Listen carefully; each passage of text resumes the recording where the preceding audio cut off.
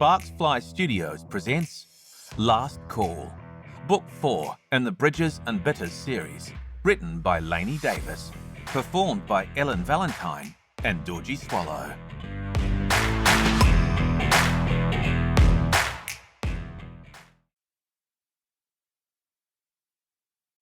Chapter 1. Esther. My stomach gurgles when I smell the peanut butter, but I know there isn't enough for me to indulge. I can grab something at work. I line up 8 slices of bread, spreading the bread butts across 2 sandwiches. Later, when I cut them, I'll make sure each of my sisters has 1 butt, and hopefully nobody will argue about it. There's just enough jelly left for 4 good swipes. The sandwiches are thin, but I think they'll do the trick. It's a lousy dinner for a bunch of young girls, but it's what we've got right now. Once I get paid tonight, I can stock up on some more stuff and keep it at my place. The girls can eat dinner at my apartment.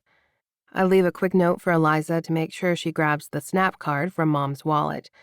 The bar where I work is closed on Monday, so I can take her shopping with me after school and show her the best bargains. Someday, I won't have to come over here and look out for them. As I walk to the bus stop, it occurs to me that I never even yell at our mother to do basic stuff like buy groceries for her daughters or make sure their school uniforms fit. When did I stop expecting that from her, I wonder? It's not like it matters. The reality is, I'm the responsible adult in my sisters' lives. Sometimes I consider fighting for legal custody of them, but I'm 25, and I'm as close to being able to hire a lawyer as I am to hiring a private chef. We'll make do. The cage is pretty dead when I arrive. The Boilermaker guys must have cleared out after their shifts ended, and the college kids won't show up until later. It's just me and Tony for now, minding our business as we each clean our respective areas. I hate that the morning shift leaves the bar all sticky and doesn't run the pint glasses through the dishwasher. "Way to up the standard, Grace," I yell as she stomps out of the front door. She flips me off over one shoulder as she lights up a cig. I stare out the front window at the French bakery across the street. I could sling macaroons for a higher hourly wage in a clean, well-lit shop. Maybe my coworkers would smile at me. Maybe the patrons would be the kind who never look down my top or try to pinch my ass.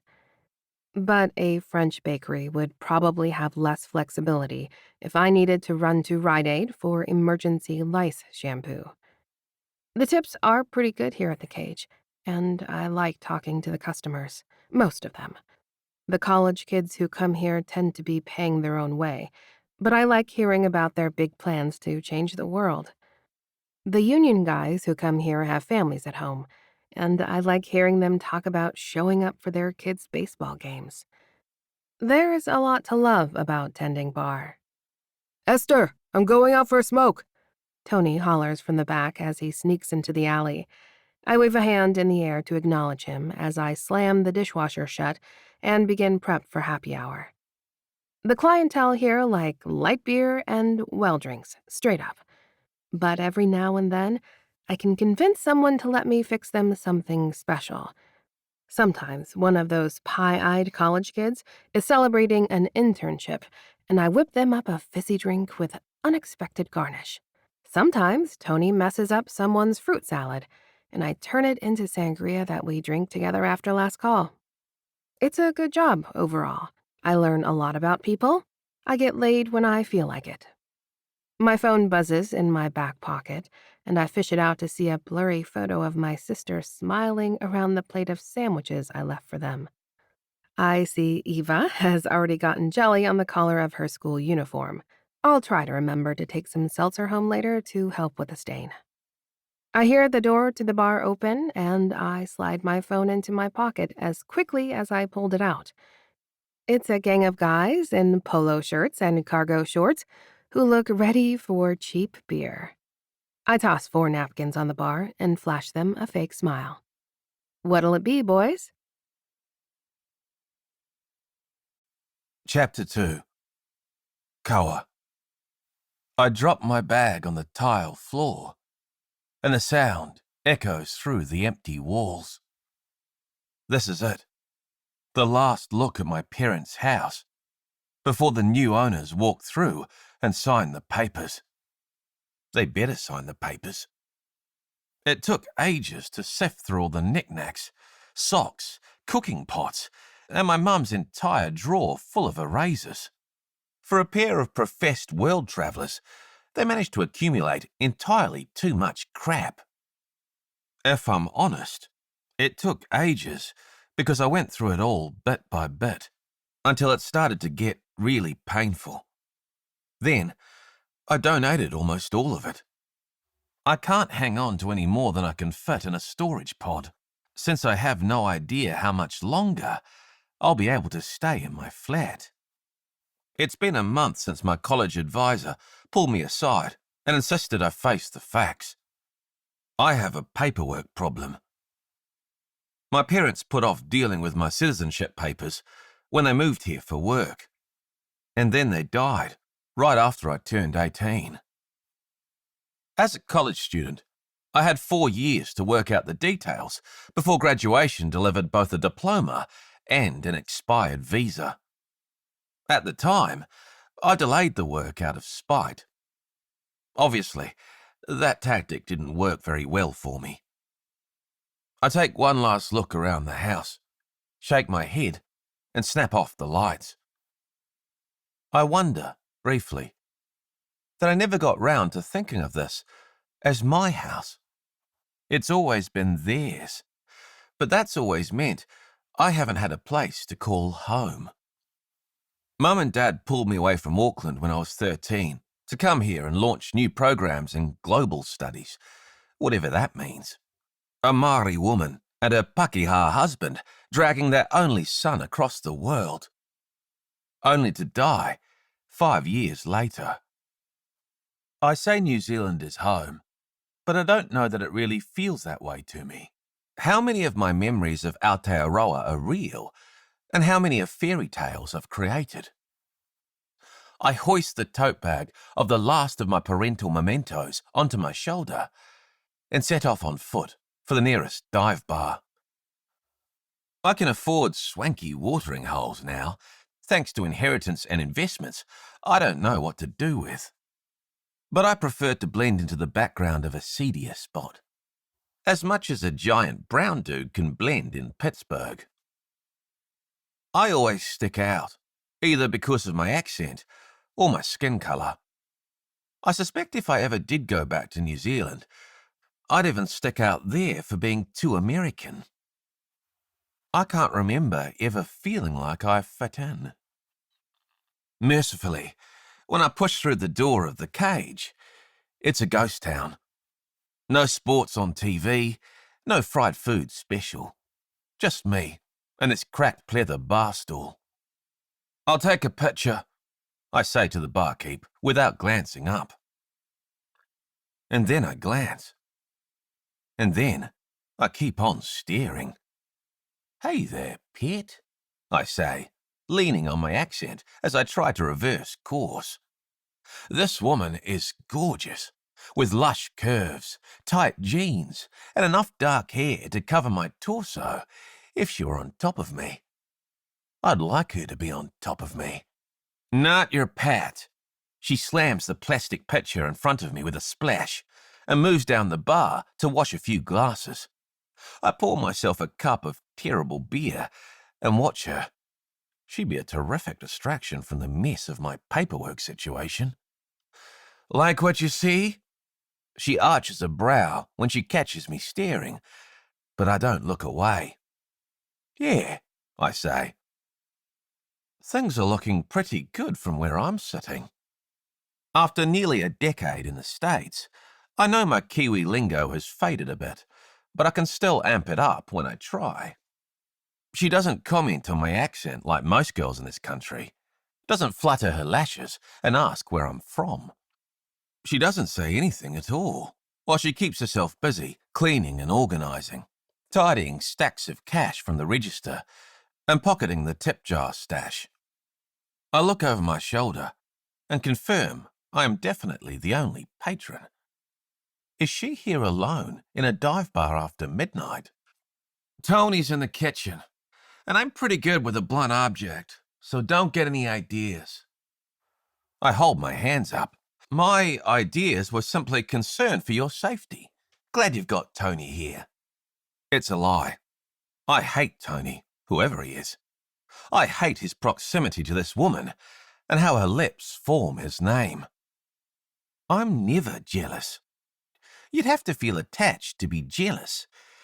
And yet, something about this woman stirs up an urge in me. I lean my elbows on the bar and take a sip of my beer. I'm Koa.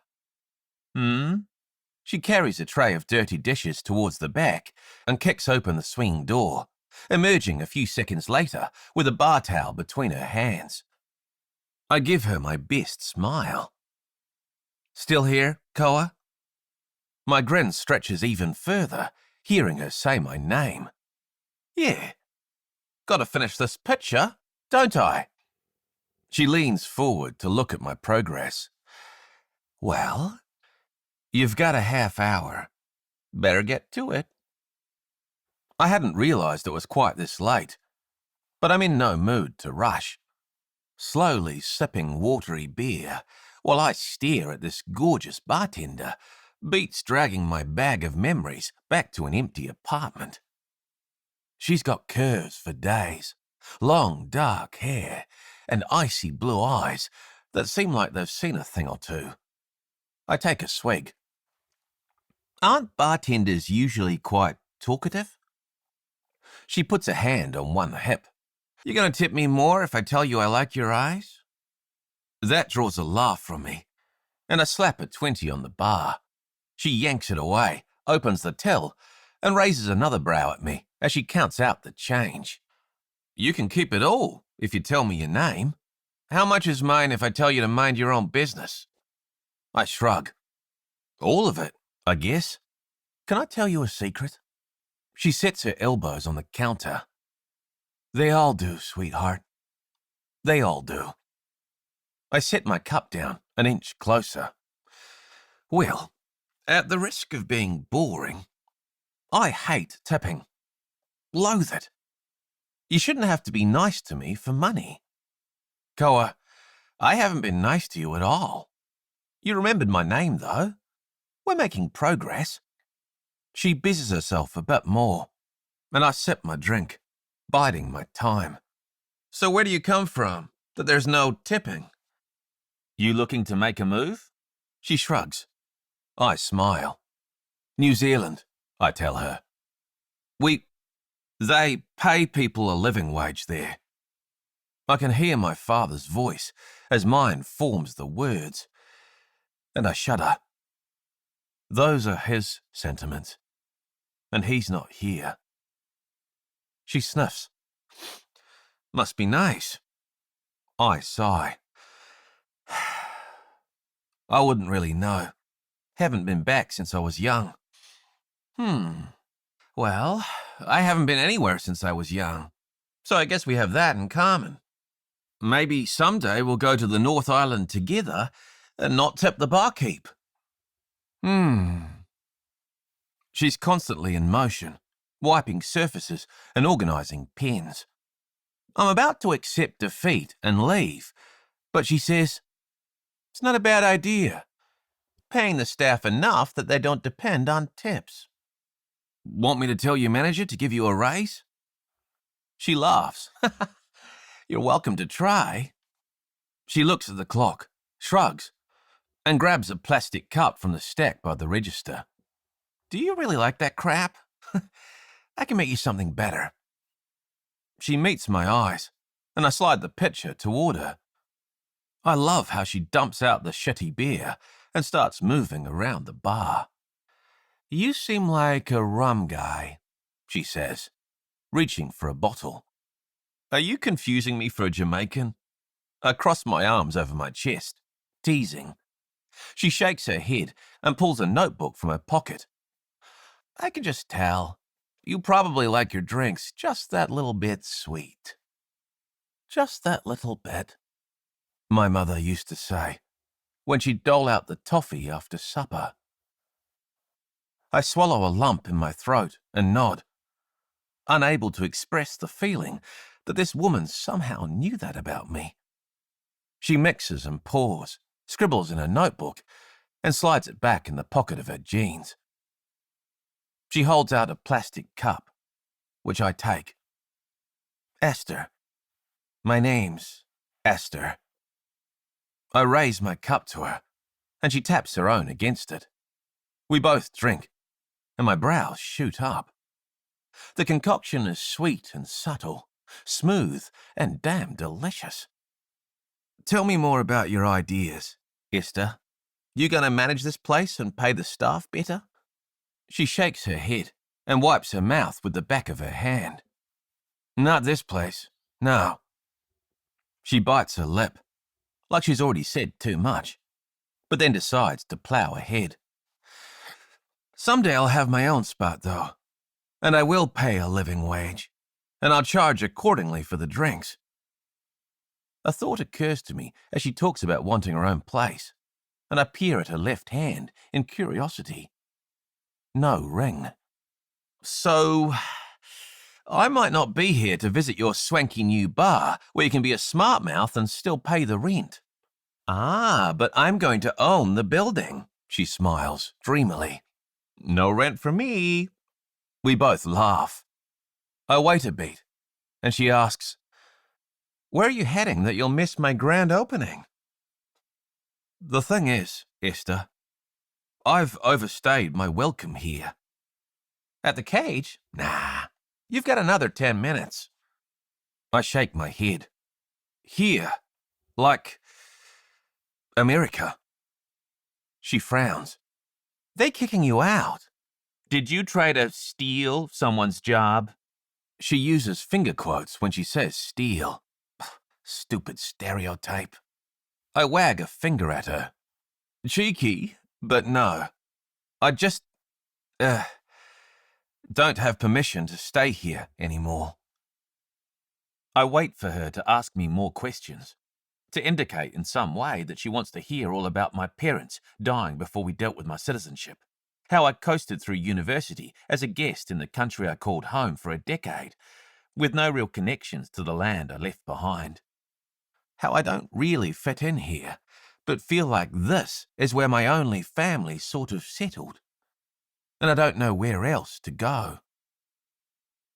Esther doesn't ask, so I just say, I've got a proposition for you. She crosses her arms over her chest and rests against the register. From deep in the kitchen comes a bellow. Esther, lock up when you're done. I'm out. See you, Tony. She doesn't turn her gaze from mine, nonplussed by the interruption. Well?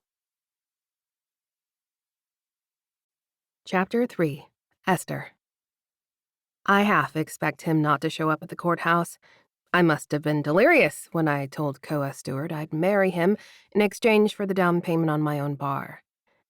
But just the thought of it fills me with warmth. My own business, where I control the profit, where I control everything. No more waiting for other people to make decisions. No more reacting. I can build up a nest egg, make sure my sisters have health care, and shoes that fit. This is absolutely bananas, I mumble, tugging at my turtleneck collar as I look around the lobby. I check my phone again. No new messages since the last time he confirmed he'd be paying for everything, but needed to stop to get cash from an undisclosed location. I saw his financial statements. I know he's good for the money. I also know he is on borrowed time here and has to be careful not to flag any authorities. Apparently, I'm getting the proceeds from the sale of his parents' house before it ever hits his accounts. I didn't bother to ask him why he doesn't just go to a bank. From what he said, he needs to lay low, so nobody notifies immigration that he finished college and is now roaming the streets of Pittsburgh as an undocumented menace to our social order. I've spent the entire week irritated that there's nothing official he can do to stay here other than marry an American. He moved here with his parents as a kid, and they were the ones who forgot to file all the papers so he could stay. I clearly know nothing about rich people and how they live, other than the fact that they can't be bothered to deal with their kids' citizenship. It doesn't feel so different from poor parents who can't be bothered to get their kids' health insurance. While I might not understand the desire to stay if he has the option to leave, I can definitely appreciate that it sucks he has no choice in the matter.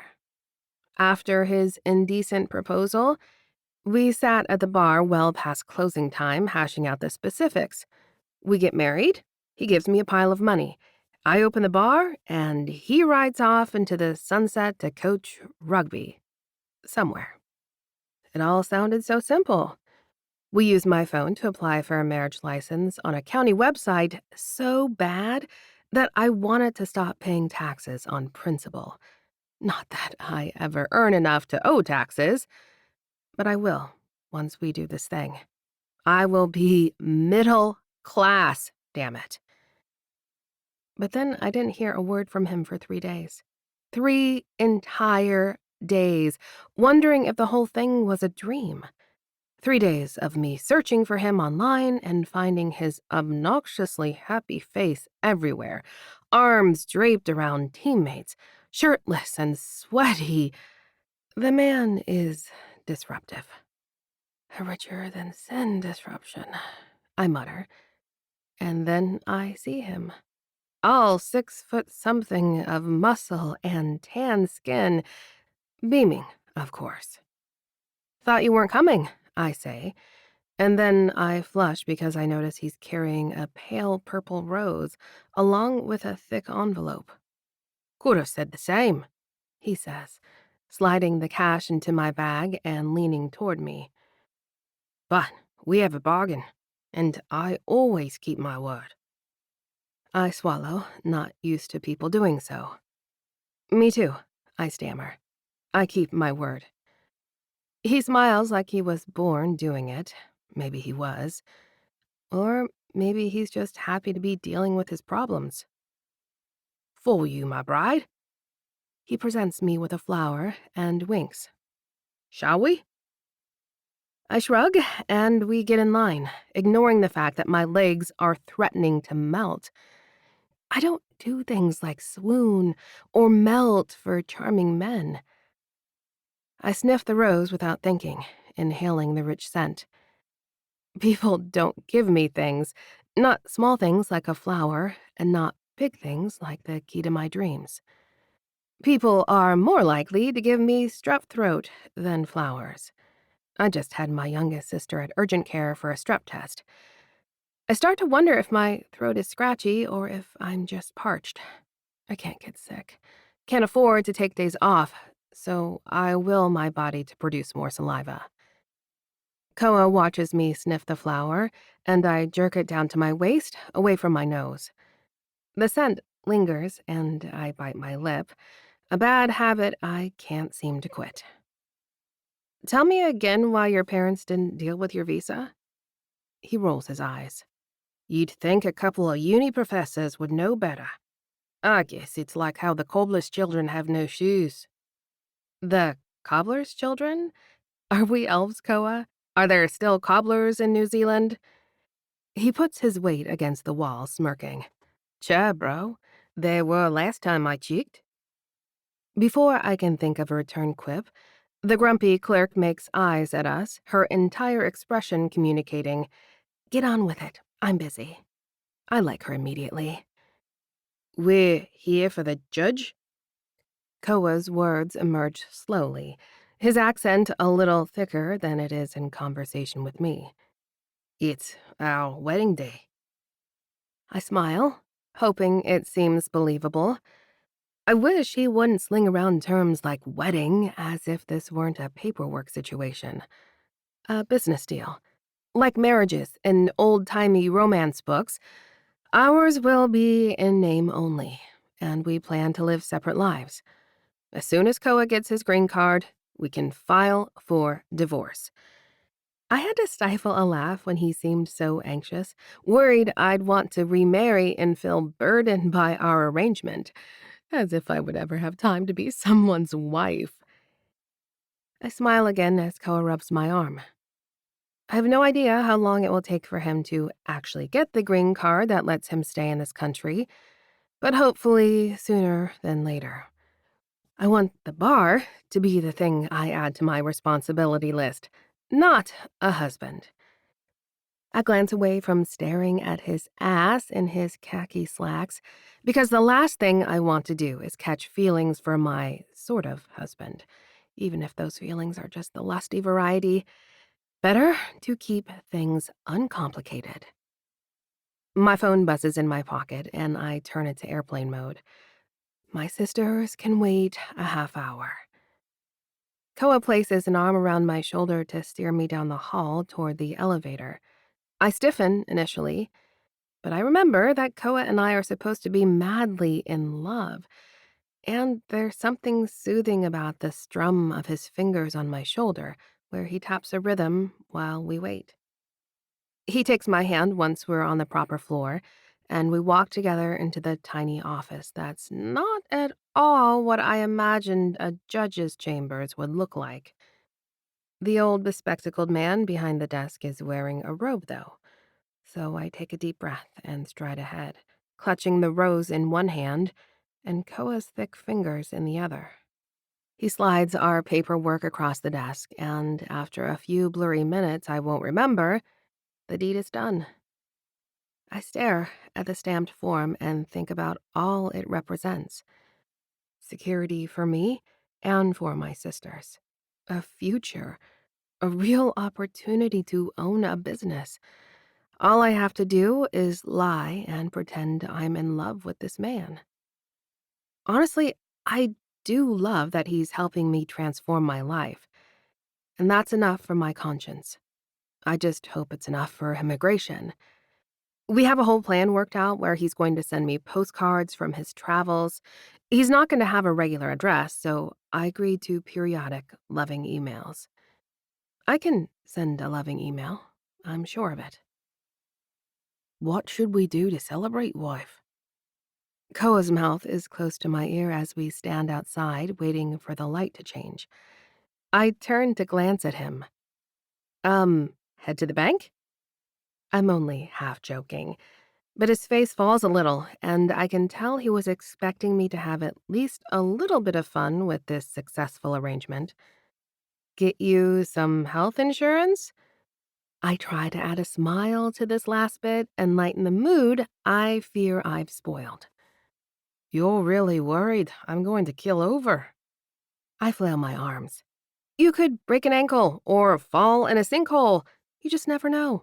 I say we sit down and apply for some bennies with our dollars. He sighs. How about we find some lunch at least? Where do you like best? Nikki's Thai, I blurt without thinking. The tiny place near my apartment is full of plants, so it feels like I could be in Thailand. It's also cheap and delicious.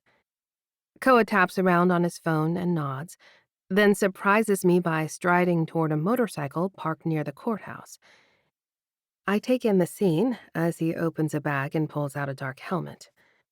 His tan-skinned hand shines beneath the cuff of his button-down shirt, and I realize he dressed up for our ceremony. I wore jeans and a turtleneck. I fidget with my rose and pull my purse tighter against my side. I normally would be all over a motorcycle ride with a sexy stranger, but I'm not sure why I hesitate as Koa gestures for me to take the helmet. I'm so flustered and surprised that I drop the rose he gave me. I just stand there looking weird while it flutters to the sidewalk. Koa bends to pick it up and brushes a bit of dried leaf from the silken petals. He tucks the rose behind my ear and then gently settles the helmet onto my head. I climb onto the bike behind him, wrap my arms around his solid waist, and wonder what the hell I just got myself into. Kia ora, babe. Made it to San Fran. Weather's pretty bleak. Thought you'd like this pic of the seals. I feel like that big fella in the middle after a week on my bum driving. Going to meet the lads soon. Take care. Koa. From Esther Storm to Koa Stewart. Subject: Great. Hey, got your postcard. Did you also send chocolate? It was really good. My sisters all agree it's way better than the Hershey stuff here in PA. I quit the cage the other day and found a spot of my own. I decided I'm going to call it Bridges and Bitters. Cute, right? It's sort of near the 40th Street Bridge, and I'm plenty bitter. I think I'm going to add that drink I made you to my menu. Maybe it'll be my very first special. Talk to you soon, I hope. Esther. To my darling wife. I can't believe I get to spend a season here in Key West. You wouldn't believe the number of kids prowling about. If you were here, we could go out and pet pussies together. Remind me your shoe size and I'll send you some sandals. A lot of the lads work in the factory when they're not training with me. Proper cobblers, eh? Cool ass. There's so much rum down here, too. Think of me when you drink some, eh? XOXO, Koa. From Esther Storm to Koa Stewart. Subject: R-E. Great. Did I tell you my mom didn't even show up for Isla's graduation? I feel like all I do is bitch to you about her, but it's not like there's anyone else I can say this stuff to. I took a million pictures. Let me tell you, I worked hard to put a smile on my face for them. I was steaming mad. I felt like that caldera from the postcard you sent. Where was that? Wyoming? Maybe my mom is there. She sure as hell isn't here. Anyway, things at the bar are amazing.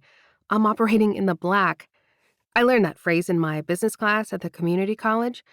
I'm sure my mother would skip that graduation too if I told her it was happening. I funneled my feelings into a new cocktail. I'm calling it Purple Rage.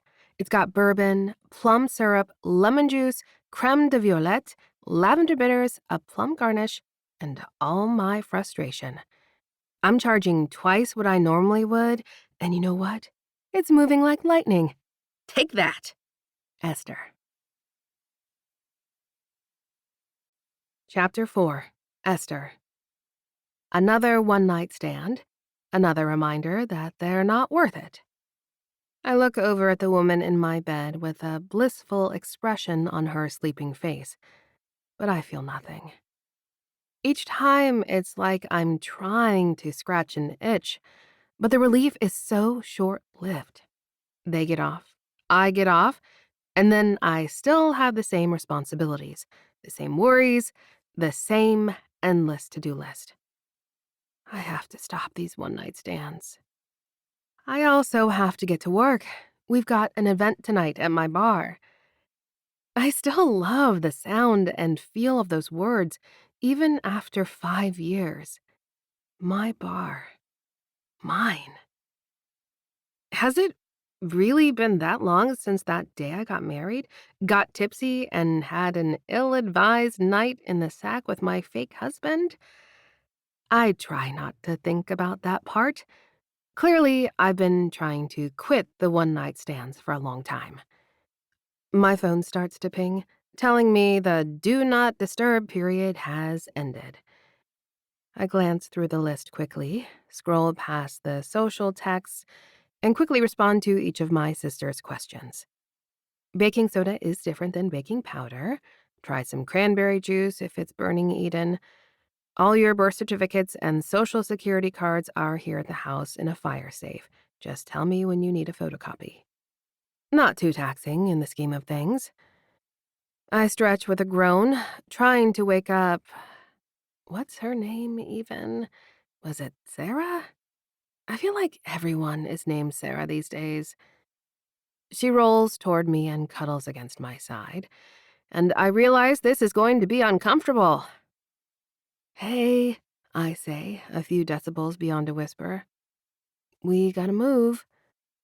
Mm, she groans, smiling even bigger. Too early. I give her a gentle shove as I back out of the bed on my side, kicking off the covers. I'm serious. I have to work. She doesn't open her eyes. It's Saturday.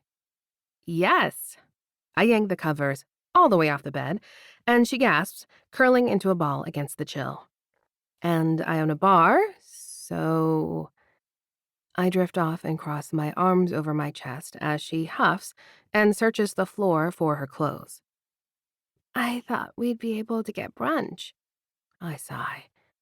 I thought I was clear that last night was just last night. To be honest, I'm usually surprised when the people I bring home from a bar think that we are doing anything more than getting our rocks off. I mean, we met at a bar.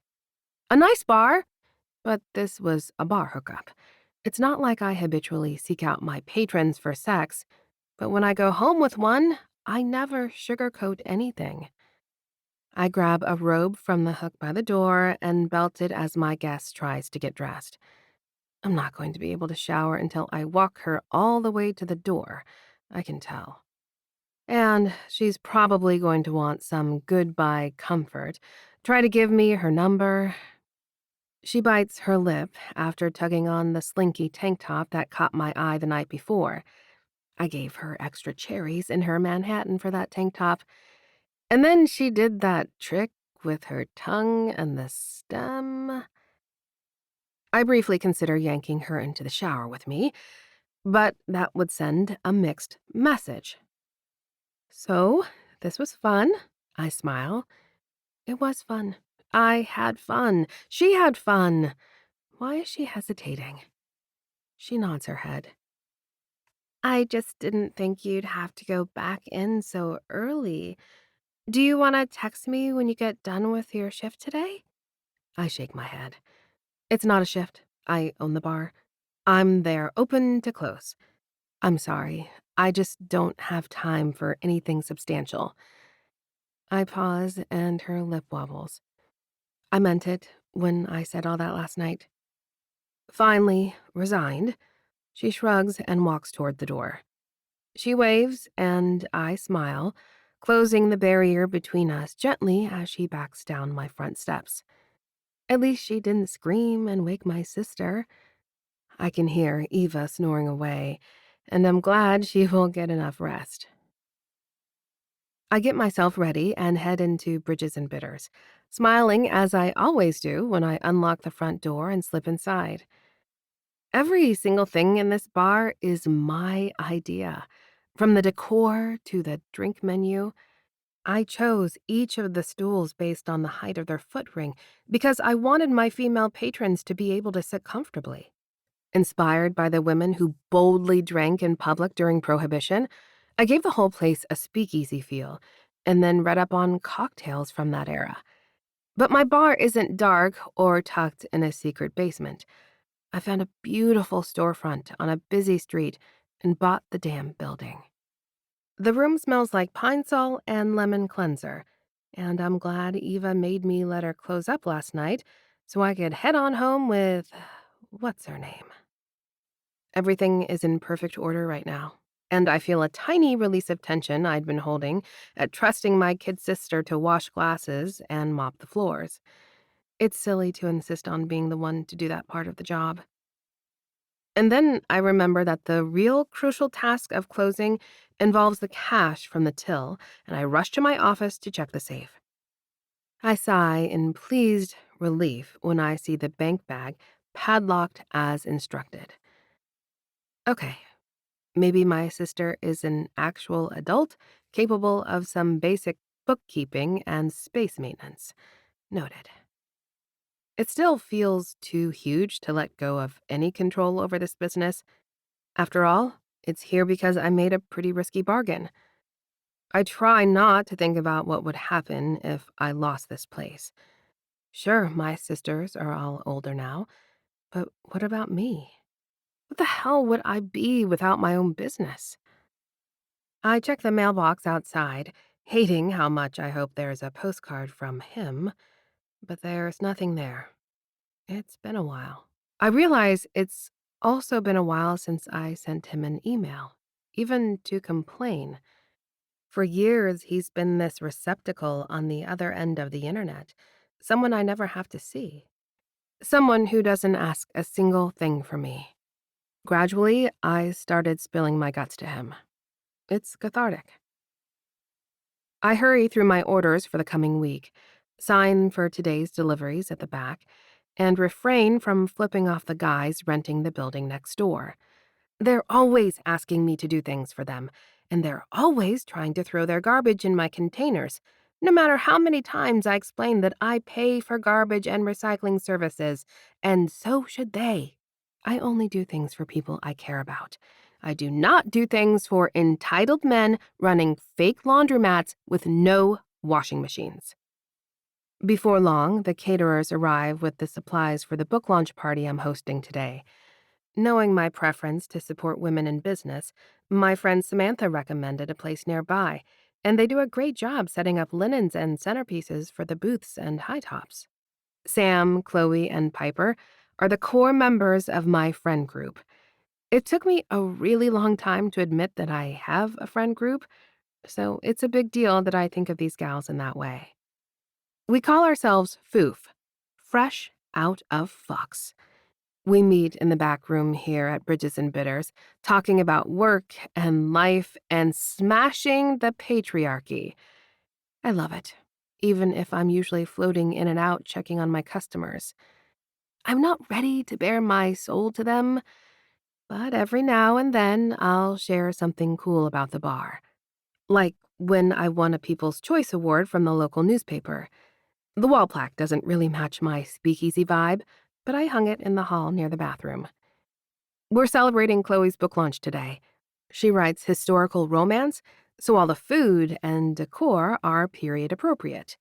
Chloe says so anyway. I have no freaking clue what sorts of snacks people ate in the early 1800s, but I definitely know what drinks they would serve. I came up with the scofflaw for this party, and it's damn good. I get started prepping it in batches, measuring out the rye whiskey, dry vermouth, lemon juice, and grenadine before zesting some oranges into the mix. Esther! Sam's voice sings down the hall and into the event room, and I know the party is about to get lit. I'm back here, Sam, you're early. I fling a towel over my shoulder and smile, seeing her decked out in some sort of colonial wench outfit. Her boyfriend, AJ, grins and hooks a thumb at Sam. She tried to get me to wear jodhpurs. I said no. You look great, AJ. I kiss him on the cheek and pinch Sam's behind as I edge past them in the hall. I gotta get the drinks going. Sam leans over the bar and watches me as I continue making batches of today's custom cocktail. Esther, your knife skills are terrifying and admirable. Sam grabs a slice of orange from me before I start popping twists on the rims of the glasses. I give her a wink and return to work as our other friends start to trickle in. I love that my friends are enthusiastic, but it makes me nervous when they come this early to a big event. I feel like I can't find any quiet space to go through mental checklists. Nothing to be done about it now, though. I can handle this like I handle everything else. I have a few staffers on the weekends, and soon enough, Ruthie rolls in with a smile. I relax, a smidge. She steps behind the bar next to me, prepping signature drinks before the first rush of romance readers arrives. Soon, the party is in full swing. Chloe is glowing with happiness, and her new audiobook narrator, Cash, is begrudgingly accepting praise from fans. Before long, a stranger walks up to the bar for a drink. What can I get ya? I don't even look up, my hands flying as I pour another round of cocktails. It's a guy this time, maybe here with a wife who loves Chloe's books. He scratches his chin, considering, and I ignore him while I attempt to get caught up on drink orders. Eventually, he asks, "You got any absinthe?" I sigh and shake my head. This is so clearly a whiskey-centric event. "Come on," he drawls, leaning forward. "I'll pay extra." "We're slammed, my dude. I've got all sorts of local spirits. You ever tried Maggie's Farm Rum?" He waves $100 bill at me, and I roll my eyes, plunking a set of glasses on a tray. Ruth, order up. I look at the guy and snatch the money from him.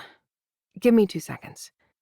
I hurry to the back closet for the lone case of absinthe. I only carry it at all because we have a local distillery in the neighborhood. I mostly use them for their gin. I snatch a bottle of the Green Fairy and head back to the bar, gesturing at the guy. I grab a glass and a perforated spoon, plunking a sugar cube in the middle. Based on his surprised expression, he's not actually a regular drinker of the elixir, and I smile smugly as I drip cold water over the sugar.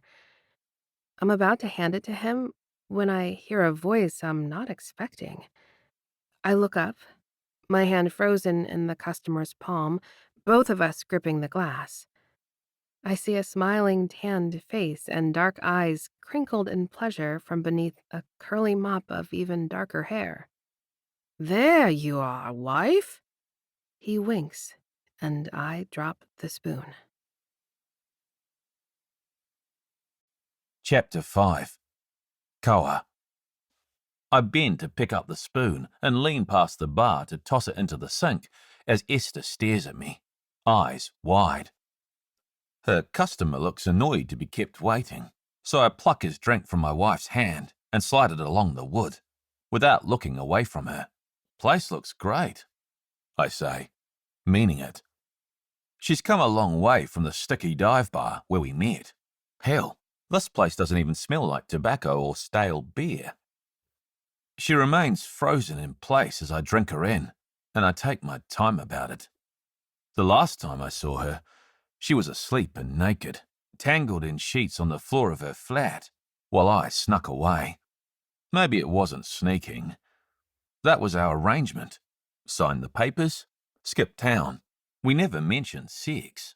And once I woke up with my wits, I felt like trash leaving her like that. Obviously not trash enough to call or apologize. Seeing her now, I wonder how the hell I managed to walk away at all.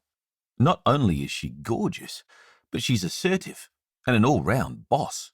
A total catch. But that's what I do, isn't it? I leave. Whether I'm a kid leaving my home country with my parents or a nomad chasing after the next job opening, I skip town before I form anything so dangerous as attachment. It's been brutal holding back, keeping her in my mind as a pen pal, even though our messages convey so much more than that, at least on my end.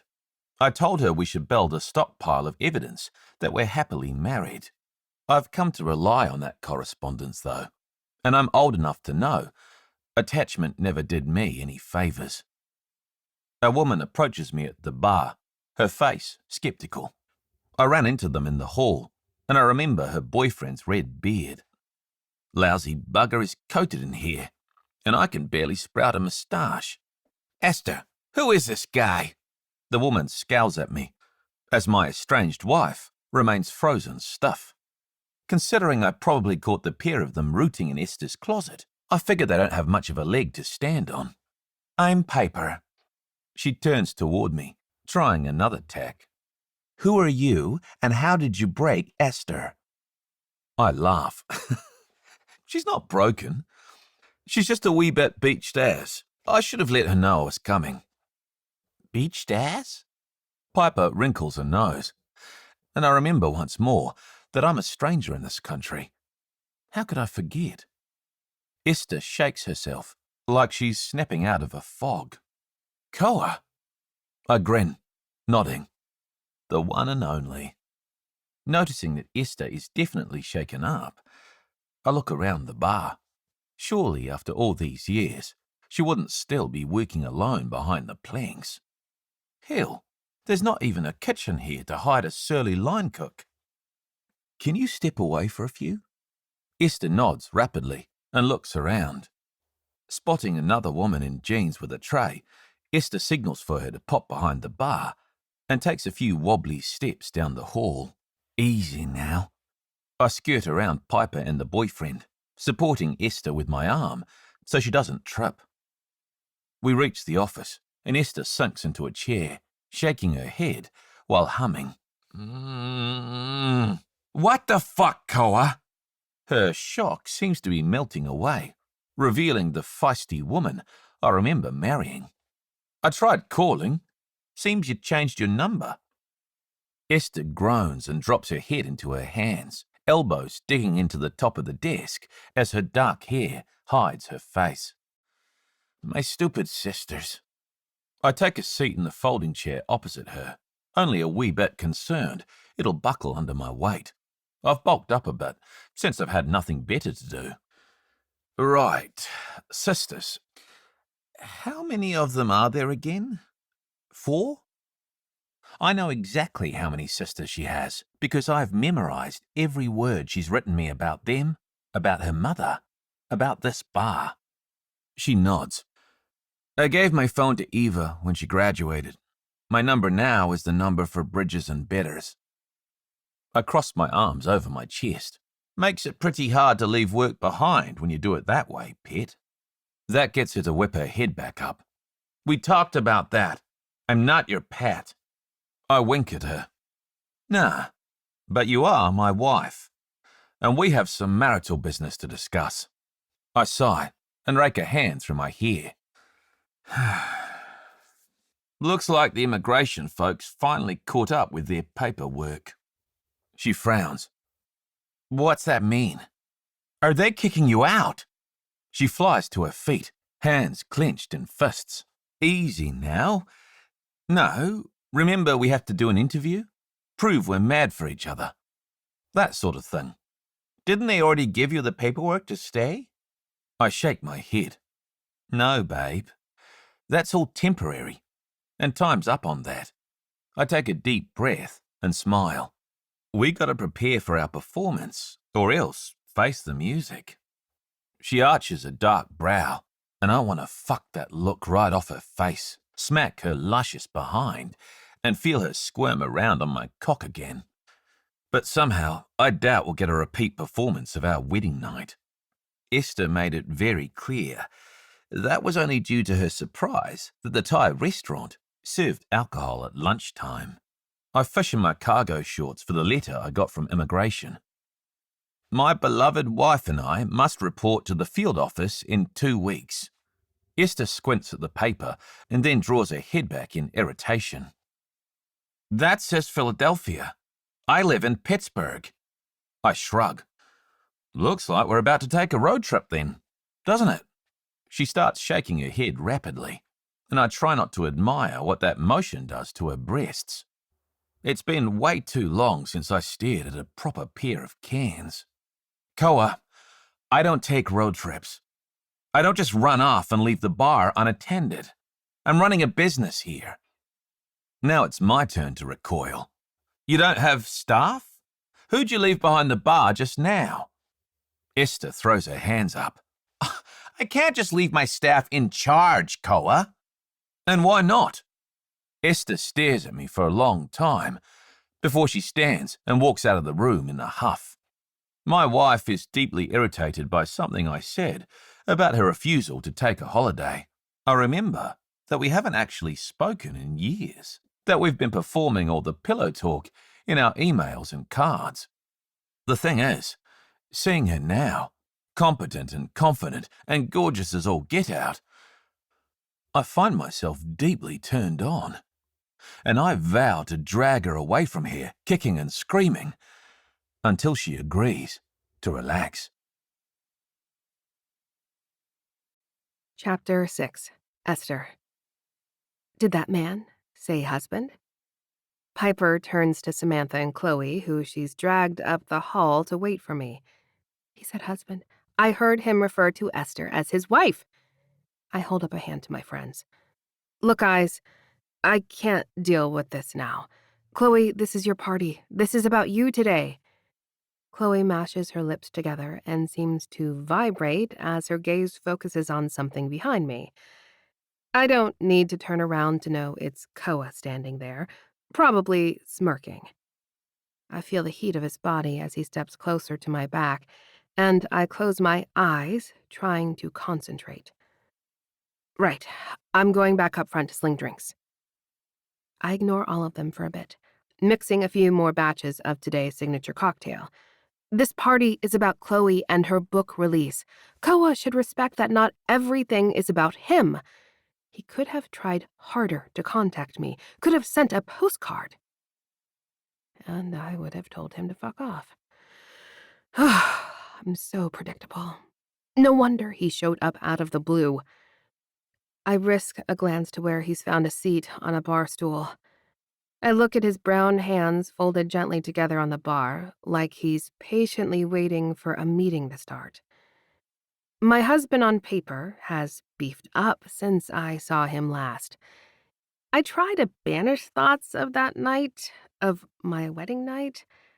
I hadn't intended to sleep with him, but he looked so damn good, and we drank so much rum at the Thai place. I start to sweat, remembering how he manhandled me in so many delicious ways against my door, on my creaky old futon, and eventually on the floor of my apartment. I don't live in a rat hole apartment anymore. Our arrangement got me this business and the beautiful house in Manchester that I can welcome my sisters to when they need someplace to stay. I remind myself that Koa Stewart turned my life around and kept my family safe. I nod at him, which is the closest I can bring myself to a smile at the moment. Eventually, the party dies down and most of the guests leave. The core foof ladies stick around, of course. I sense the three of them lurking, shooing away their menfolk as if I'm going to give them all the dirt, with Koa still sitting at the bar, oozing sexiness. Samantha, still decked out in colonial garb from the book party, smacks the wood of the bar. Esther, I had no idea you were into dudes. That shocks a laugh out of me, and I'm grateful she has the ability to break tension like this. Koa leans against the back of his stool, crossing his arms over his chest. My wife is Pen, he says proudly, his accent making it sound like he called me a pen. I do feel inky at the moment, dark. I shrug, acknowledging his words, remembering how we hashed out the rules of our union. None, really. I told him from the outset that I'm not really into labels when it comes to sexuality. I've just always been attracted to everyone. And that's the setup we created. Fuck whoever we want, live however we want, only call if there's an emergency. And then I went and changed my number and forgot to update him. Guys, I need to kick you all out of here. You're scaring away the customers, and I can't afford to close up early on a Saturday night. It's a lie. I already budgeted for tonight to end when the book release party ended. I built that into the rental fee for the space. I just need them all to get the hell out of here so I can think. And, I suppose, have a conversation with my husband. Piper squints at me and jabs my chest with her pointer finger. You're not off the hook, Esther Storm. You're going to spill your guts to us as soon as you're done catching up with Mr. Muscles here. Koa flexes his bicep and waggles his eyebrows at Piper, who laughs. Let me know if you need a spot to work out while you're in town, Muscles. Name's Koa, he says, winking at her. And that would be sweet ass. Ta. The three women sigh and head out the front door, where I can see AJ, Teddy, and Cash waiting for them, trying not to press their faces to the glass windows in curiosity. I can tell I have a lot of explaining to do later. I drop the bar towel from my shoulder onto the wood. Where are you staying? Let's go talk. He laughs long and hard, shaking his head. It's, Ottawa. You're my wife, and we're due for an interview with immigration. Don't you think I should stay at yours? I purse my lips. I had not thought that far ahead. I guess you're right, but I don't have a spare room right now. My sister's. I break off my train of thought as his grin widens. Even better. I like to be the big spoon. Do you still have that crepe mattress, or did you use your windfall for an upgrade? I roll my eyes at him and tip my chin toward the back door. Come on, I'll show you my new digs. Koa follows me home on his motorcycle, and I realize he doesn't know my address. He sends his postcards to the bar, sends paperwork to the bar when he needs to. I've really kept him in the dark about a lot of things. But damn it, I told him when I married him that I don't have it in me to care for anyone other than my sisters. I used up all my caregiver energy as a kid. I didn't ask to be the oldest sister, and none of us asked for a flaky mom or absent fathers. Our mom is doing all right these days, but my sisters still come to me first whenever they need to know how to fake hem a pair of pants or figure out which bus gets them home from downtown. They learned early that they can always rely on me, and I'm not about to let them down. Ever. I decide not to turn left on a yellow light so Koa can keep up. Not that I don't think his motorcycle is capable of zooming around traffic, but because I don't want him to risk getting pulled over or harming himself. I should care about his well-being. I can spare that much energy. I pull up in front of my house and smile at the brightly painted door, glowing pleasantly in the streetlights. He helped me get this place. I need to do better by him. Chapter 7. Koa. My wife upgraded from a shitty, smelly flat into a gorgeous house. From the outside, I'm not sure if it's one of those old Pittsburgh houses that was divided into multiple flats, or if this is all one big home. As I watch her walk to the door, it's obvious there's one postbox, one address, one giant household. I don't bother to wonder if she filled it with babies or something like that. She's been clear from the start that she already did her share of parenting and isn't interested in kids. I park the bike and join her on the stoop, marvelling at her plump lips in the dim light. I really want to dig my hands into that arse of hers again, but I tell myself that's just the lust and the nostalgia simmering. "This is me," Esther says, fingers trailing along a metal sign by her door. "Storm Chalet," it reads. That's clever. I tip my chin at the sign. You're always clever. The faintest hint of a smile tips her lips, as if she's trying to hide her pride for the home she's built. A gust of wind hits a set of chimes hanging from a hook in the tiny garden out front, and I watch her shiver. "Can we go in?" "Oh, yes, of course." Esther unlocks the door and gives it a shove, and I watch as lights flick on automatically. Not a brilliant deluge, but a gentle circle of warmth to help her in late at night. Another perfect touch for someone who keeps odd hours and, evidently, has other people at home she doesn't want to disturb. "My sister's asleep," Esther whispers. I furrow my brow. "The one who likes goats?" She shakes her head. "That was Eliza. She's got her own place now. Eva is staying here for a bit." "And who's in the other bedrooms?" At her puzzled glance, I remind her she suggested I sleep on the couch. "Oh, well." She shakes her head. "Come on, I'll give you a tour." She circles a hand at the living and dining rooms. Self-explanatory. Kitchen's through there. There's never food in it. She presses a finger to her cherry-red lips and heads up the stairs. I hoist my duffel over one shoulder and follow her, shrugging at her incredulous expression. The second floor of the house is a ring of doors, each with a cursive capital E painted in the centre, except for one that's ajar and clearly houses the toilet. You keep rooms for each of them. She lifts one shoulder. "But you wouldn't let your husband crash in one of the beds." Esther backs up the stairs to the third floor, looking irritated. "Maybe if my husband gave me some notice, I could have checked with them." She flicks on the light at the top of the stairs to reveal a massive bedroom with open nooks full of clothes and shoes, as well as a bathroom complete with a clawfoot tub. I hurry away a mental image of her lounging in there, luscious tits bobbing above the bubbles. Maybe if my wife gave me a phone number, I could have given her notice. I cluck my tongue and drop my bag as Esther tucks herself into a little couch, folding her legs under her as she leans one arm across the back. She's gotten a tattoo since I saw her last. Flowers and birds inked all badass on her forearm. There's an armchair nearby, but I wedge myself into the sofa next to her. It matters, you know, that I can't reach you. Look, she says, I wasn't expecting you. My sisters keep things in their rooms. They don't have another family home to store their childhood crap.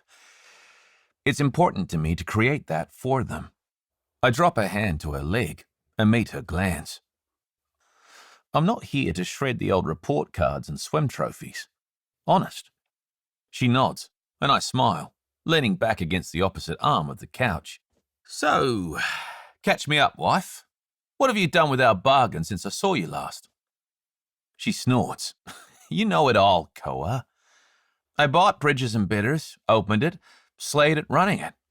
I bought this house, fixed it, brought my sisters into it. Your mum's still out of the picture?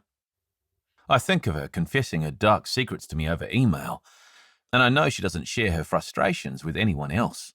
I fight the urge to tug that kerchief from around her ponytail and unleash her dark mop of hair. Esther shrugs.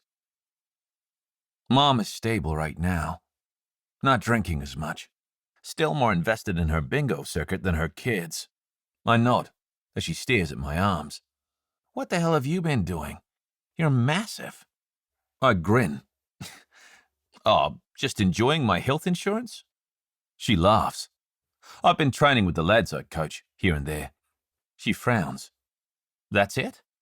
That can't possibly pay very well in this country. I shake my head.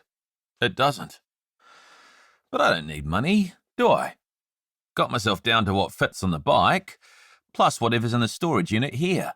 Thank you for looking after that, by the way. Koa, I literally never think about your storage unit. It's on autopay. I probably didn't remember to give them an updated phone number either. This time, I do let myself touch her hair. My fingers reach out to fiddle with the ends where they fall on her shoulders. I'm sure it's all fine. Anyway, I didn't want to commit to anything long-term until I got my permanent leave to remain. Rugby teams are always looking for unemployed Kiwis. You just wander around playing sports? With no possessions? I squint at her. You telling me you couldn't live without 90% of the things in this house? I know you, Esther Storm. You don't care a fig about stuff. She nods. That's fair. Then she yawns. And keeps yawning. I gotta get some sleep, Koa. Can we pick this conversation back up in the morning? She nudges my leg with her foot. I stand up and watch in surprise as she gives a quick push to the back of the couch, flipping it down to form a bed. There's pillows and blankets on that shelf, she points as she walks towards the bathroom. By the time I help myself to a few things, she's out of the bathroom, nestled into her massive bed, and snoring softly as her tattooed arm dangles off the side. I turn off the lights and lie down, staring at her in the glow of the street lamp through the window. Even on a shitty fold-out bed, I feel at home here. Or welcome, at least. I fall asleep with a smile on my face. Chapter 8. Esther. My house smells like food. Someone is cooking.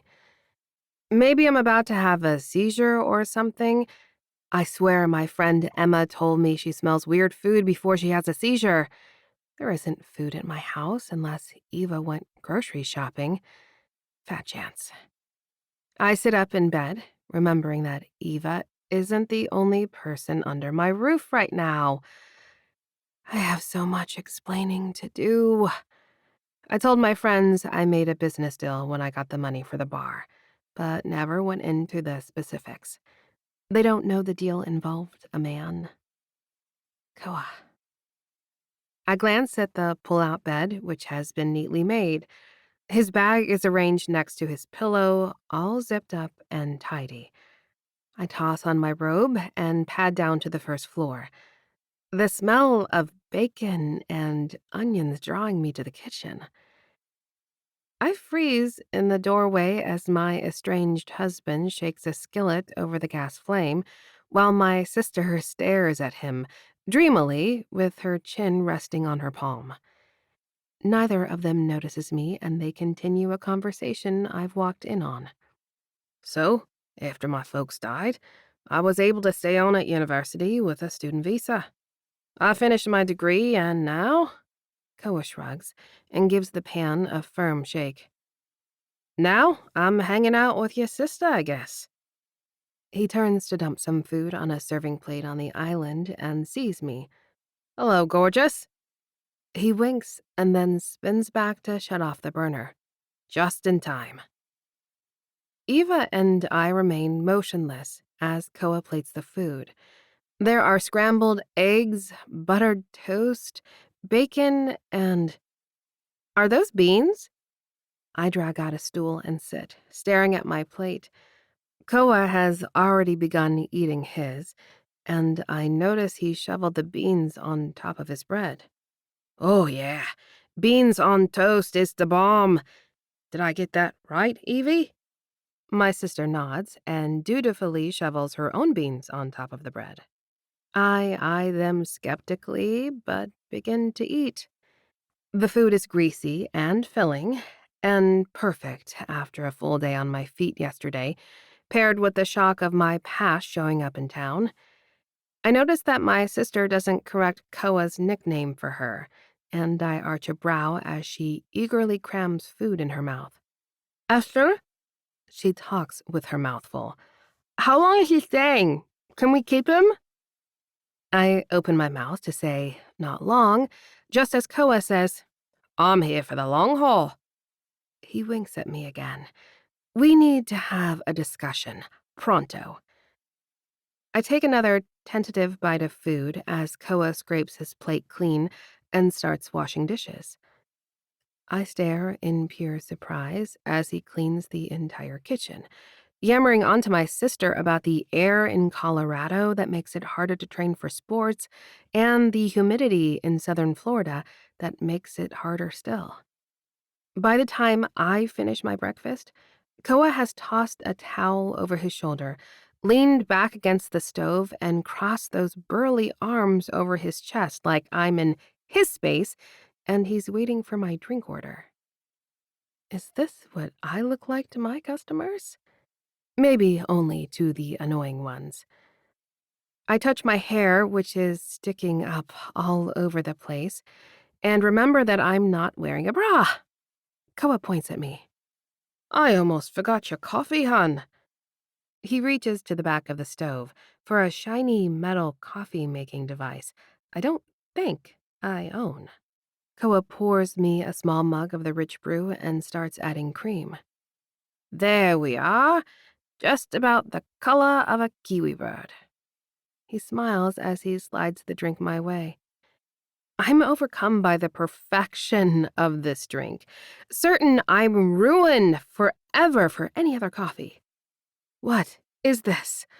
Oh my God! I can't help the moan that escapes my lips, and I tuck my arms over my chest self-consciously before I remember my sister is 19 years old and can handle my nipples and coffee-induced ecstasy. Okay, you're being gross. Eva hops up from her seat. I gotta go. She gives me a quick side hug on her way out of the room and blows Koa a kiss. Thanks for breakfast. I sip my drink luxuriously. The front door clicks shut, and Koa leans forward against the island, his hands tapping on the counter as he watches me eat. I borrowed your car to go to the shops this morning. That's fine. You ready to have a talk? We need to make a plan. I fork another mouthful of food and look at my now empty coffee mug. Koa sees me staring at it and grins, pouring me a second serving that, from the smell of things, will be just as perfect as the last. This time he sits next to me in the stool vacated by Eva. Right. So we've got 2 weeks before Philadelphia. What's our story? I close my eyes as I savor the drink. I can't remember the last time someone made me a drink, and not the other way around. Do we need a story? Lots of married people are separated for work travel. You've been coaching all over, right? He nods. True. A season here, 2 seasons there. You've obviously been busy with your own business here. What did you tell my sister? I whip my head to face him, remembering that no one here knows I'm married. Well, they do now, but prior to yesterday, only the court staff was in on the secret. It never felt like anybody's business, although I have often felt bad about holding this back, especially to the foof ladies who pour their hearts out and lay it all on the table. He shakes his head. You heard what I told her. We go way big. I'm here to settle some paperwork. I'll be staying in the primary bedroom with the homeowner. He winks, and this time, there's no mistaking the heat behind the gesture. I like watching his full lips form the word primary. 2 weeks. I'm horny, and it's clouding my judgment. Rather than talk to him about our predicament, I start to calculate how much sex I could wring out of him in that amount of time, knowing it's a terrible idea, but certain I'll do it anyway. And then you go again? He scratches his chin, leaning back against his stool. Date? I don't know. I don't really have a plan beyond that. I squint at my coffee, realizing with gratitude that's the thing that will keep me safe from Koa Stewart. There's no need to worry I'll catch feelings for a man with no ambition, no greater purpose. Our bargain gives him the ability to stay here in the country where he's familiar, and the freedom to return to his life here if he ever does decide to leave our borders for travel. I can spend 2 weeks banging a nomad in my spare time, finagle a day off to sit through an interview in Philadelphia. This will all be a pleasant diversion. What should we do to beef up our image? Do you have an alumni event or something? College friends still in town? He waves a hand. Nah, those lads all have corporate jobs these days. Proper adults. I don't bother telling him he has the same degree from the same university and could join them on the corporate ladder. He's never been interested in that sort of thing. But he's never really seemed passionate about anything much other than his immigration status. I set my empty mug down on the counter and tug on the belt of my robe. Well, I say, should we check on your storage unit? Chapter 9. Koa. Let's take the bike. I phrase this like a suggestion, but there's no way I'm giving up an opportunity to feel Esther pressed against me as I bend and swerve through the city on the way to check out my stuff. Thankfully, she approves of this idea, reaching for a bright red scarf from a hook near the door. She's right to assume I should want to see my old college mates while I'm in town. After all, I did live in the city for a decade. However, all it does is remind me that I'm still unmoored. What will it take for me to fit in? Not longevity in a place, not a shared love for a sport, although I do feel more comfortable on the pitch than I do off of it. I wish I knew what I wanted. Wish I could explain what drives me to stay in this country. I do know that this woman right here holds my future in her capable hands. Seeing the home she's created and meeting her sister only served to solidify what I guessed 5 years ago. Esther is solid. Esther is all that's dependable, and she is rooted to this place. She moves through her realm like she owns it. I smile a bit, knowing I helped her to actually own some of it. I watch as she ties her hair in a ponytail and folds a scarf around her head. She looks like some glamorous Hollywood actress, especially when she sticks a huge pair of sunnies on her face to complete the look. I used Esther's laptop while she showered, making sure I still had the code and all the information to look in on my unit. Now there's nothing to do but inhale my wife as she settles in behind me. The feel of her warm skin, fresh from the bath. The clean, soapy smell of her. Nothing compares. I haven't been able to shake her out of my head for years, but I convinced myself I was just exaggerating the truth of her in my mind. It's easy to fantasize about the woman with high standards who spent years confiding in me via email. Esther Storm, or the idea of her anyway, has become my anchor. This woman I write to, who sends me heartfelt messages full of snark and raw honesty.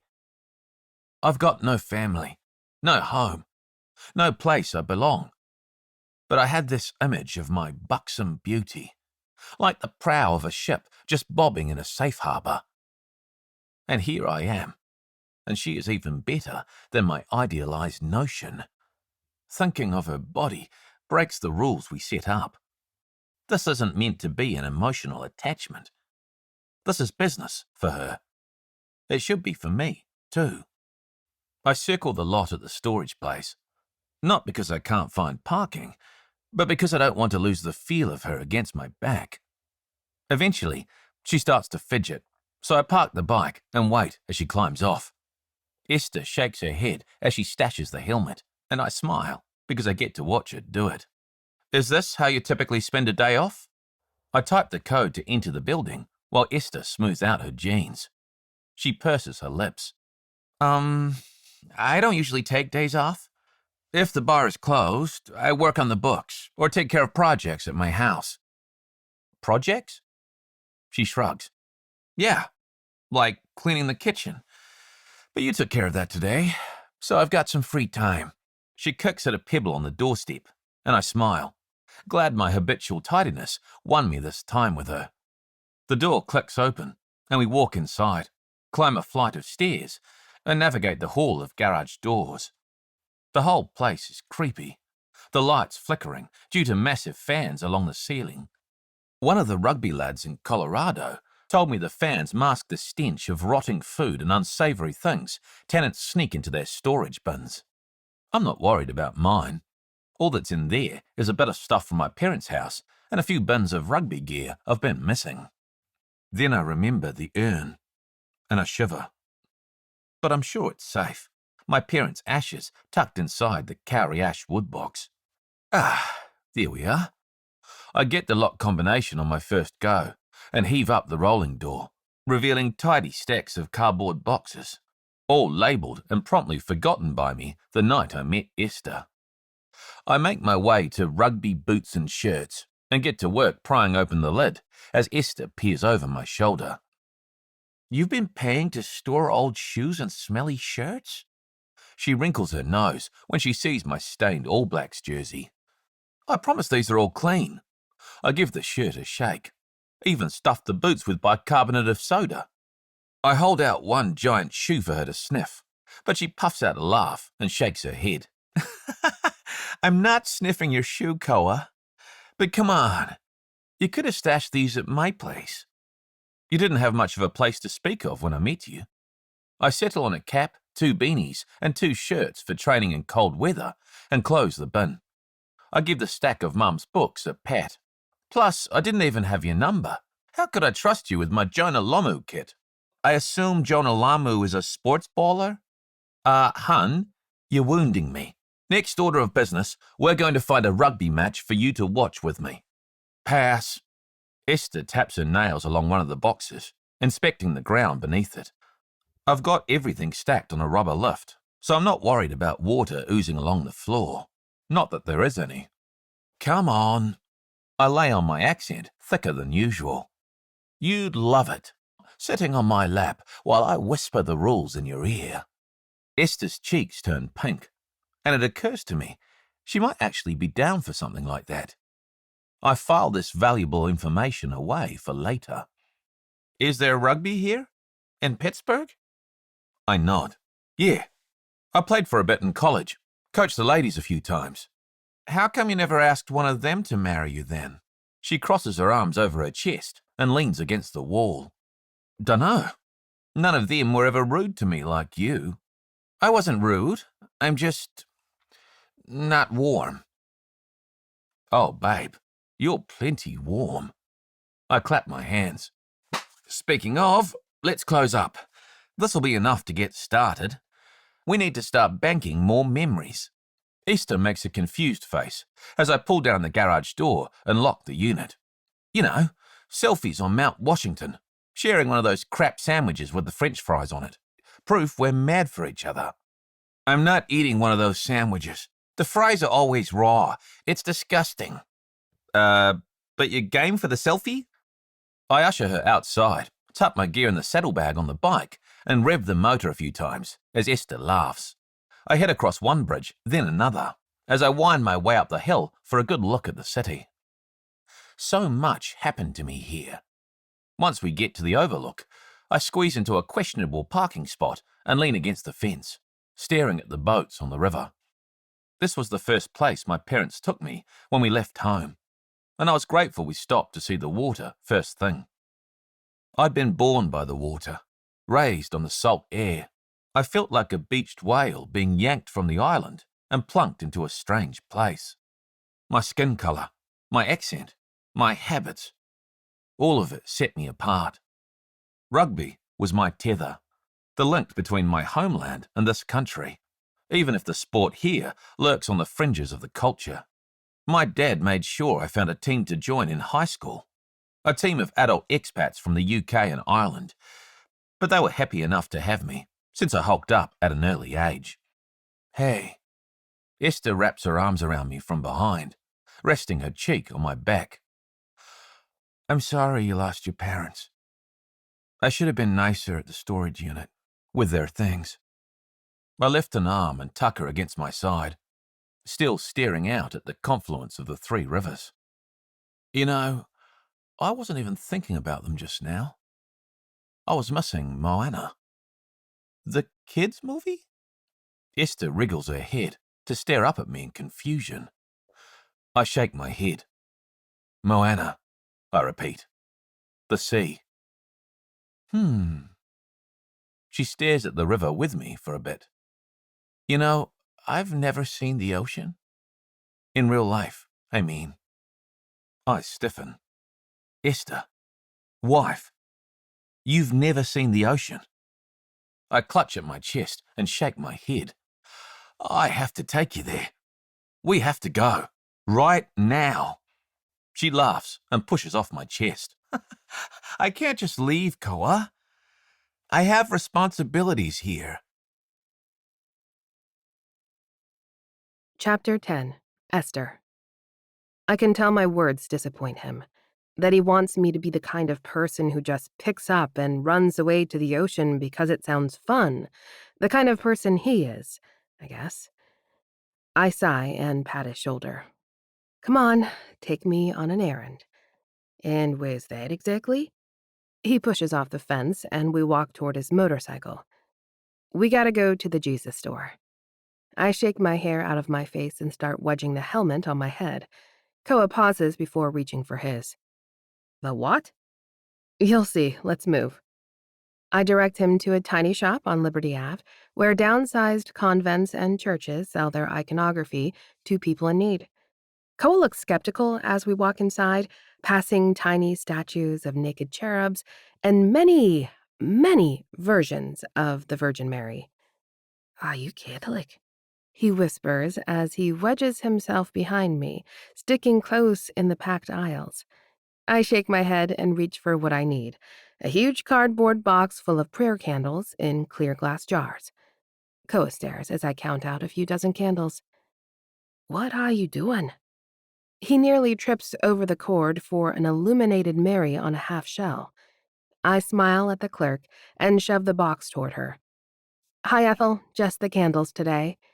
I hand her a 20 as she eyes Koa strangely. I hurry out of the shop with my husband in tow. I exhale once we're outside, trying to find the best way to shove all the candles into the bags on his bike. This is the cheapest price I can find for candles, I shrug. I peel off the saint stickers and put the votives on the tables at Bridges and Bitters. He stares. I shove candles in the motorcycle bags. Since you asked, sort of, my mother is Jewish, not practicing. I pause, considering. That I know of. Koa scratches the back of his neck. I wouldn't have thought this place would be open on a Sunday. They have brief hours to catch the reinvigorated after Mass. That's my theory. I break down the box, crumple that in the top of the saddlebag, and climb back on the motorcycle. Okay, take me home. We can scrape while we talk. Koa mounts the bike again, and I enjoy another opportunity to wrap myself around his big, thick body. He feels unbelievably firm and warm. I can't get enough. When we get back to the house, I quickly reconstruct the box and put the candles inside, handing Koa the flimsy bundle while I unlock the front door. I'm glad that Eva doesn't appear to be home. I hope she's off studying somewhere. My condition for my sisters staying with me once they turned 18 was that they each had to take at least one class in something. I just assumed that would be at the community college where I took business classes to help me run bridges and bitters. Of course, Isla found a loophole and started horticulture classes at a technology center, and each of the younger ones followed suit. I have no idea what made any of them care about horticulture. We never even had plants growing up. Maybe that's why? The point is, they're each going into their adventures with a little bit of training and a stable home. They're not flying blind like I was when I tried opening a bar with just a purse full of cash and a little experience as a bartender. I shoo Koa to the couch and grab the rubbing alcohol from under the kitchen sink. I plunk myself next to him and hand him a paper towel, demonstrating how I use a butter knife to peel off most of the sticker. Soon, we get a rhythm going with me peeling, him dabbing at the residue, and me doing a final wipe and polish. It's easy to be with him, I realize, not just physically, but emotionally. We haven't spent much time together, but we just seem to understand each other, almost like family. But there's nothing familial in how I think of Koa. I'm not sure what to make of my Koa thoughts. After a few minutes, I nudge him with my shoulder. So, you still think this was a good idea? What? Buying religious candles for cheap? No, I laugh at his easy retort. You know, being stuck with me all this time.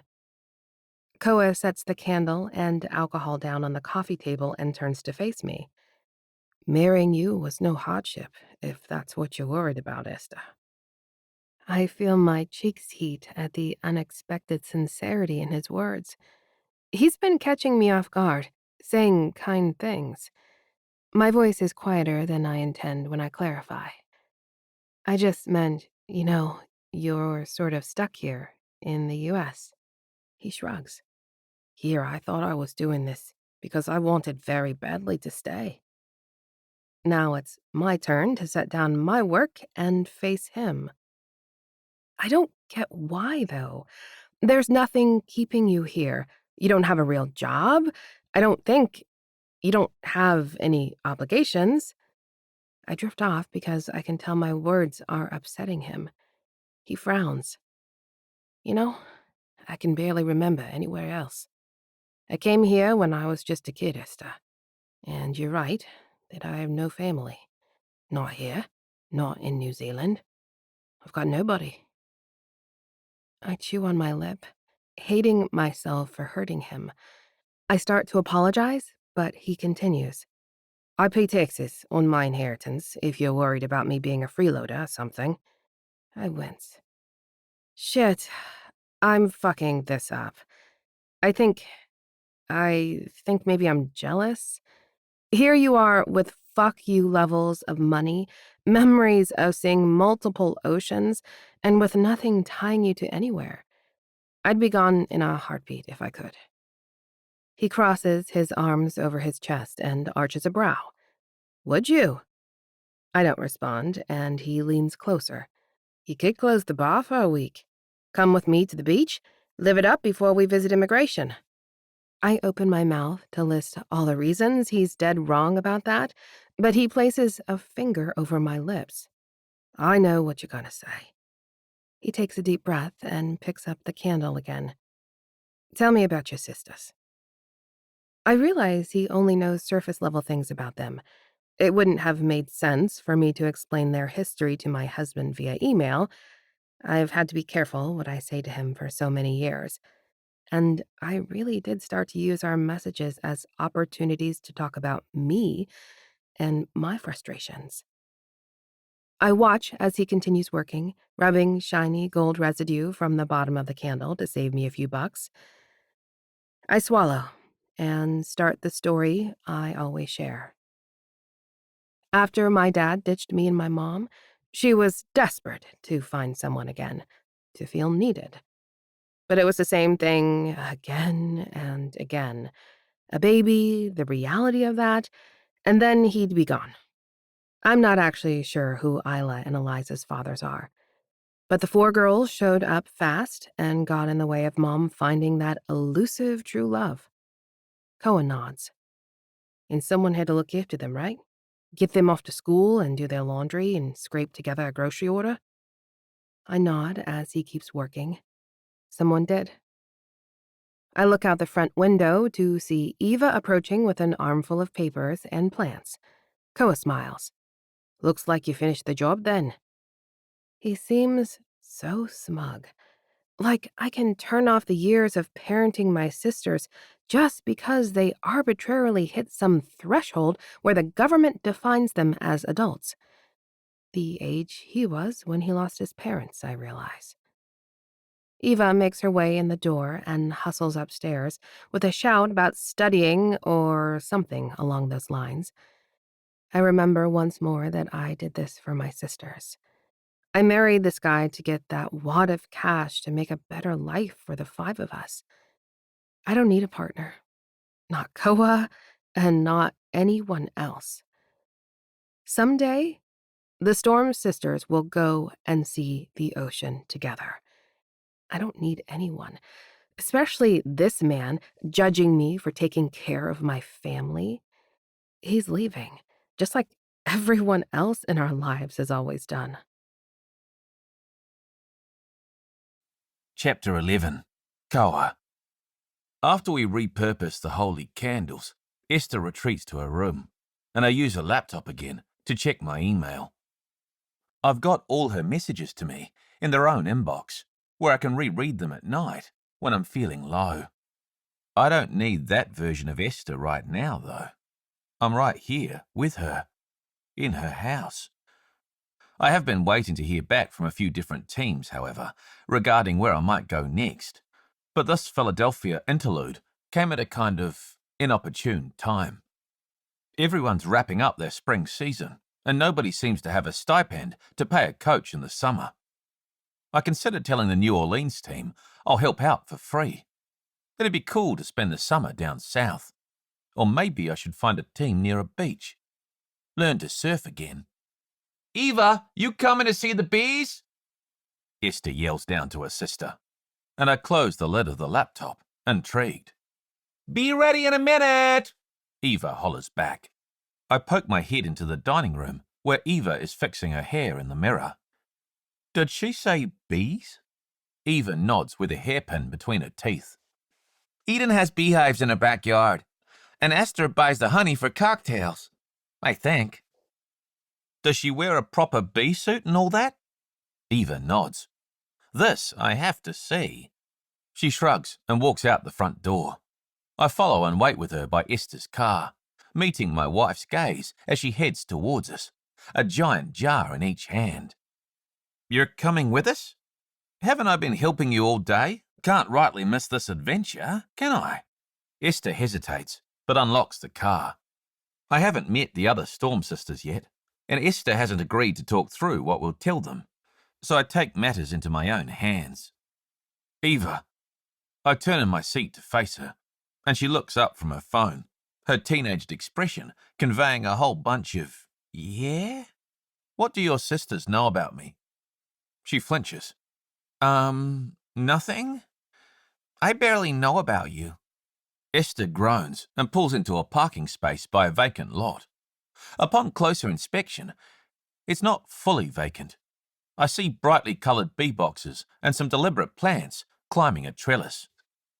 2 dark-haired women emerge from the house next door, and I can tell immediately they're Esther's sisters. They swoop in on the car, one of them grabbing the jars and the other thrusting work gloves into Eva's hands. Neither of them registers my presence, and I step aside as one, assuming that's Eden, puffs smoke into a bee-box from a rusty canister. I look to Eva, who is taking her time pulling on the gloves.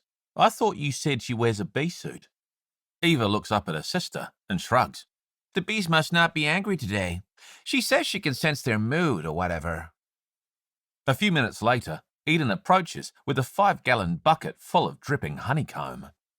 I barely noticed her doing anything back at the hive. Esther and Isla are bent over, sniffing plants, and I force myself to look away from Esther's backside as Eva and Eden struggle with the bucket.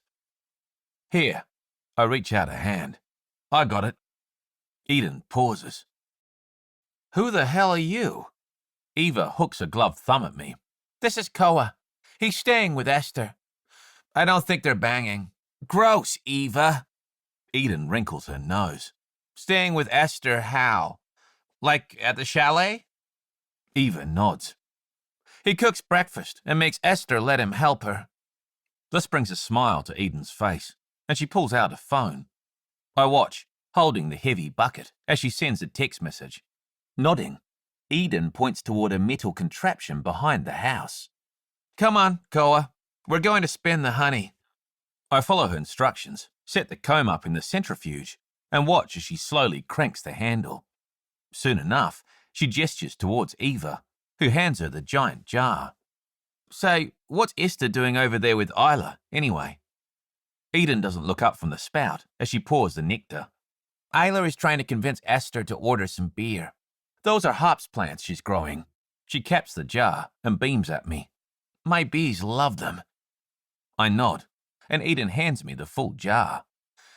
It's warm, and I hold it up to the sun, admiring. She smirks at me.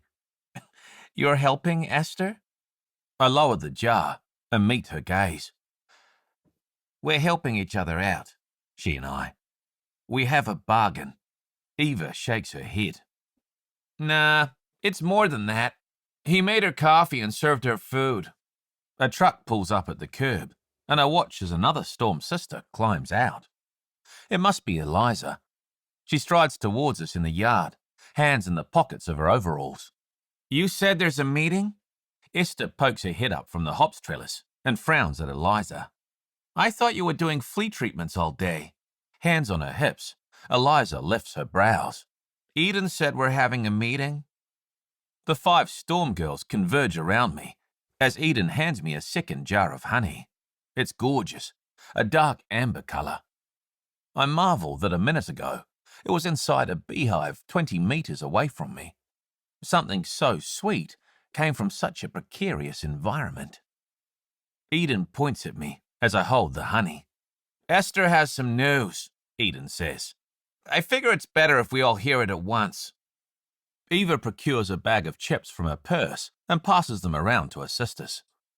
They all sink to sit on upturned buckets and logs that pepper the yard, while Esther remains standing, eyes toward the heavens.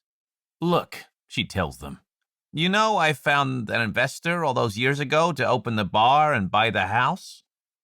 Oh, is Koa your adventure capitalist? Eva munches a handful of chips. I don't correct her terminology, but I grin, waiting to learn what story Esther told the girls to explain the sudden appearance of money and stability in their lives.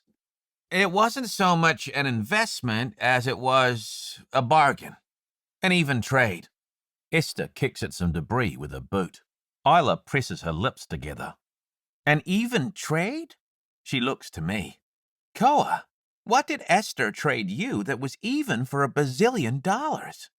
Esther's chest rises and falls rapidly, and she looks sweaty.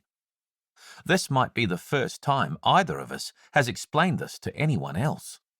It's just a paperwork thing. I repeat the half-truth I gave Eva earlier this morning, holding my thumb and forefinger close together. Esther gave me a little help with my immigration status.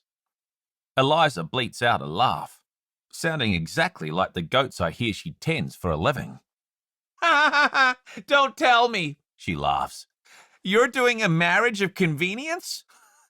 Like for one of Chloe's books? Her laughter slowly fades as nobody else joins her. Isla's mouth hangs open, and Eden starts munching on raw honeycomb. I had no idea it was edible. Esther finally sits, her face in her hands, as she shakes her head. Wait. Eliza points at me. That's really it? You guys got married, and you gave her a bunch of money? I'm about to explain. I'm not even sure what, but I don't get a chance, because Esther's 4 sisters maul me in an 8-armed tackle hug. They squeeze me until I feel like I'm being reborn, each of them talking over top of the other as they shout, "You bought us a home? You took care of us?" and the like. Esther looks up and meets my eye when my head sticks up from the scrum of storms. I hadn't considered the impact our bargain would have on Esther's sisters. I knew she cared for them when she agreed to do this, but I never stopped to think that giving Esther money meant investing in them too. Eventually, they all let go and moved to hug their eldest sister. Why don't you ever tell us anything? Eden wags a finger at Esther. We can handle shit, you know? We learned it from you. Chapter 12. Esther. I wake again to the smell of breakfast cooking. I could get used to this.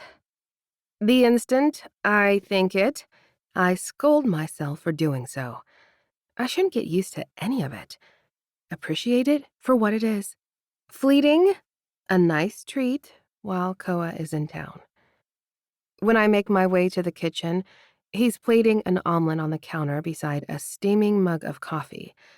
I forget that I'm irritated with him, and I dig into the food before I remember to greet him.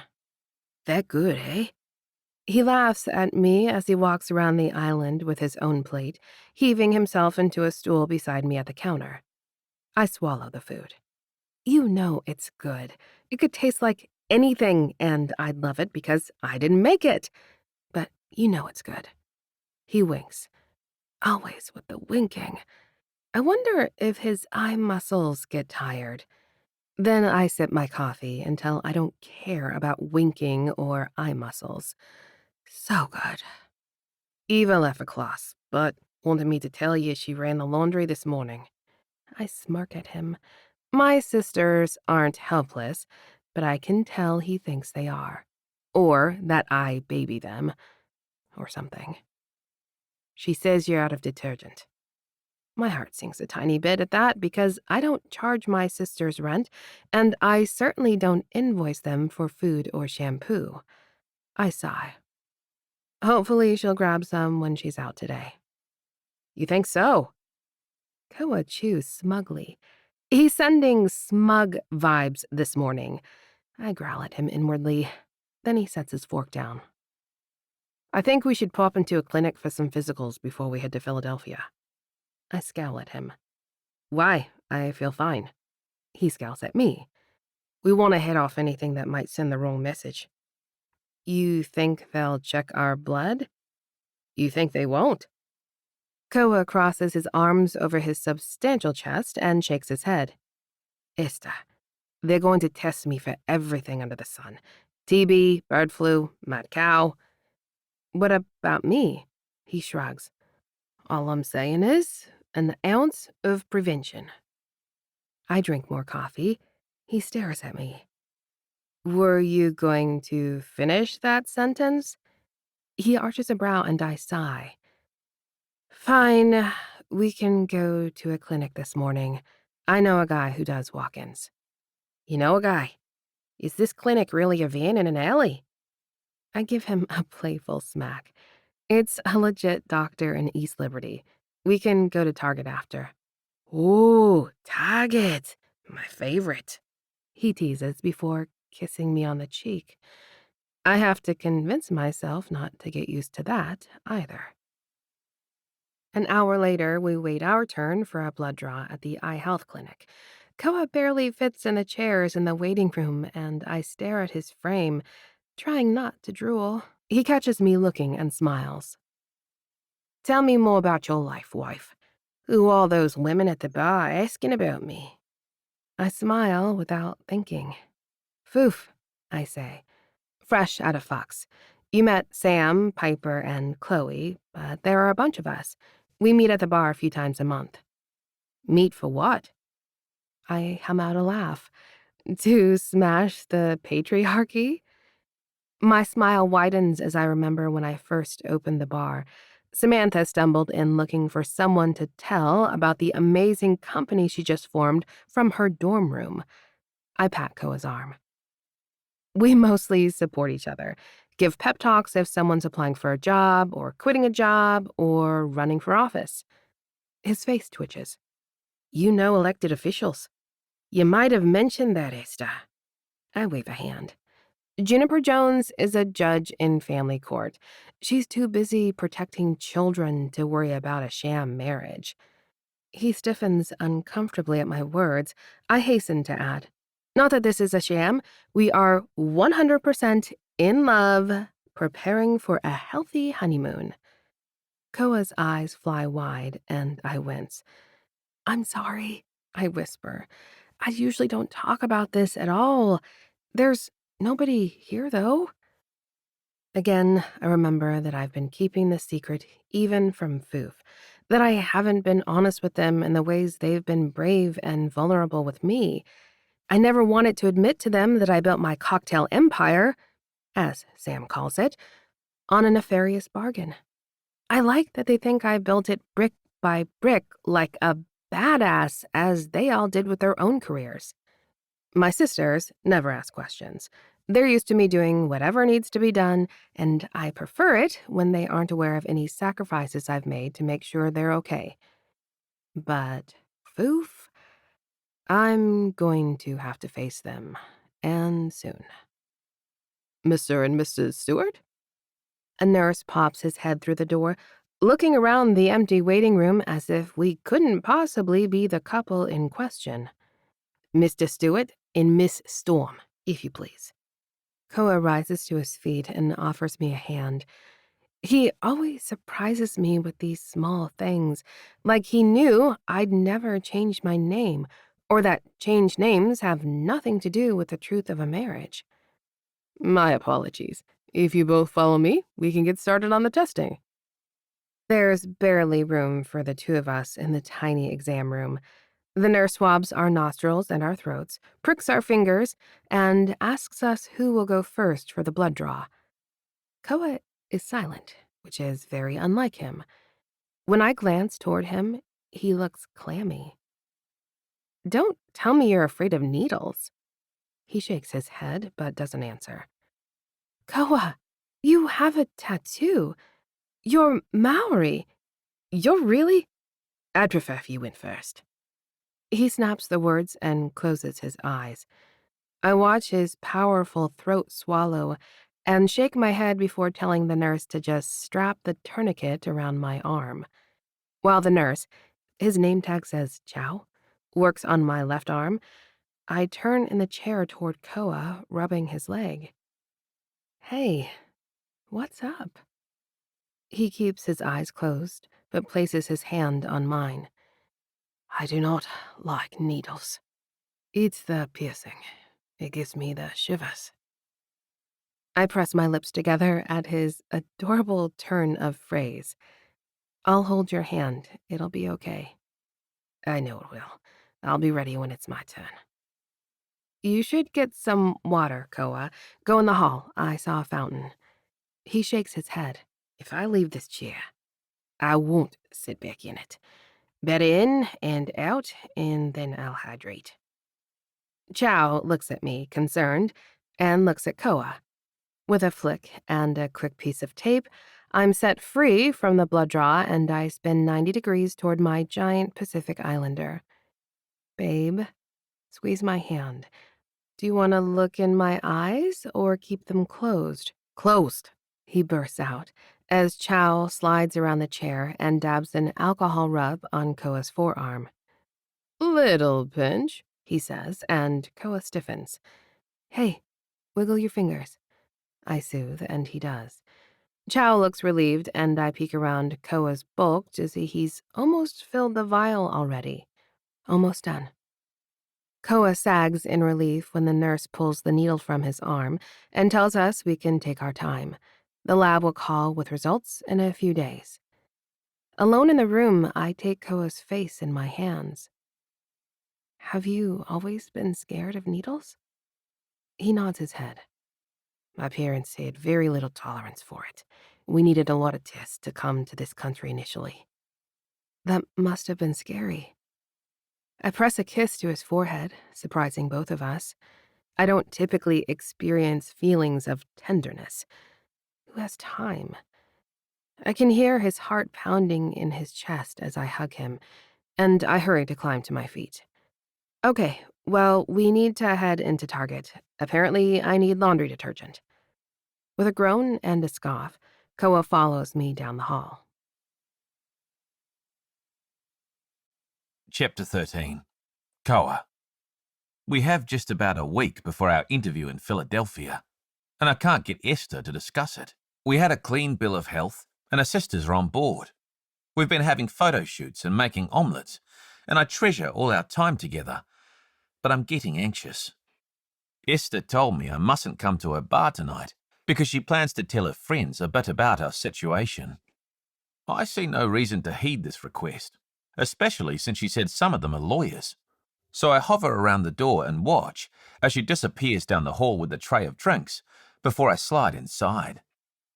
I see Ruthie behind the bar and give her a nod as I position myself on a stool at the far end of the bar.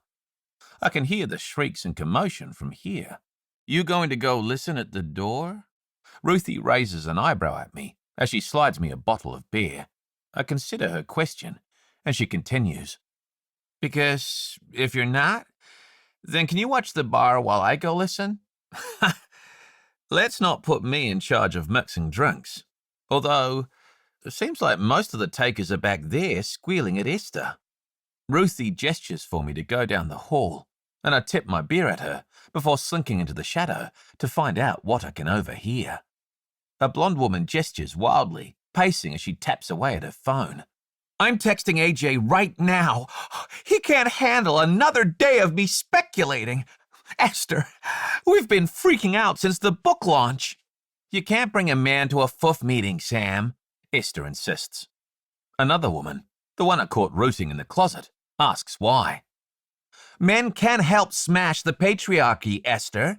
We need men to do that, I think. Agreed. A largely pregnant woman with wildly curly hair pounds her fist on the table, and I forget that I'm trying to be sneaky, letting out a laugh. What was that? I bite my lip, but a group of women approach the door and peek into the hall. Aha! He's here! I'm hauled into the room before I can think twice, and if I'm honest, I'm glad to be meeting Esther's friends. I want to be shown off as her husband, which makes no sense at all, because even I thought the agreement was that we handle this paperwork and each move on with our lives. Hello, I say, a bit awkwardly.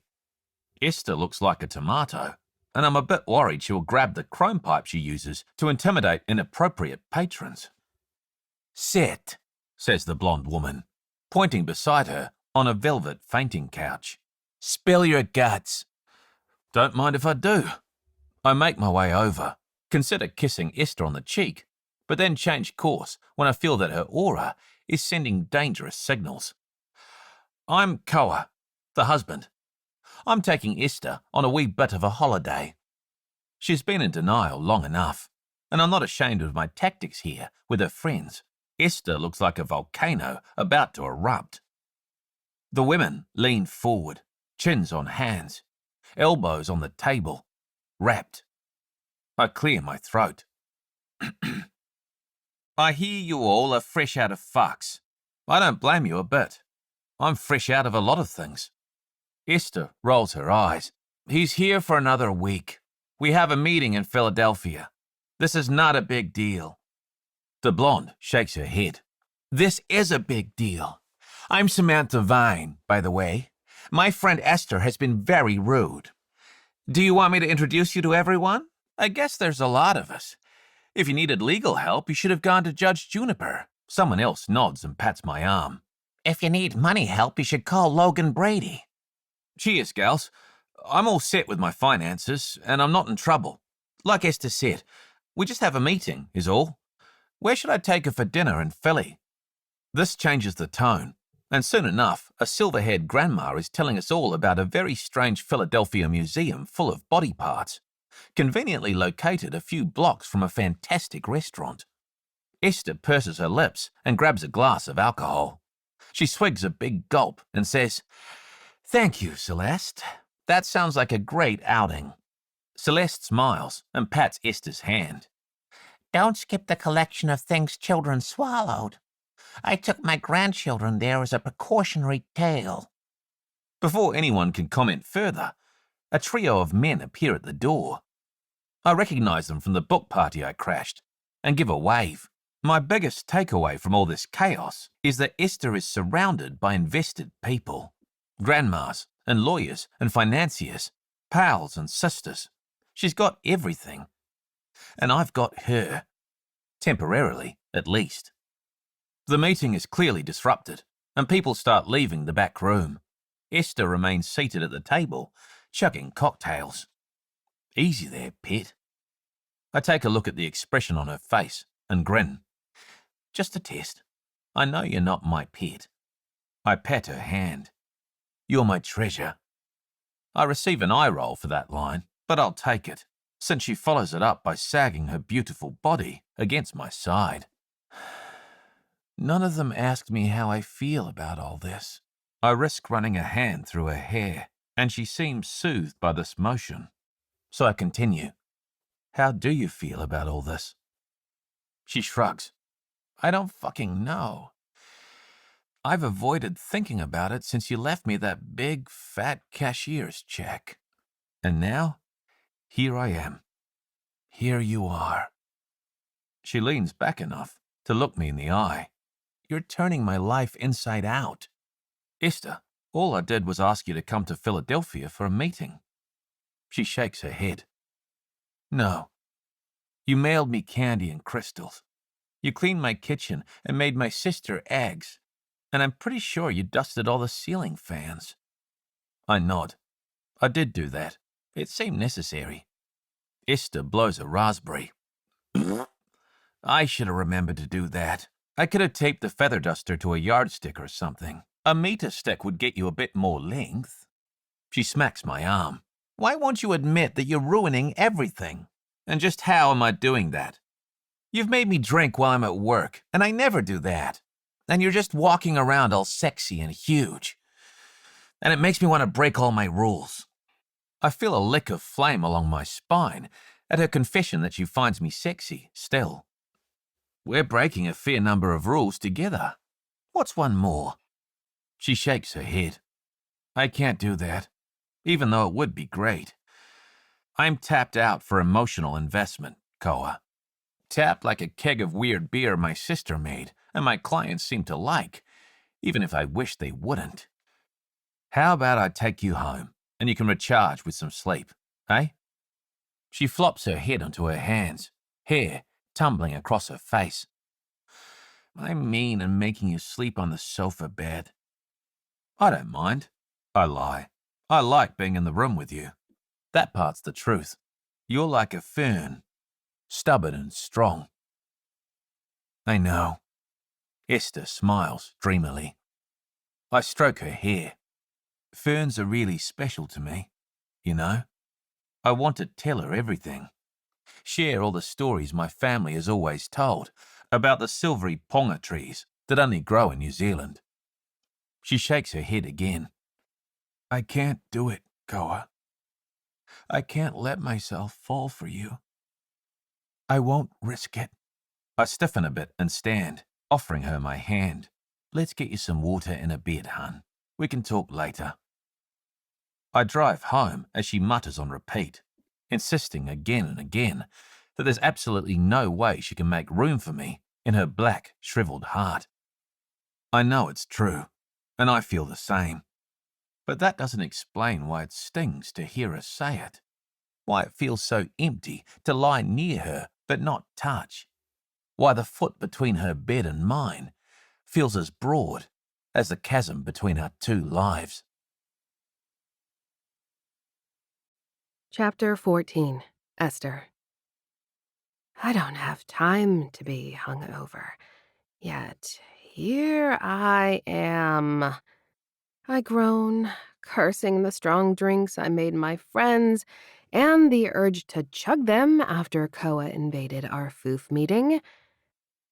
But then I roll over and see a glass of water by my bedside and 3 aspirin on a little dish. I stare at the dish. I do not think I own little white dishes, the perfect size for a dose of aspirin. I know Koa did all this, and I remember all the emotions I leaked last night. I remember Samantha screaming that I finally confessed to being a human being with human weaknesses and everyone else smiling in relief. I remember telling Koa how he makes me want to break the rules. I hesitate, staring at the altar of caregiving next to me. Eventually, I take the offerings and work my way downstairs, filling my arms with laundry from the bathrooms along the way. As I shove the towels into the washer, I see Koa frowning over my laptop. He's dressed neatly, clearly showered, with his bare brown toes curled around the rung of the stool. It's the toes that really get me. He obviously feels comfortable here, but he's not being a mooch. He found me a magic aspirin dish, for fuck's sake. Hey, I say, and then he turns to face me, smiling, and it takes my breath away. I had no idea it was possible to feel this attracted to another person. I feel a momentary sense of understanding for my mother, the way she lets herself get swept up in men. Is this how she feels each time? I need to be careful. Morning, gorgeous. How's your head? Better. Thank you. I curl my lips in and tap the counter. Where did you get that little dish thing for the aspirin? It's a salt dish. Found it in your spice cupboard. And I hope you don't mind, but I threw out a lot of those. They were dated before you and I met. Did you move them here from your rat hole? I wander around the counter in search of coffee and can't hold back the squeal when I see he's made me another mug of his magic brew. I take a big sip. I pretty much just tossed everything into a box and, yes, put it away. My sisters brought some stuff. Like oregano, they'd expired 6 years ago. He grins. What's on the agenda today? Dumpster diving for bar nuts? I groan and shake my head at him. I don't know why I use the Jesus candles. It's not like I cut corners anywhere else at the bar. I think it's an old habit I can't quit. I feel his hand on my back. It's warm and huge and comforting. I'll stop teasing you about it someday. I drink my coffee in silence until my phone rings. I glance down and see that it's Piper calling. Hey, I say, watching as Koa returns to his web browser. Esther, I know it's last minute, but can you do a lunch thing at the gym today? Lunch at the gym? I know how Piper eats. I'm not interested in a lumpy green shake full of whey protein. It's a whole thing for donors. Remember how you wouldn't let me give you back the money, so I donated it to the Women's Wellness Center? I nod. Remember that she can't see me and tell her. It sounds familiar. Right. Well, they decided to name the snack bar after you. Esther's Eats. Oh, God. Is that name final? I'm sure you can workshop it, but today's the opening. I sigh and run a hand through my hair. I look at Koa. Can I bring my husband? Ha! See you in 2 hours. Koa insists on driving us on his motorcycle, which means I spend an entire 20 minutes pressed against his hot body. I mean, literally hot. He radiates just enough warmth that I'm not cold as he zooms along Route 28 toward the Highland Park Bridge. I forget that he grew up here, or At least spent 10 years living in Pittsburgh before he skipped town to be a nomad. We both acknowledged that a photo op at this event would be good for his immigration file. I didn't explain that I'd given a bunch of money to Piper last year when she was opening her own business. Bridges and Bitters was profitable from the get-go, and I had money to burn. I could have saved it for my sisters, I guess, but it felt good to support Piper, and I really like what she's doing, supporting moms. Maybe if my mom felt supported by other women, she wouldn't have been so desperate for a man to love her. I don't know. This place seems nice, Koa says, reaching for my helmet and stashing both inside the seat of his motorcycle. It's pretty cool. There is a childcare. He smiles. I can see why you invested in a random cafe across town. If there's childcare. Very funny. We walk inside to find Cash sitting on the floor and playing a guitar, surrounded by clapping children. Piper's humongous boyfriend is usually gruffer than me, so it's hilarious to see him singing silly songs with kids. I guess he is a dad, and he's dating Piper, so she's probably rubbing off on him. I glance at Koa, who sinks to the floor by the kids to clap along with the song, and briefly wonder if being with him would put me in a cheerful mood. I shake off that thought and stride over to Piper, who is beaming. The name is not set in stone, she says, by way of greeting. They just needed something for the chalkboard today. You ready for pics? Wow, okay, we're moving right into it. I straighten out my top and run my fingers through my hair. Piper shrugs. You're always busy. I want it to be respectful of your time. Oh, look at Koa hanging out with Cash and the little ones. She swats my arm. He's cute. He's more than cute. He's gorgeous, but I'm not going to say so. Who is taking the photos? Piper points to a guy with a camera currently taking 1,000 pictures of Cash and Koa. I thought the building owner would be here today since he asked me to call you, but he just sent a photographer. There's a yoga class in session right now, and the cafe is giving away muffins after. Maybe you could hand out some muffins and smile? Wait, you need me to run service? I look down at my dark jeans and top. I suppose I'm dressed for the part, but I wasn't expecting to work with food today. Piper shakes her head. Just one or two for a photo. The muffins are all plated and such. Teniola is in charge of all that. Piper waves at the woman in a Nigerian flag t-shirt. I feel a wash of relief. Sure, I can hand out a few muffins for posterity. I hope they go right to your posterior. Koa smacks my behind, making me jump. It should feel invasive or too familiar or something, but it just feels right. I thought you were singing. Didn't want to miss the red carpet. He gestures toward the photographer who has started shooting candids of Koa and me. We turn to smile at him properly, and Koa slips an arm around my shoulders like he was born doing it. And the funny thing is that it doesn't feel foreign.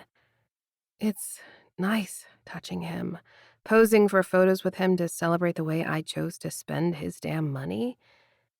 No, I remind myself, it's my money in exchange for lending him my citizenship. And 5 years of tell-all emails where I inexplicably unloaded my burdens on him. Either way, we both smile and hand out muffins to a group of women who seem grateful to receive them. By the time Koa is dropping me off at my bar, I decide there are worse ways to spend an afternoon. Chapter 15. Koa. As per usual, I wake well before anyone else in the Storm household. I leave for a run and wind up miles away, on campus where my parents taught and where I attended uni. And here I sit on a bench, hours later, marveling that this is the place that turned my whole world upside down. Most days, I try not to think about it, but today, I'm pissed off about the lot. How did I end up this way? Drifting around, all alone. Esther's right. I could be building some sort of stability. I have a degree. I have a fuck ton of money I don't know how to spend. How is it that nothing fits? Nothing feels right, except Esther, and she's off limits. Sitting in a puddle of my own sweat, I dread the long slog home. Well, that's not the right word, is it? I don't have a home. Esther was crystal clear about that. I don't belong here, in this country, in her house, and definitely not in her bed. What pisses me off the most about all of it is that she's right.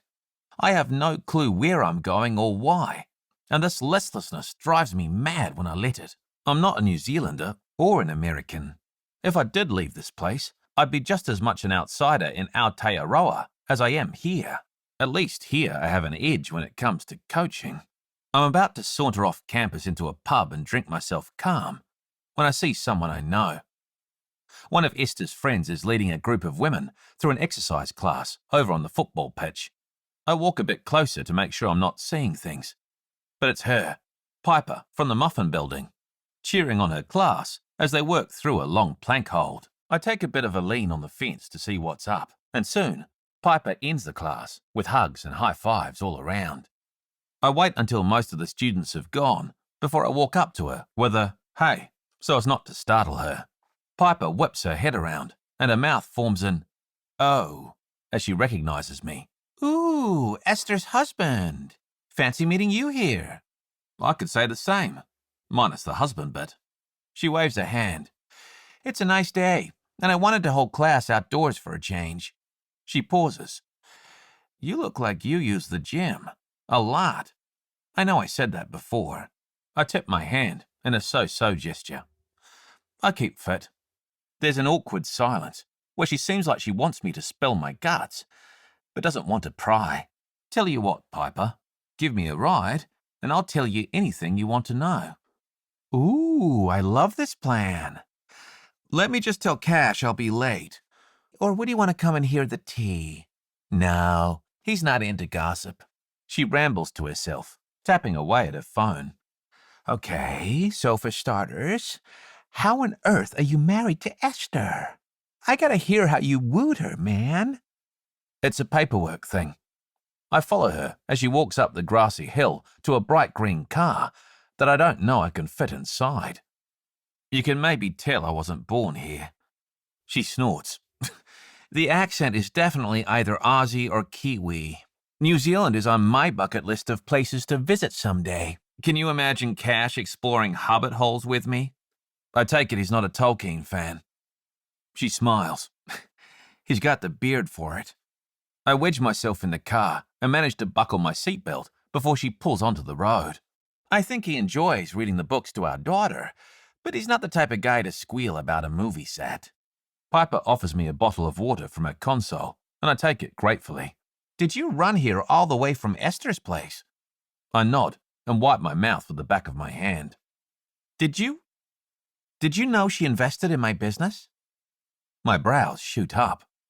I did not. No. That was good of her. I can tell Esther does all right for herself by the look of her home and the state of her bar. Piper nods. "Yeah, that's what yesterday was about. She refused to let me pay her back, so her donation went to the Women's Wellness Center. They named the cafe after her." I saw that much. I scratched my chin. Interesting. If Esther has enough money to throw away and not care about it, then she has absolutely no motivation to stay tangled in a paperwork marriage. Esther has always done exactly as she says she would. Well, we struck a deal, she and I. She got the funds to buy bridges and bitters, and I get to stick around the US indefinitely. I didn't know it was that easy to get citizenship. Oh, I'm nowhere close to that. Right now, I'm just an American's husband in limbo. I turn a bit to face her better. I'm trying to get Esther to come on holiday with me, live it up a bit before we have an immigration meeting in Philadelphia. Piper snorts again. Good luck with that. Sam sometimes gets her to get pedicures with the gals, but even that's like pulling teeth. Do you know Esther works every day? I'm aware. Sunday was candle peeling. Oh, I've helped with that before. Every now and then we get a scented one in the box, but it's never what you'd call a pleasing smell. Probably like me right now. I tug at my shirt as Piper pulls up in front of Esther's house. I appreciate the lift, Piper. You coming inside? Well, since I'm here anyway. She cackles and hops out of the car, practically skipping up the steps to the front door. When we get inside, Esther is pouting on the couch, arms crossed, surrounded by all four of her sisters. Piper claps her hands. Oh, nice! The Storms are all here. This is going to be good. I brought Koa home for you. Piper winks and perches herself on the arm of the sofa. Esther looks murderous. It's adorable. Chapter 16. Esther. I'm not sure how my life became so complicated all of a sudden. I was just fine. Business was booming, and I was leaning into my friendships, getting some no-strings nookie when I felt like it. Now it seems like my entire world has exploded. My estranged husband showed up out of nowhere to try to get me to take a beach vacation, and my sister failed out of her horticulture program. Worse, all my other sisters showed up one after the other with their own annoying problems, like IRS letters and abnormal PAP results. Now I'm just surrounded by angst and big feelings. I tried interrupting their drama to explain the bare bones of my business arrangement, maybe let them know they might start hearing from immigration folks, but that revelation just triggered more wails and woes on their part. By the time Piper bursts into my house with Koa in tow, I feel like a tea kettle ready to whistle. It doesn't help that Eva drapes herself over Koa, weeping onto his shoulder like she's known him for decades. To my surprise, he pulls her close and rubs her back, humming sympathetically as she wails about unfair policies. Right. Piper claps her hands and wriggles onto the couch next to Isla. She puts on a face I'm not familiar with and enters instructor mode. I cross my arms and lean back. Piper points at Eva. Honey, we've all failed things. Remember last year when my entire business got shut down? I got through that. You'll get through this. Eva sniffs and extracts herself from our house guest. Yeah, but you weren't homeless, at least. I'm going to have to live in a trailer or something with my mother. My eyebrows shoot up. Is that what you think? That I'd kick you out? She sniffles. You said it was a firm rule. She puts on a mock stern voice. If you want to stay under this roof, you're going to get some education. Apparently, a lot of my firm rules are actually bendable. I try not to look at Koa as I lean forward and squeeze her leg. Honey, I'm not kicking you out on the street. Besides, even if I did, you could go stay with Isla and Eden. The Storm sisters in question huff and mutter something about no space. I shoot them a death glare, and Eva nods. I just feel like such a burden. The rest of you do all of this great stuff. I throw my hands up. Oh, yeah, so great. Isla's getting audited, and Eden has gonorrhea. I have to go visit immigration with my paperwork husband, and I can't even manage to hire a bar manager. Face it, Eva, we've all got hurdles. Eden leans across Eliza and jabs a finger into my bicep hard. Ouch! Gonorrhea is very common, my sister growls. It's fully treatable. Then why the hell are you here on my couch sobbing about it? I rub my arm, irritated. Koa seems thoroughly amused by the entire proceeding, not horrified, even at the mention of a sexually transmitted infection. Can I make a suggestion? He approaches the question with hesitation, as if he can tell everyone is on the verge of pulling hair. I gesture for him to continue. He scratches his chin. Right. So, Eden, have you called your doctor? She blinks at him and shrugs. He points an index finger at her. These things happen all the time, honest. Have you started the meds? When Eden nods, Koa turns to face Isla. Next, Isla. Have you touched base with your sister's money wizard friend? Pipes, what's her name? Logan. Piper grins and leans forward, elbows on her knees. Isla, why don't you get Logan's information from Piper and sort out your money issues? Eliza, you're just here for the show, aren't you? She shrugs. I drove. Koa waves a hand at her. Eva needs to sort out her life, and Esther needs to take time off for some very important business related to yours truly. He points at himself and winks. I think my sister swoon. What if? Now, Esther, I want you to hear the whole thing before you growl and peck a sad. What if Eva minds the bar for a bit while you and I take care of things? My snap response is obviously to insist this is a terrible idea, but Piper steamrolls the entire conversation. Oh, excellent, Koa. I like this plan. Eva's worked the bar a bunch anyway and knows how to make all your drinks. And this is sort of a slow time of year when all the college students are gone, but hot girl summer hasn't quite started yet. Eliza taps her nails on her arm. It's my busy season, so I can't be back up. Eva stands up. I love this idea. I can do this. I can manage Bridges for a week. No sweat. I mean, some sweat, obviously, because it'll be busy, but you'll show me what to order and when, and it'll be easy peasy. Isla furrows her brow. I can't really think of any downsides to this, other than Esther having to relinquish control for a hot minute. It'll take her 4 days just to unclench, Eden adds, and then ducks when I'm moved to tug on her ponytail. I can't just up and leave. That's not how it works as a business owner. Koa scowls, incredulous. You're telling me not a single business owner has ever gone on holiday? I roll my eyes at him.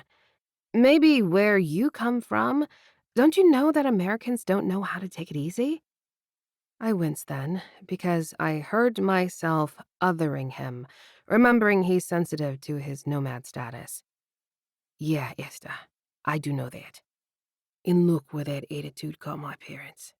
Worked their asses off until they forgot my paperwork wasn't sorted, and then died in a wreck without ever taking a deep breath.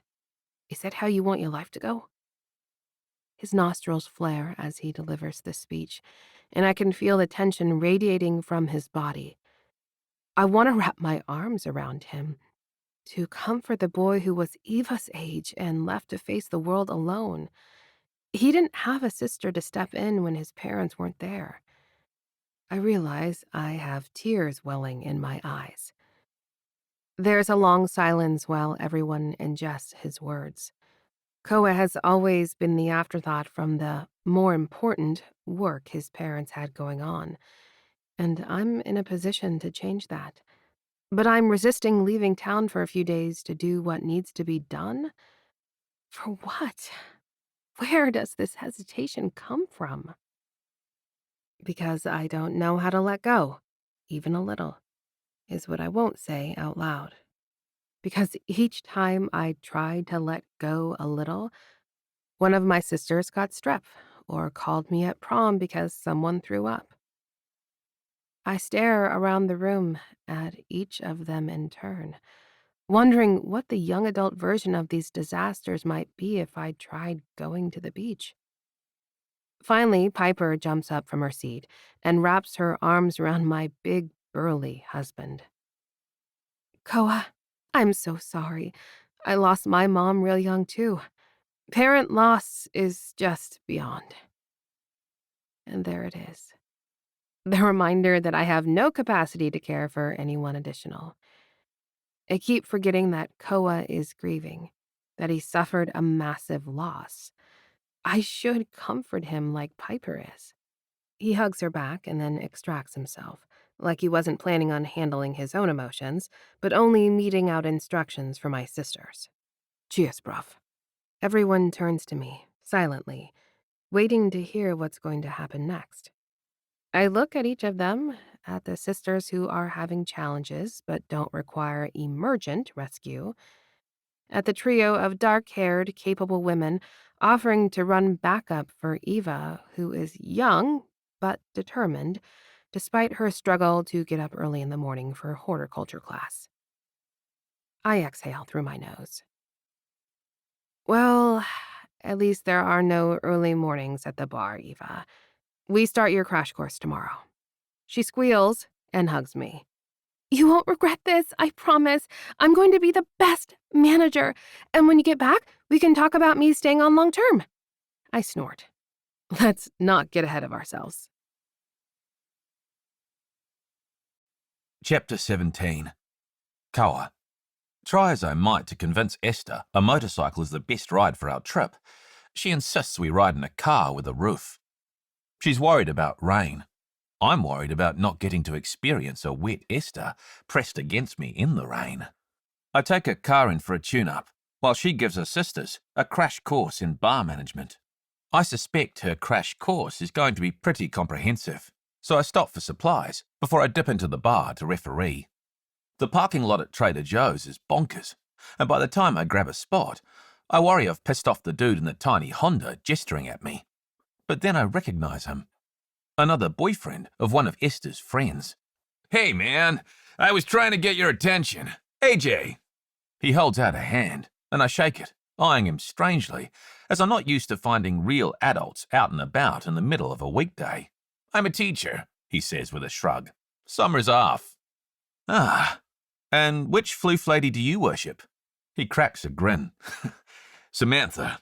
And I wish I could say I heard all about you, but I have no idea who you are, really.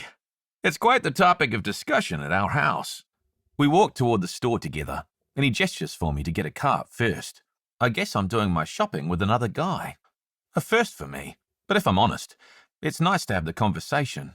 I still don't quite know Esther's favourites, but I figure I can pick snacks for a road trip, as well as the next fool. I swerve past the fruit initially, but stop when I see that AJ is pining for the apples and cherries. I gesture for him to lead the way. I would have thought Piper activated a phone tree or something, after yesterday. He nods. Oh, she did. I heard all about the Storm Sisters and their issues. I'm going to help Eva, by the way. I teach science. I know she's interested in horticulture. I figure I have nothing else to do this summer. Is that right? He shrugs. It's nice. I've been counting birds and looking for mushrooms. Tried to get Esther to use some foraged plants in her cocktail menu, but she wasn't into it. Gotta admit, that's probably sensible. He tosses a bunch of lettuce in his cart, and I reach for a bag of carrots. I pretty much push the snack aisle into my cart when we get there. I never met anyone who doesn't go wild for all the lentil crunches and veggie straws. AJ grabs a more modest selection of crisps and jogs toward the dairy case. I notice he's got a few boxes of cake mix, too. Finally stocked up on yogurt, he turns to face me. I'm glad you're forcing Esther to take a break. We all are. I know she's the most capable woman there ever was. Apart from Samantha, obviously. Obviously, I nod. Anyway, all these women are extraordinarily competent, and they do lean on each other. But Esther, she's always helping everyone else, and never ever leans on anyone. I scratch my chin. She asked for help with the candles the other day. He laughs. Right. Peeling labels of the Holy Mary tubes. That's not actual help. If one of my middle schoolers can handle it, I say it doesn't count as a helping ask. I sigh. Well, we are indeed taking that road trip. So... He grins. I can't even picture her sitting in the car for the journey. He looks up at the ceiling. I'm trying to think if I've ever even seen Esther sit. Sam sent me a pic of her getting a pedicure once. AJ and I finish up our shopping trip, and he gives me his number, promising to connect me with the other boyfriends, which gives me some small amount of pleasure. Even if Esther isn't thinking of me as anything but a temporary house guest, her friends have classified me as someone lasting.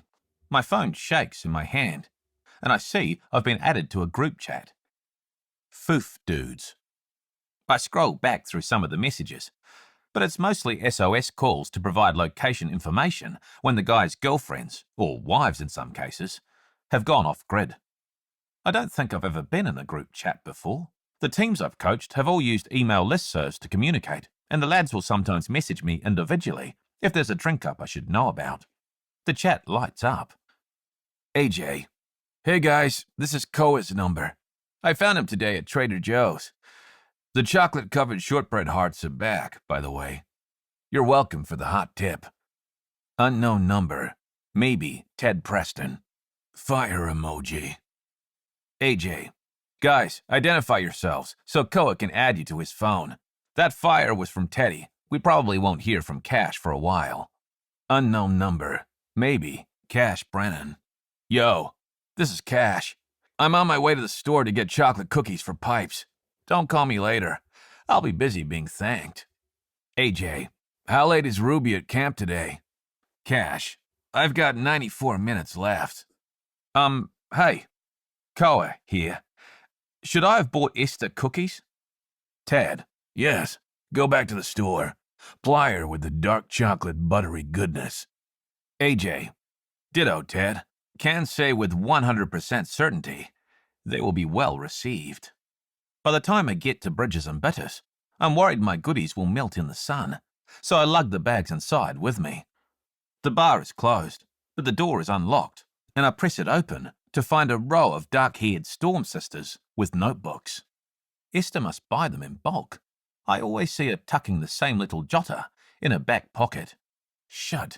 Thinking of her back pocket makes me want to stick my hand in there and squeeze. I set the bags on a table and clear my throat.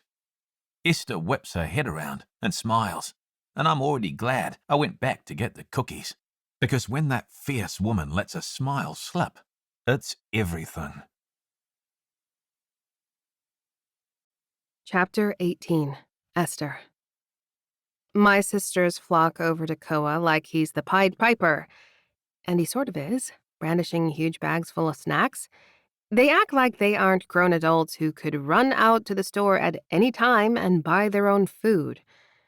And then my own stomach gurgles, and I realize I didn't get myself anything for lunch either. Hey. He looks too damn good, smiling with those arms crossed over his chest. What's he always so happy about anyway?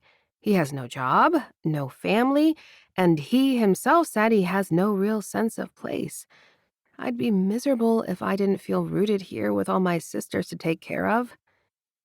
I brought you something. It was meant to be for our road trip, but I guess we'll have to restock. He gestures at my sisters, who have consumed an entire bag of chickpea onion rings, whatever those are. Isla is literally dumping the crumbs from the empty bag into her mouth. Eva squeals as she reaches into the last bag on the table. Oh, my God, these are the best cookies. Damn, Koa, you spoil us. He looks panicked for a moment and reaches out for the bag.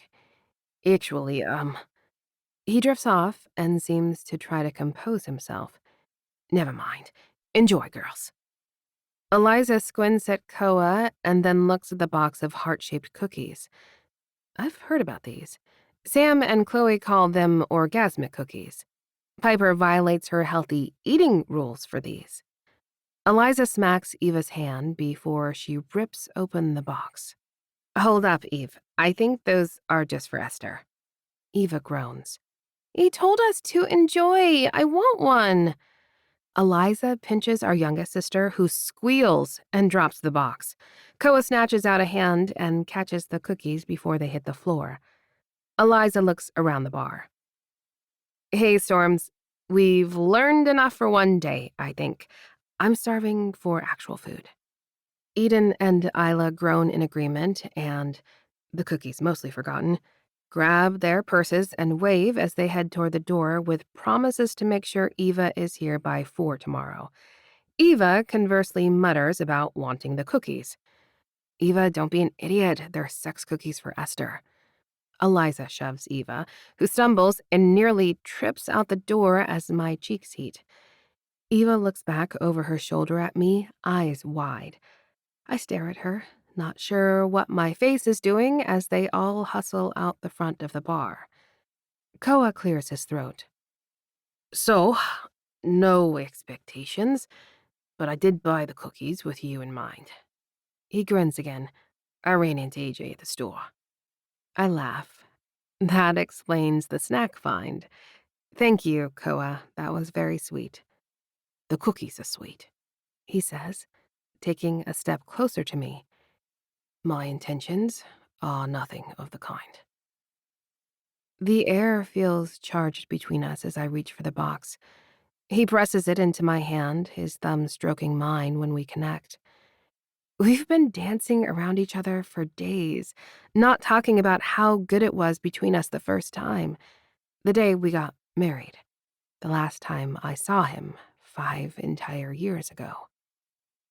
I swallow, leaving my hand near his. He doesn't stop that movement of his thumb. I don't usually do repeats.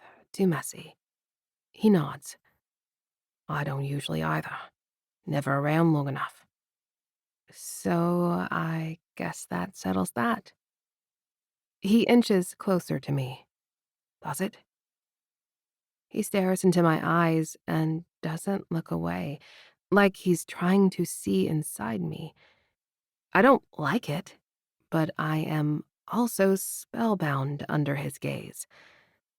I feel like I'm on display, but I also feel like I'm in safe hands, and this is something I'm not used to at all. How would it work? He smiles, not a grin this time, but a lascivious, filthy smile. You remember perfectly well how it will work, Esther. I nod ever so slightly, flashing back to memories of him pulling my hair, shoving my shoulders into the mattress, tossing me around like I weigh nothing at all. And he's stronger now, older, with more experience. Oh, God.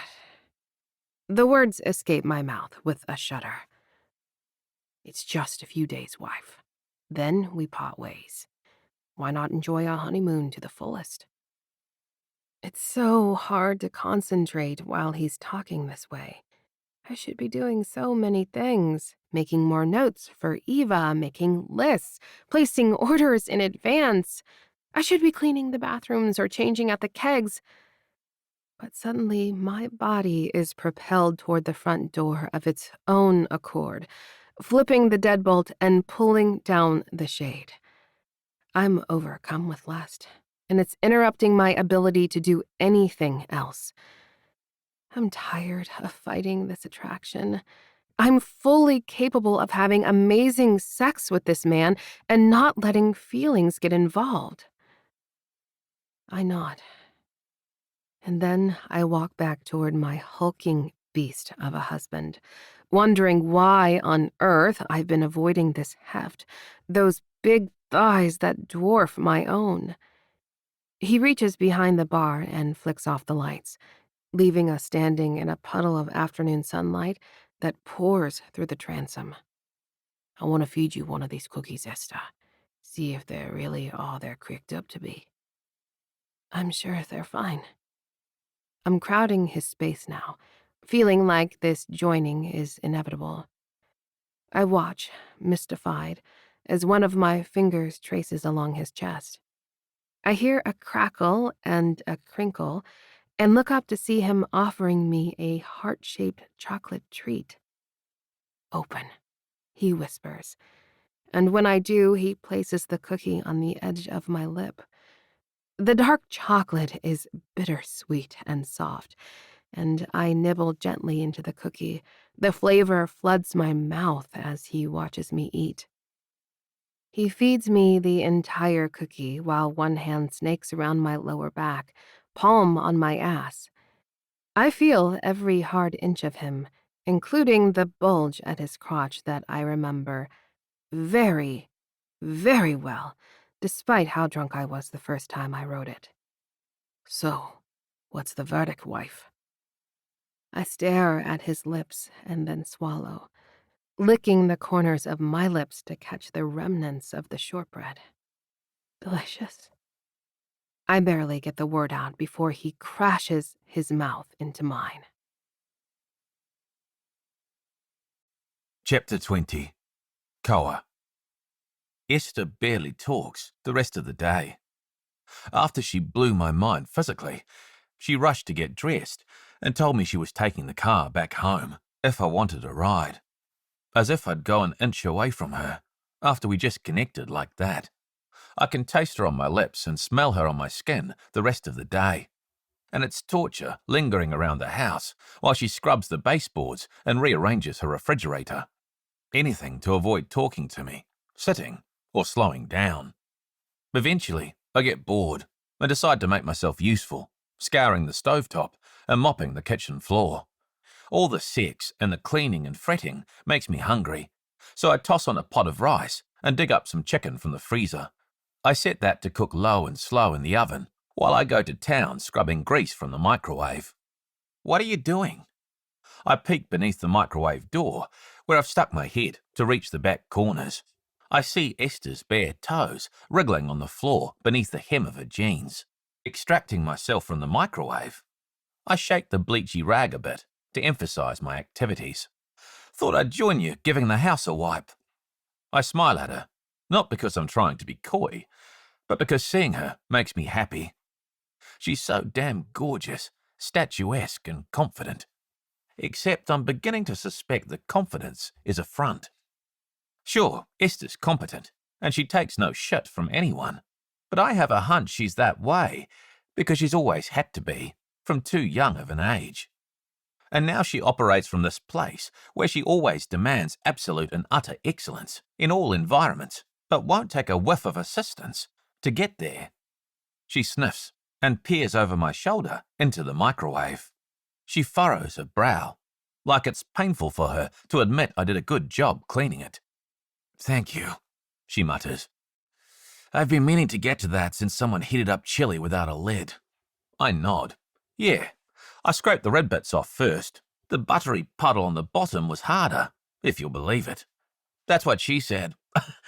Esther snorts and then claps her hand over her mouth, like she's appalled to be making bawdy jokes around me. Like I wasn't just balls deep inside her. And thinking of that makes me hard again. I actually glance around the kitchen in search of a surface to bend her over, but she turns her head and sniffs. Do I smell food? Are you cooking? Ah, right. I gesture at the pot on the stove. I couldn't find a veg, but you had rice and enough stuff for a saucy chicken. Hope you like it hot. I wink at her and open the oven to peer at the meat. I can handle some spice. She looks around the kitchen, like she's disappointed there's nothing else for her to clean in here. What can I do to help? Finished scrubbing all the toilets then? Gone through the ceiling fans with a feather duster already? I check her with my hip gently, and she swats at my arm. It's not like I get a ton of time to clean on days the bar is open. I like my space to look good. I nod. I can tell. And I think it's in great shape for your sister to destroy while we're away. Esther growls. She better not. Or what? You'll kick her out? Esther recoils from my words. You know I wouldn't. She knows I wouldn't. Well, I think she does. Did she really think I'd toss her out for failing out of her class? I shrug.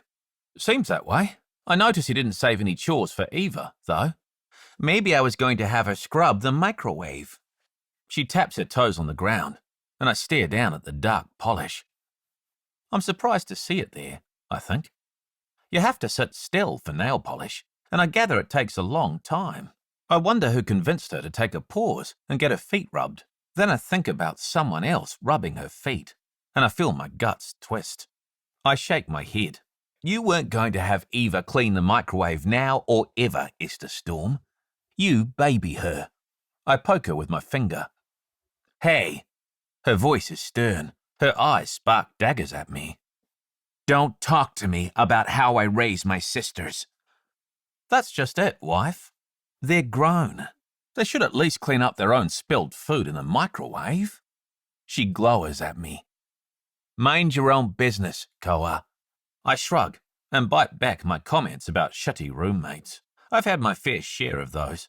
And Esther isn't doing her sisters any favours by keeping them out of practice cleaning up their own messes. The timer goes off for the rice, and I open the pot. A gush of steam hits my face, and I nod, seeing it's done perfectly. I reach around Esther for the butter dish and shake my head when I see crumbs in the butter, like someone scraped at it with a dirty knife. Esther sees and bites her lip, leaning back against the island while I stir some salvaged butter into the rice with a bit of salt. She turns to the cupboard and gets a set of plates and glasses, stacking them on the island next to me, just as my phone timer sounds for me to check on the meat. Everything's ready, I tell her, scooping out a few portions of the savoury mix. I went a little heavy on the garlic, but I don't think it matters, since it doesn't seem like I'm going to be waking up with my mouth near anyone's nose. The silence while we eat is thick and awkward. Esther thanks me quietly for cooking and washes up her plate. I'm heading to bed, she says, before it's even dark outside. By the time I clean up and head upstairs, she's asleep, with her back to the sofa bed. Chapter 21. Esther. This is the longest I've ever spent with someone who has seen me naked, other than my sisters, I guess. Not that I care who sees me naked, because I look really fucking great naked. It's just, I don't do relationships. I don't do attachments. I spend all my affection dollars on my sisters, and I don't have a savings account where that's concerned. So it pisses me off that I feel myself fretting about what Ko will do while I'm at the bar Tuesday. What do I care what he does? I haven't cared about what he's done for the past 5 years. I've barely given any thought to him at all, except for the occasional time I spot a guy who looks like he might be a Pacific Islander. Anyway, I have way too much to do prepping my sister to manage the bar in my reluctant absence. I start to grow irritated that Koa and I can't handle this interview over video conference or something. It seems so restrictive that we have to haul ourselves to Philadelphia for this meeting when I live in a perfectly large city with perfectly functional government offices downtown. What crawled up your ass? Eva startles me into dropping a metal pitcher of water, which she catches before it topples onto the floor from the back bar counter. I'd have thought those sex cookies would have put you in a better mood, sis.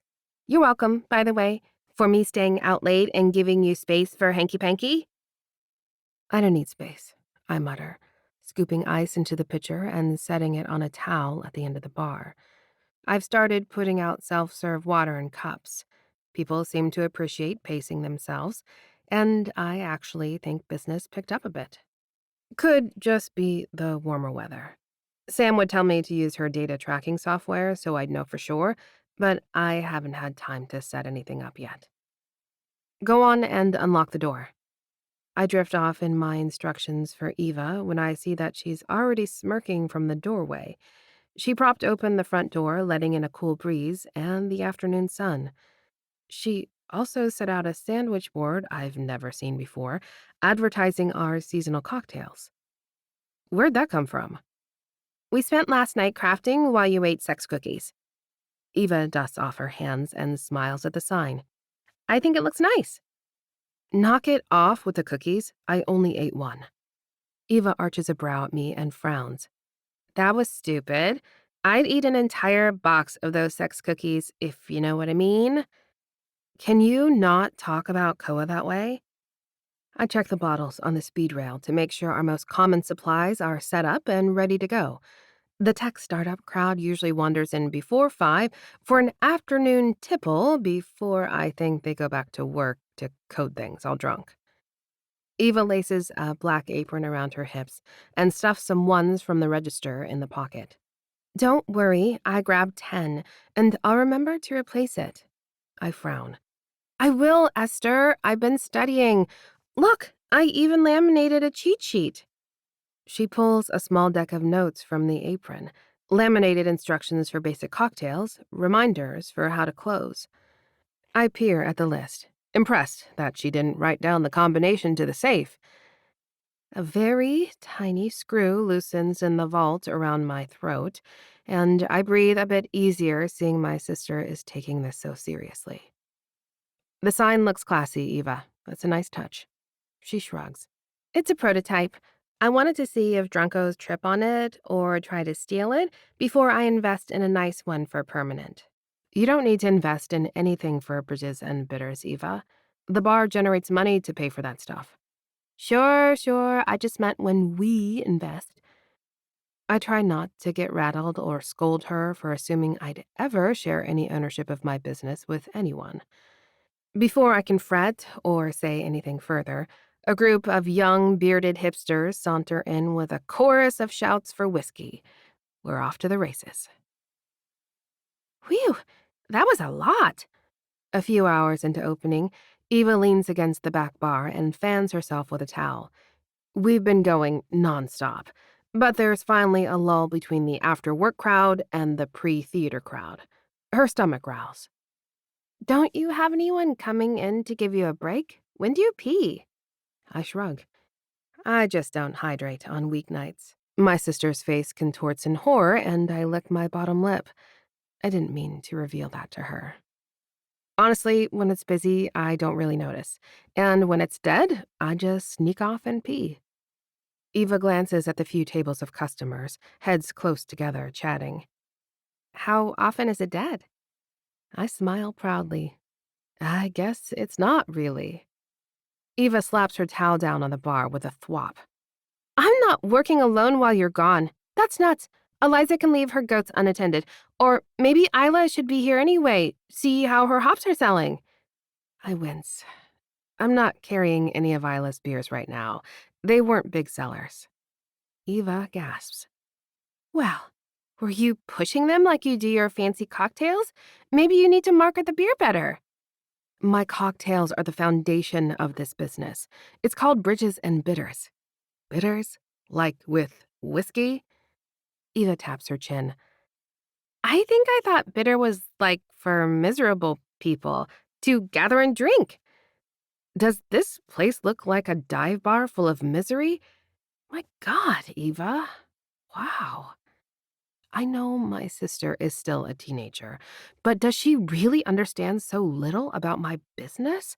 I opened this bar to be the opposite of a cheap bar selling shitty beer. That's the whole point. To come to a luxurious space and enjoy a delicate cocktail, carefully blended. To feel like everything is in its place and every flavor has been considered. I hate that my sister doesn't see that.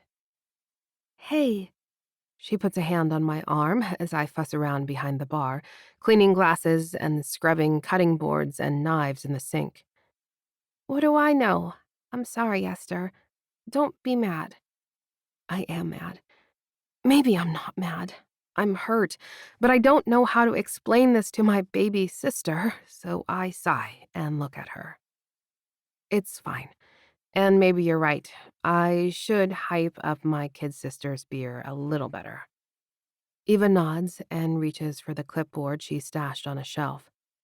So I can put an order for a keg of her latest? I groan. I was thinking we'd do bottles. I hate working with kegs. I hate running to the basement to change them out, leaving the bar unattended.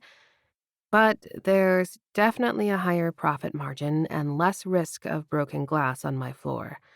Plus, dealing with recycling is a pain in the ass. Go ahead and order the keg. You're right.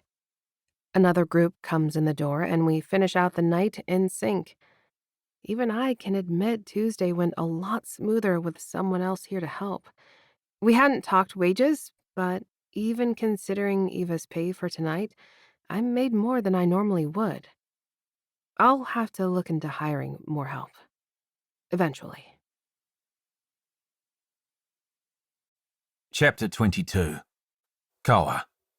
I've never been a meticulous planner. That should be obvious, considering my paperwork situation. But there's something about an impending road trip with Esther Storm that has me thinking about details I normally wouldn't. Like hotels. I never book them. Whenever I travel with a rugby team, we always crash with the guys. I could ring up a rugby player in any city in the world, and they'd offer me a couch. Been doing that for years in this country, but I know it's the same elsewhere. It's just one of the things I love about the sport. Instant family. Worldwide. Just one of those things. The beach town I choose for our romantic interlude is one I know of because of rugby. There's a tournament there I've played in before, and I remember seeing a swanky hotel near the rat hole we piled into as a team. As I search up hotels with posh bedding, I think about how rugby is not true family. Not like Esther's got with her sisters. Community, yes. But family? I try to push away the jealousy I feel at the blind loyalty those women show one another. Even when they're fighting, they know the other four will support them, hug them, and help them make things right. I give Esther shit about babying her sisters, but if I'm honest, I'm jealous of that too. One of the things I find irresistible about Esther is her extreme competence. She excels at everything, whether that's calming down an angry drunk, refinishing hardwood floors, or picking just the right drink for someone who's had a bad day. And all the while, she finds time to maintain a room for each of her sisters, even once they own their own business and live elsewhere. They've all got this home to return to, a hive, where Esther is the queen bee. I don't want her to mother me like she does them, but I spent some quality time in her shower today thinking about what it'd be like to have her fold my laundry just the once. I shake off those unhelpful thoughts and pick out a nice place in Asbury Park. I figure it's not too far past Philadelphia, and I can take Esther to the ocean before we sit for our interview. As I book a room with just one bed, I think about how I'll take her there, too. Being with her yesterday was just as fantastic as I remember it years ago.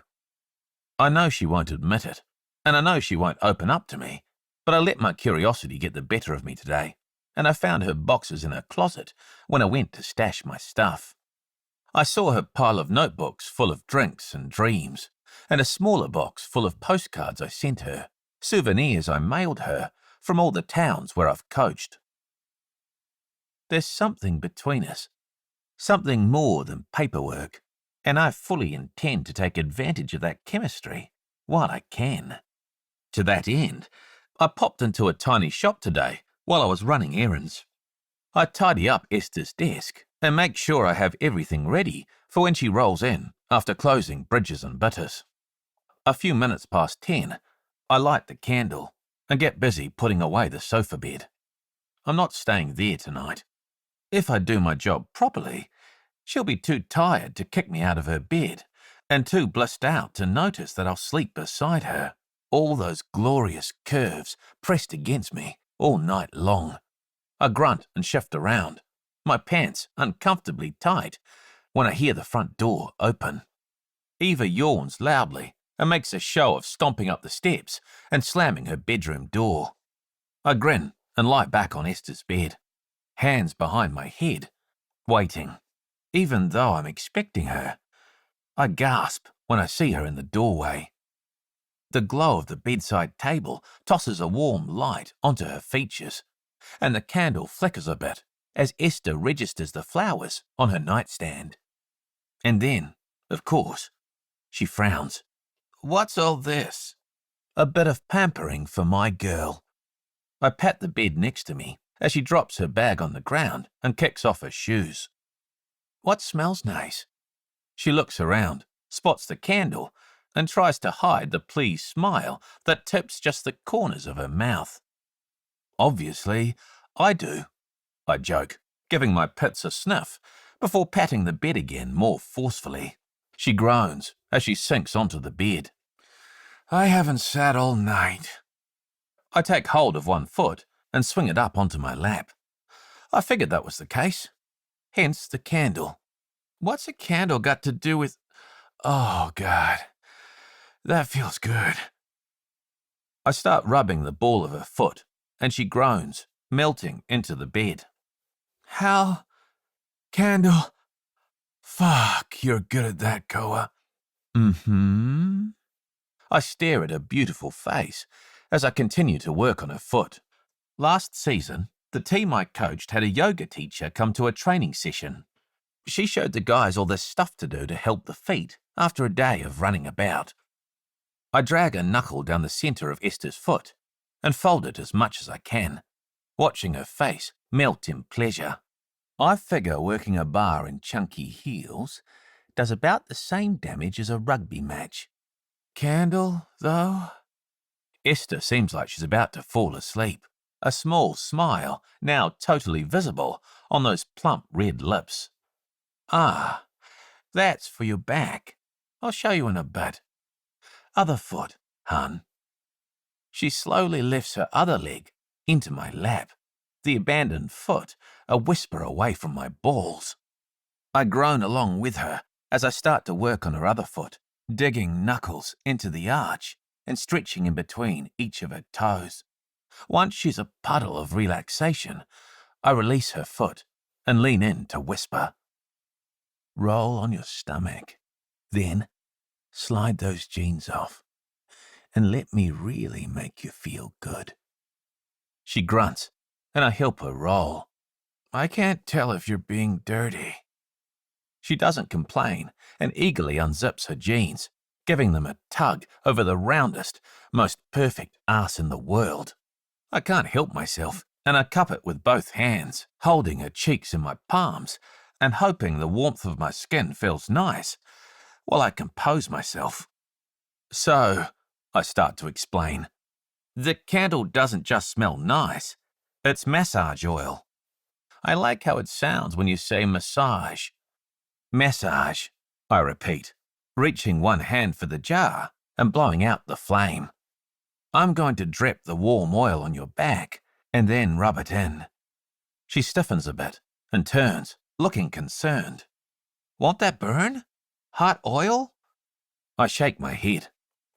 Trust me. She bites her lip and tries to watch as I tip a bit of the liquid onto the small of her back. Oh.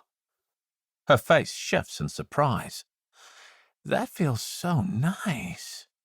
I nod and pour a bit more of the oil, and she moans when I start to spread it on her skin.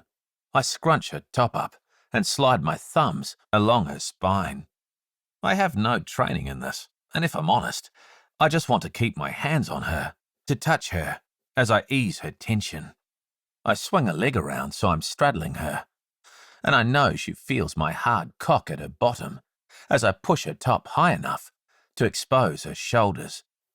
Esther moans and sighs as I work, and I delight in every second. I move her hair aside and knead her skin, dripping more oil until it sets again. I put the candle back on the nightstand. I could do this all night, I tell her truthfully, rocking my hips a bit to relieve some of the pressure as I luxuriate in her skin and curves. Please do. Her voice is muffled by her pillow, but she rocks her bottom a bit, wriggling, until I know we're on the same wavelength. I wake up, still pressed against Koa. My hair still woven through the fingers of one of his hands, while the other huge arm lies heavy around my middle. I stare down at the tattooed muscle, noticing for the first time that the flowers are similar to those inked on my own arm. My tattoo is silly, sentimental, really. A bird nestled on 4 flowers, because I'm like a mama bird to my 4 sisters. I wonder if they know that's why I got it, or what they think about that, if yes. I trace the edges of Koa's botanical tattoo. The flower is different. It's a poro, he says into my ear. I glance over, but his eyes are still closed. He snugs his arm, pulling me closer. I thought Maori guys have those swirly tattoos. I keep tracing the petals of his flowers, and he purrs like a manly cat. Want to get it in New Zealand, he says sleepily. They tell a story. I want to do it right. I roll to face him, a difficult feat with him gripping me so tightly, and I'm not sure what makes me say it, but I feel my mouth forming the words. I want to go with you. And I mean it, and that terrifies me. I regret the words immediately for all they represent, for all the logistics involved in making them real, for all I'd have to let go and trust to make it happen. Koa cups my face with his big hand, and I feel safe again. Calm. It'll be nice. Abruptly, he smacks my ass and bites the tip of my nose. Up you get. We're on the road in an hour. He springs from the bed and stretches, his morning wood at my eye level in all its brown, uncircumcised glory. I resist the urge to flick it when he practically skips into the bathroom and cranks on the shower. I stare at the ceiling and listen as he whistles. Chapter 24. Koa. For the last time, Esther, I learned to drive in this country. Yes, I drive on the correct side of the road. Esther stands on the curb, nervously rubbing at her scarf. She's come up with every reason in the world not to leave for this trip, and still won't own up to being nervous about leaving the bar for a few days. I lean toward her from the driver's seat of her own car. Do I need to throw you over my shoulder and haul you into the back seat? Because you know I will, and I'll enjoy it. She flushes and steps into the car. From the front door, I hear a round of applause as Chloe, Piper, and Eva cheer. Chloe shakes her phone around, and I can see a few more of Esther's friends are on video chat celebrating her departure. Piper whistles. Don't even think about us while you're gone. You're gonna have that beachy hair I told you about. Eva runs her fingers through her own dark locks as Esther flips them all the bird and slams her door. She stares straight ahead. I wave at the send-off crowd and blast the horn a few times before I start us out heading east. Esther is quiet until we're on the highway, when she bites her lip and waves at the approaching toll sign. I don't have one of those pass things. Do you have cash? I don't even have cash. What do people do when they don't have wads of tips in their pants pockets? I squeeze her thigh and keep on driving. Relax, boo. They stopped doing cash tolls a few years back. They just take a picture of your license plate now and send you the tickie. She frowns at me. Where have they been sending your tickies, then? I cluck my tongue. I always take the scenic route when I'm on the bike. Lie low, enjoy the view. Everyone wins. Esther leans her elbow on the window and shifts, so she's staring at me. You've been that far off the grid for that many years? When you don't have to be? I shrug and veer right, following signs for Philadelphia, even though we've got hundreds of miles to cross before we get there. That's not so bad. Thank you for handling all the insurance premiums, by the way. Not that I had to use it at all. Nice to have a backup. Esther's right that I have the right temporary paperwork to be here, without fearing that a highway toll will get me deported. It just always seemed best not to poke the bear, especially when the immigration office was backed up so long and kept postponing our interview. So, you never get sick either? She licks her lips and looks around for the stash of snacks and drinks. I point to the back seat and admire the view, carefully from my side vision, of course, as she stretches back to grab some things. Can't very well be down with an illness when I'm leading the teams, can I? I tap at the steering wheel. Anyone else on the team we can replace? But the coach signs the check for the referee. Esther laughs. You could use the off-season for pneumonia and whatnot. Nah.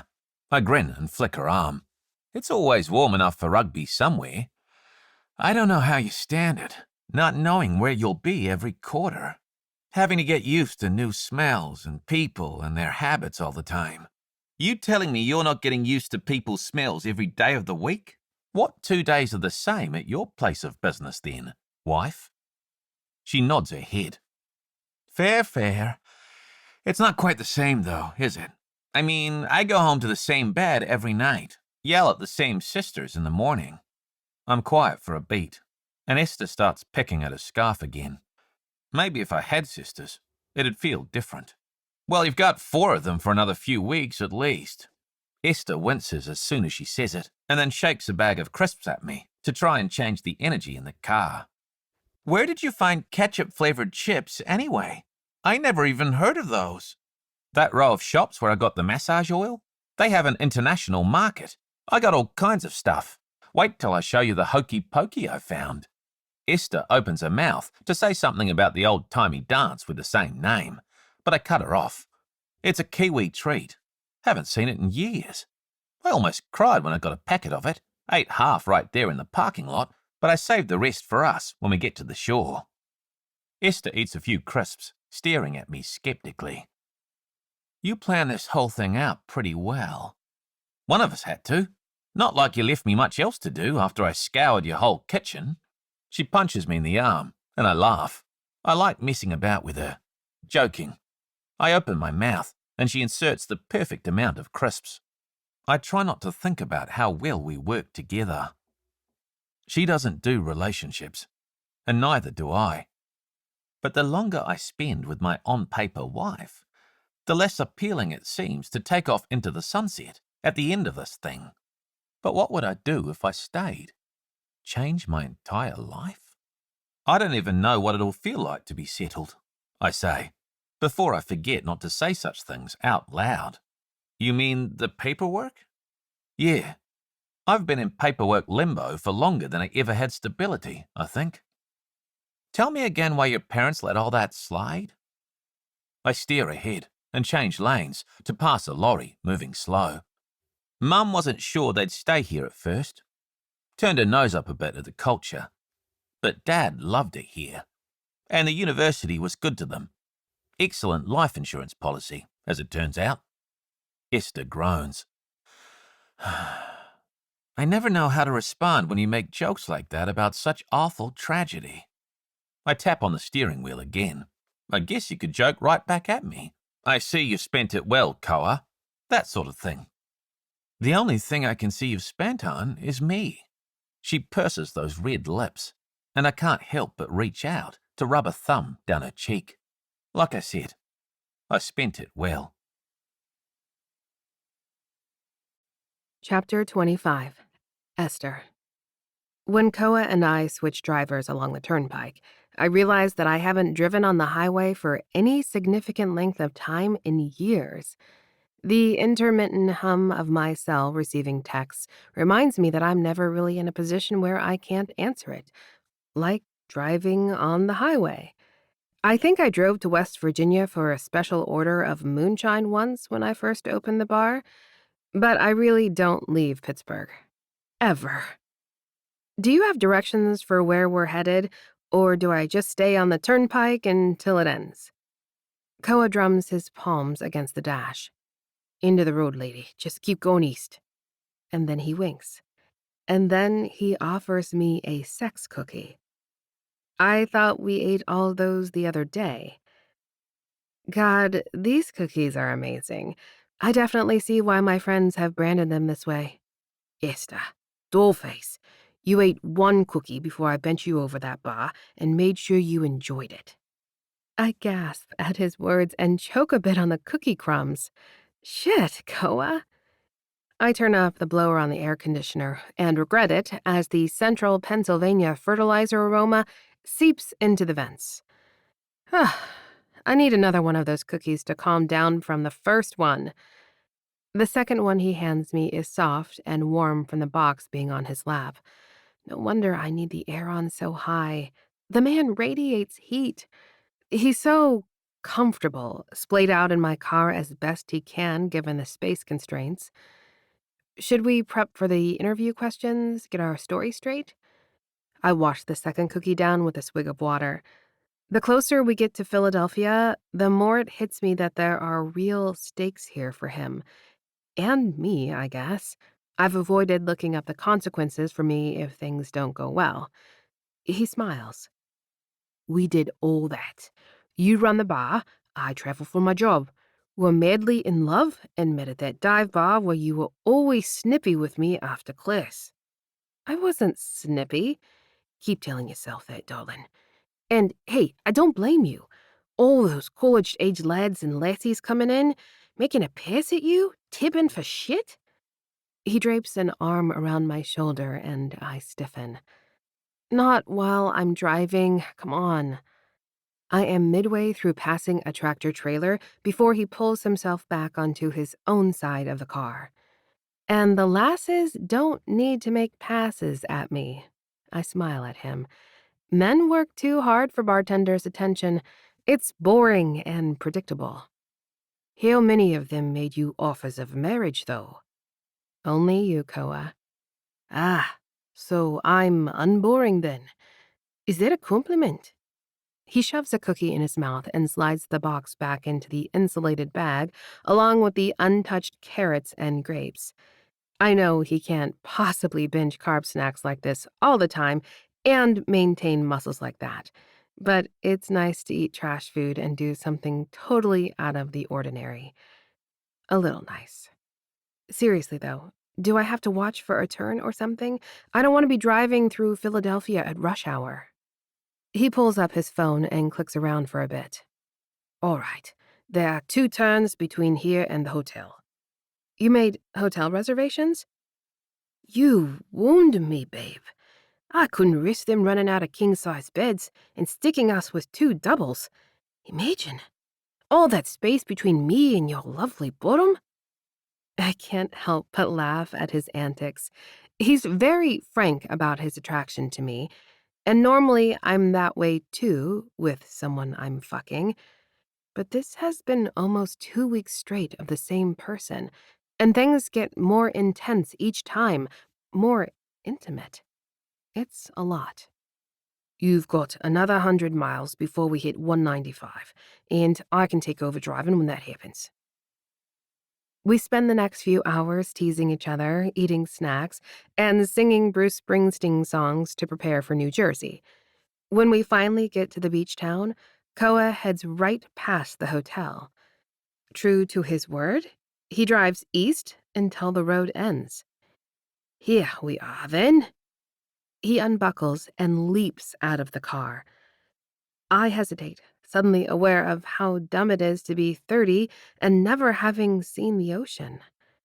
What's wrong with me that I never, ever leave my city? When I open the door, I hear gulls screeching overhead, and I can smell the sea.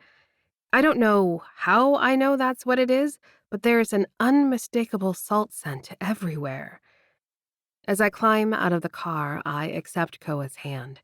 He pulls me close and shuts my door behind me. Are you ready? I shake my head and he laughs. You can do it. I'm here if you swoon and collapse. I can always count on him to lighten the mood, I'm learning. So I give his hand a squeeze and follow as he heads toward the boardwalk. We keep going until I freeze and look right ahead. The sea is nothing like the Great Lakes. This is nothing like the 3 rivers I see every day in Pittsburgh. This is massive and powerful, and I stare and stare as the waves crash onto the beach. This is high tide, Koa whispers. I look up to see he's moved behind me, wrapped both arms around me, and rested his chin on my head. We stand in the middle of the boardwalk as I watch the ocean. Where is everyone? I feel him shrug. It's early in the season, and it's not quite 5.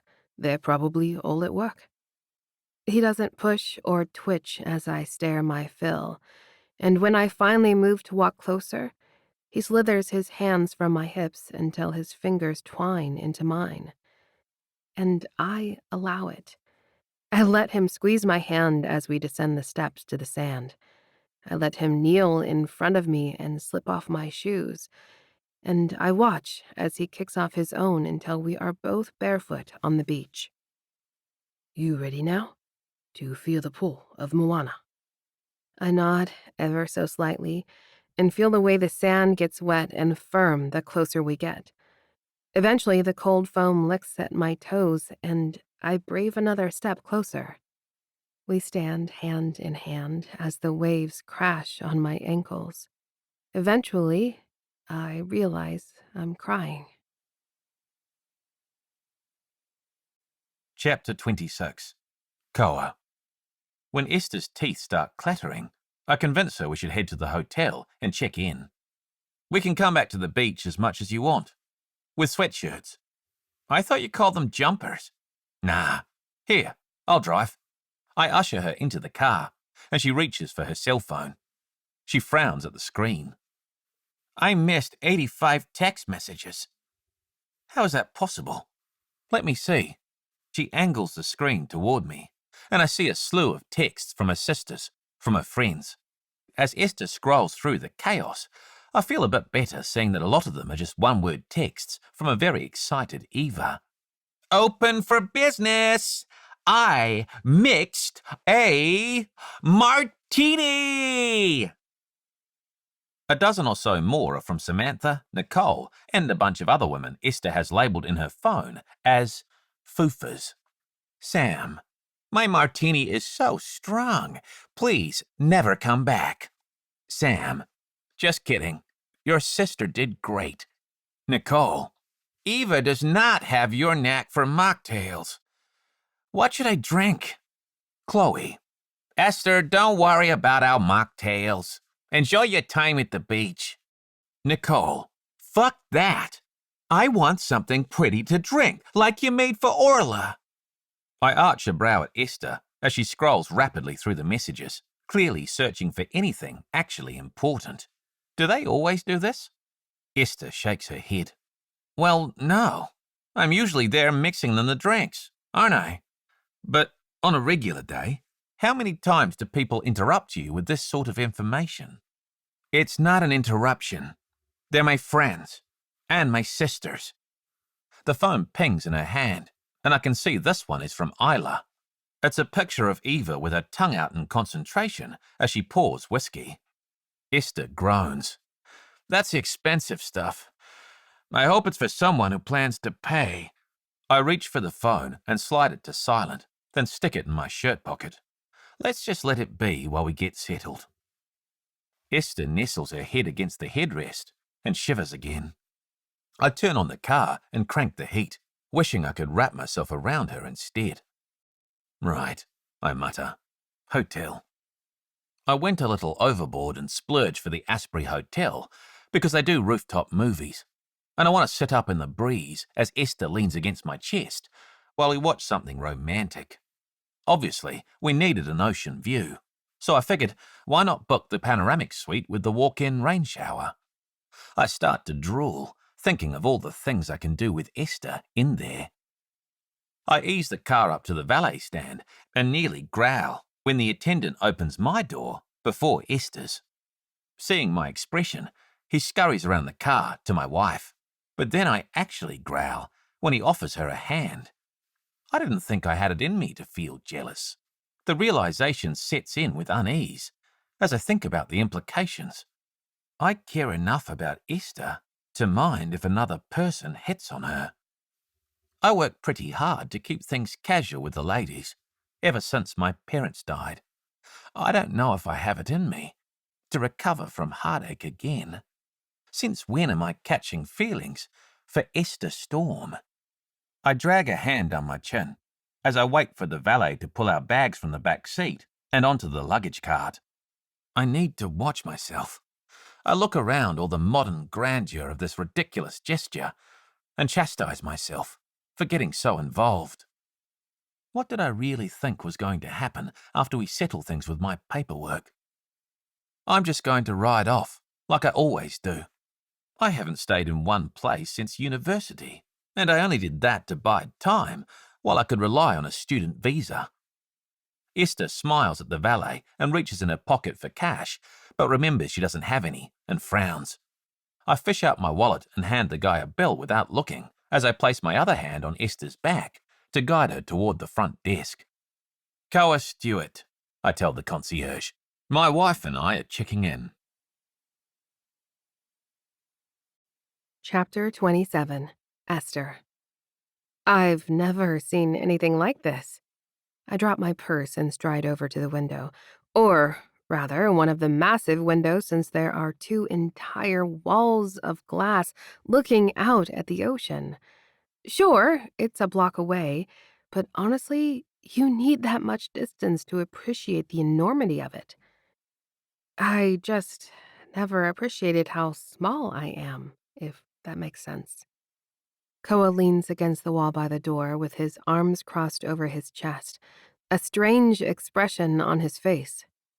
Yeah, makes sense.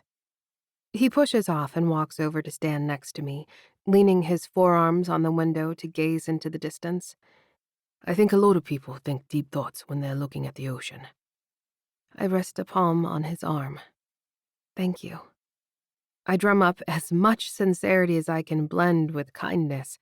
It's all a bit foreign for me. Thank you for bringing me here. This is...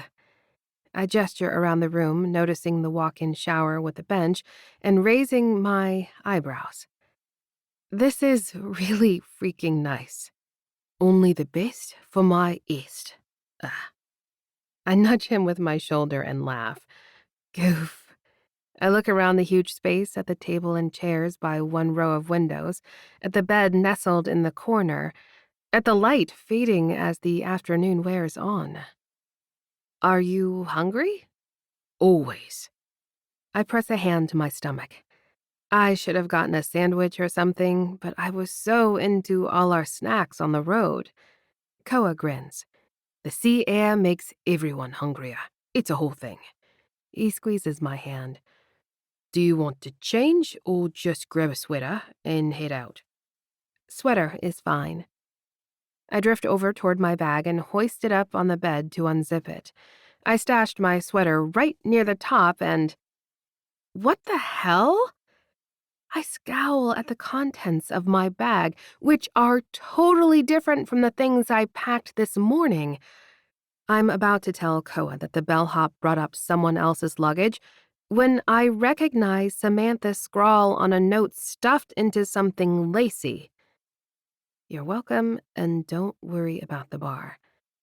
Digging around in futility, I see that Samantha and unnamed assistants have swapped out all my jeans and turtlenecks for clingy dresses, lingerie, and... Is that a bikini?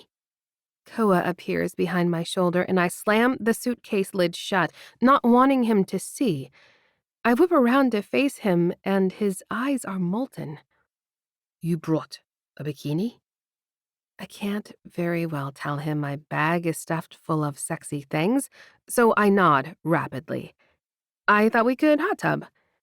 I groan as I say it because the thought of being in a hot tub wearing just a bikini while Koa sits beside me wearing just a pair of shorts. Yes, he breathes. Yep. He looks around. Where's your sweater?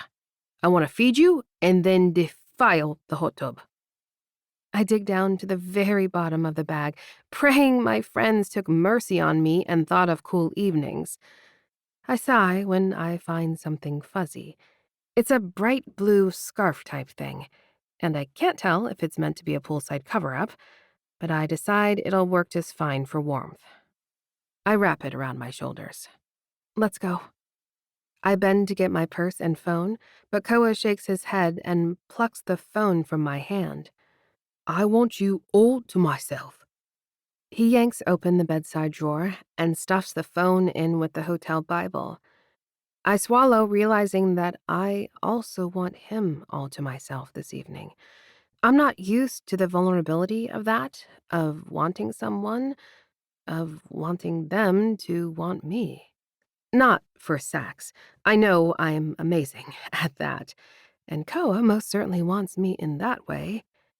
But he also wants my undivided attention, and he wants to hear my thoughts about the sea, and he got me this beautiful room so I could be surrounded by ocean views when I got too cold to stand with my feet in the actual waves.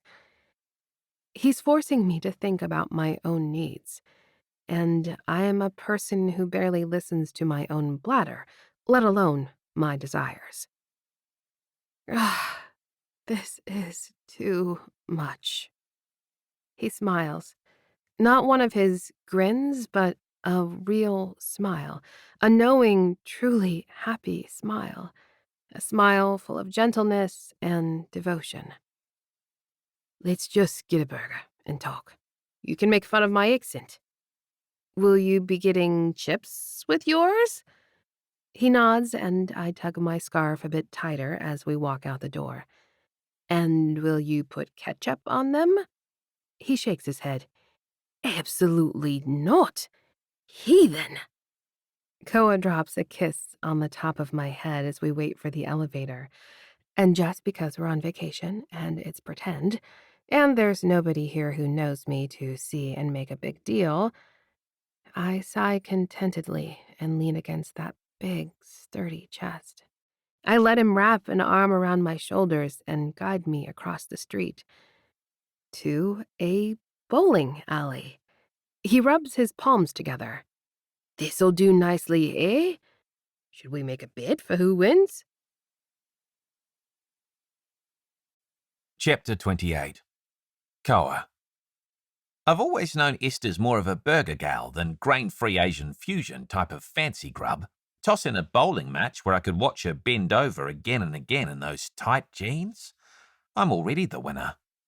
Regardless of the way I've been careless with my feelings the past week, I will never, ever turn down the opportunity to watch a gorgeous woman with a generous backside bend over.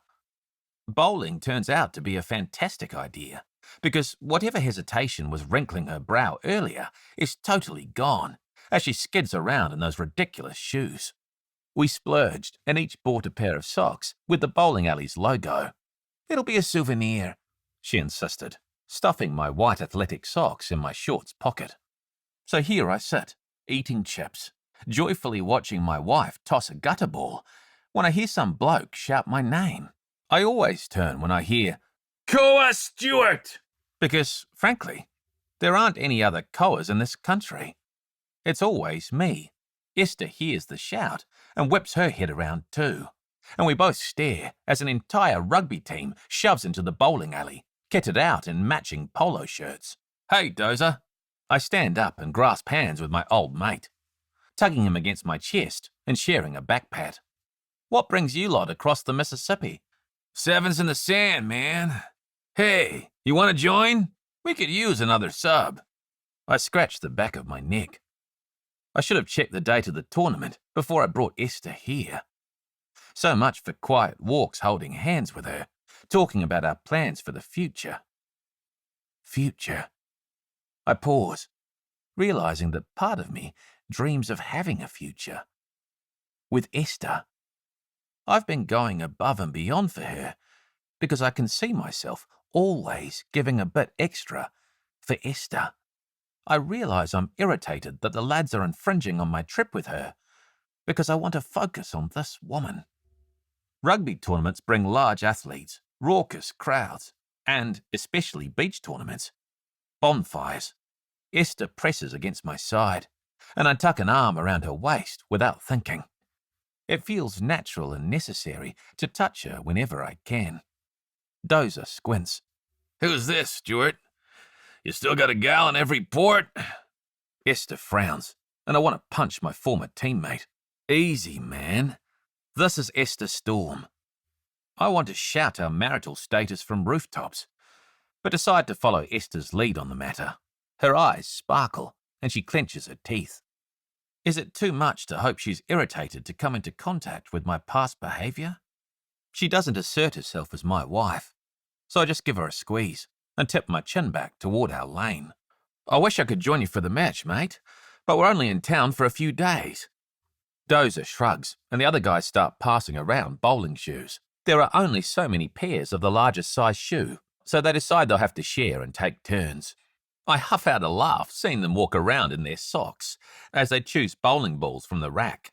"I hope you'll at least stop by and watch for a bit. Esther, there's a women's side too, if you're looking for something to do." Dozer waggles his brows, and Esther twitches her nose. "We'll see." She walks back to our seats, and I follow her. Sorry about that. I should have checked if there are events in town. "Gal in every port?" She crosses her arms. I take a bite of my burger and chew for a bit. "From what I hear, You have a gal on every bridge. She sighs and slumps a bit in her chair. You're right. I'm being a hypocrite. I snatch a chip from her plate and she swats at my hand. But you're a wee bit jealous, eh? I wink at her. It's a good look on you. I don't know. It's weird, I guess. Seeing other people who know you, hearing what they know about you. I've spent the better part of a fortnight surrounded by people who know you intimately, Esther. They all know you're amazing. She taps at her lip and stares over at the rugby guys, swapping shoes and high fives. Maybe you should play. Let me see you being amazing. I shake my head. Didn't bring my kit. She laughs. Oh, because lack of shoe seems to stop those guys. I scratch the back of my neck and watch the lads. Then I remember the sand tournament is all played barefoot anyway. If I can borrow a jersey from them, I could probably get away with playing in my swim trunks. You really want to spend your beach time watching a bunch of idiots knock heads? Esther leans closer to me. Muscled athletes running around on the sand? Men and women? With the ocean as a backdrop? Can't think of anything better, Koa. We finish our match, forget to keep score, and I swap numbers with Dorje, getting the details for the tournament the next day. Esther inserts herself at my side as we sit with the lads. She laughs as they share their rugby nicknames. Crap like Leggy and Meatwad, Cyclops and Nipples. Why don't you have a weird name? Esther peers up at me with those wide eyes. And all I can do is shrug. In truth, I've never stuck around a team long enough to earn one. I didn't have health insurance in university after my parents passed, so I couldn't play. And once I married Esther, I only stuck with each team for a season. By the time I do something stupid enough to potentially earn me a nickname, I'd be moving on to the next city. What would my nickname be if I played rugby? She intends the question for me, but Dorje slaps the table emphatically. Stormy. No question. That's a kick-ass last name. Plus, you're probably fierce on the field. Esther chews on an ice cube from her soda. She's not drinking tonight, and I can't tell if it's because she doesn't approve of the bartender or she's trying to avoid thoughts of bars altogether for her own sanity. I don't play sports. Dorje clutches at his chest in mock horror, but I give Esther's shoulder a squeeze. But she owns a bar, which makes her the most important member of any rugby team. Right, boys? There's a resounding murmur of agreement, with exchanged promises to invade her bar if the team ever passes through Pittsburgh. I don't have the heart to tell any of them there's already a rugby bar on the south side of the city. Instead, I bask in the glow as she comes up with a custom cocktail for their team on the spot, something with rum and citrus. What about halftime oranges? Is that a thing? I swear I've heard my friend Chloe talk about sucking on oranges at halftime in soccer. Sweetheart, you can't say sucking and not expect me to drag you back to our hotel room. I whisper into her ear, feeling filthy and turned on as she shoos me away. Leggy and Cyclops nod enthusiastically. That's right. Halftime oranges in the heat. Perfection. Esther procures a tiny notebook from her pocket, and I marvel that I didn't notice the outline of it in those tight pants. I smile, recognizing her signature tiny jotter.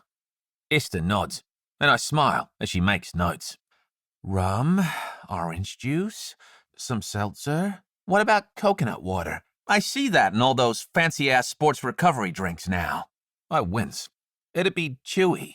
Leggy leans forward excitedly. Nah, man, it's good. That prime stuff is amazing. You're onto something, Stormy. She beams. Halftime orange with dark rum, orange juice, seltzer, and coconut water. Not coconut cream or whatever's in a painkiller. This'll be different. She snaps her notebook shut and grins. When you come to Bridges and Bitters, I'll have a whole pitcher for you and the rest of the mountain sloths. Is that really your team name? By the time Esther and I head back across the street to our suite, she's happy and swaying as she holds my hand. I haven't thought up a new drink in a long time, she admits. I've been so busy with everything. You mean solving everyone else's problems? She shakes her head. No, I mean hosting Chloe's party and all the stuff with Eva at school and... She stops in the doorway of our hotel. Those are everyone else's problems. You're right. I nod. I know it, Stormy. I'm always right. I feel like we mentioned this before. I laugh as she swings at me, and, despite the crowd in the lobby, I heave her over my shoulder and make my way toward the elevator as she kicks and squeals in delight. I don't care who sees me hauling my wife away like a caveman, even before I play in any tournament. I know I'm the winner here. Chapter 29. Esther.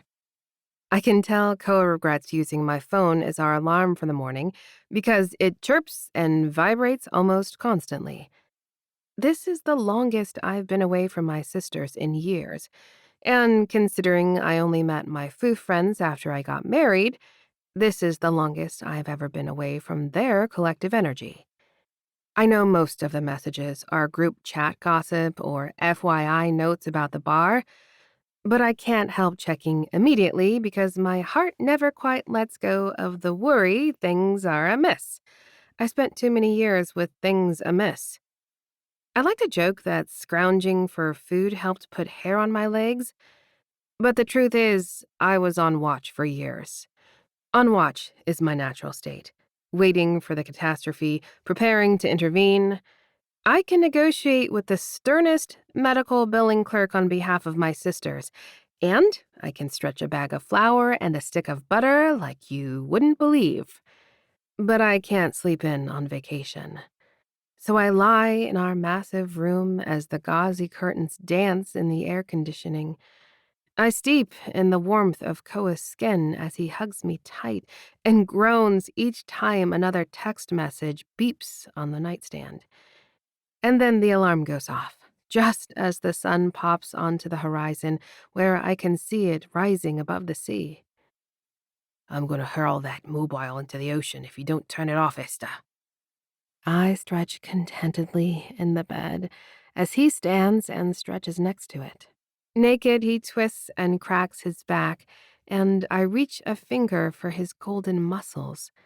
Tan and smooth, he seems to glow in the sunrise. I can take a minute to appreciate this view. And I do.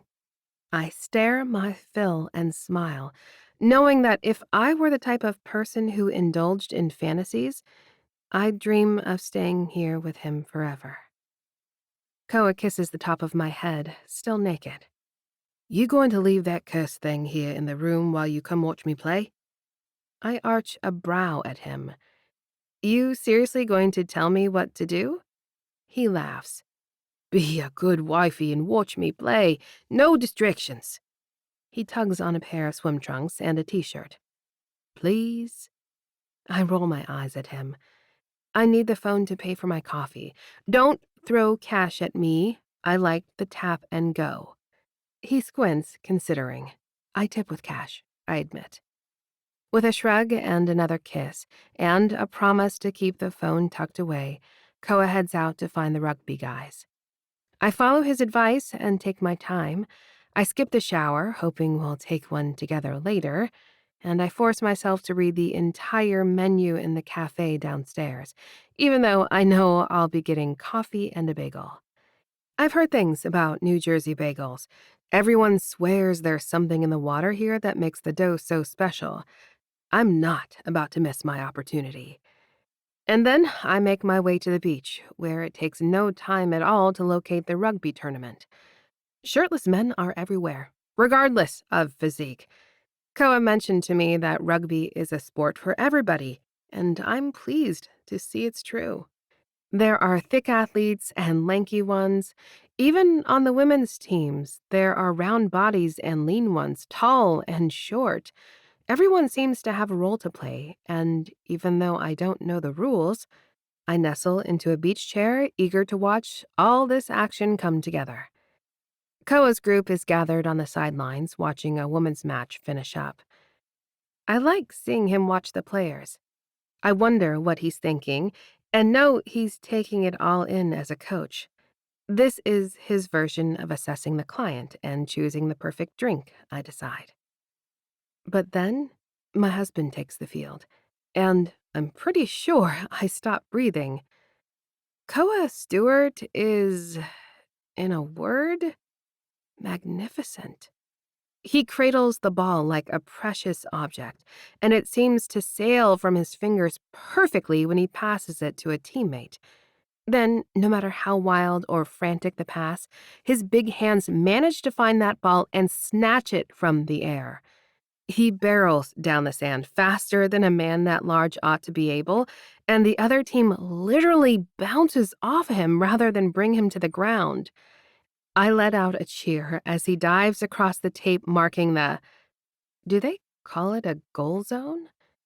Anyway, he obviously scores, and his teammates clap him on the back before quickly running back to get themselves situated and do it all again. Koa is so comfortable playing rugby, which seems weird to think since I can tell the other men are physically jarring him as they try to bring him to the sand. Nobody wears pads or helmets. The game is a crush of bodies coming together. At one point, there's a group of players right near where I'm sitting, and I can hear them all grunting with the effort of moving down the sand. I'm shocked when the referee blows the whistle and the match has ended. It seemed to go by in an instant. I didn't even finish my breakfast, but that's mostly because I couldn't peel my eyes away from the action. I watch as Koa chugs a bottle of water. I hope it's water after all that running in the sun. And he peels off his shirt, handing it to the guy, Dozer.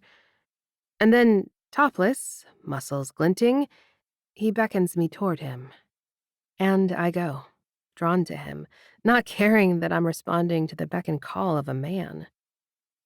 That was amazing, I whisper as he pulls me in close. He's gritty with sand and smiling. He smells like sunscreen and sweat. You like that? Your first rugby match? I nod and he kisses my neck just below my ear, sending rays of needy pleasure through my body. We've an hour before the next time we play. Sit with me and watch the competition. He tugs me onto his lap on a low chair in the sand beneath a canopy the team has brought. Koa murmurs into my ear as he watches the games in progress, muttering about poor timing and finding space. That's the way, lass, he whoops as a woman catches an errant ball with one hand and streaks up the side near where we're sitting. Sand flies in the air from her bare feet as she runs. I never really understood the appeal of exercise when Orla and Nicole and Chloe gush about sports, but now, seeing this woman's facial expression, the power, focus, and then utter delight when she scores, I almost want to cry. I'm so moved by the whole thing. God, I miss coaching, Koa says, patting my thighs with gusto. The only thing better than scoring is watching players score, knowing the steps they took to get there, knowing they took my advice. He whoops again and sighs. I stiffen. So you'll be looking for another team to coach? I hadn't paused to think about the specifics of Koa leaving town, just always assumed he'd go, like before. Only now it seems less appealing to have him leave.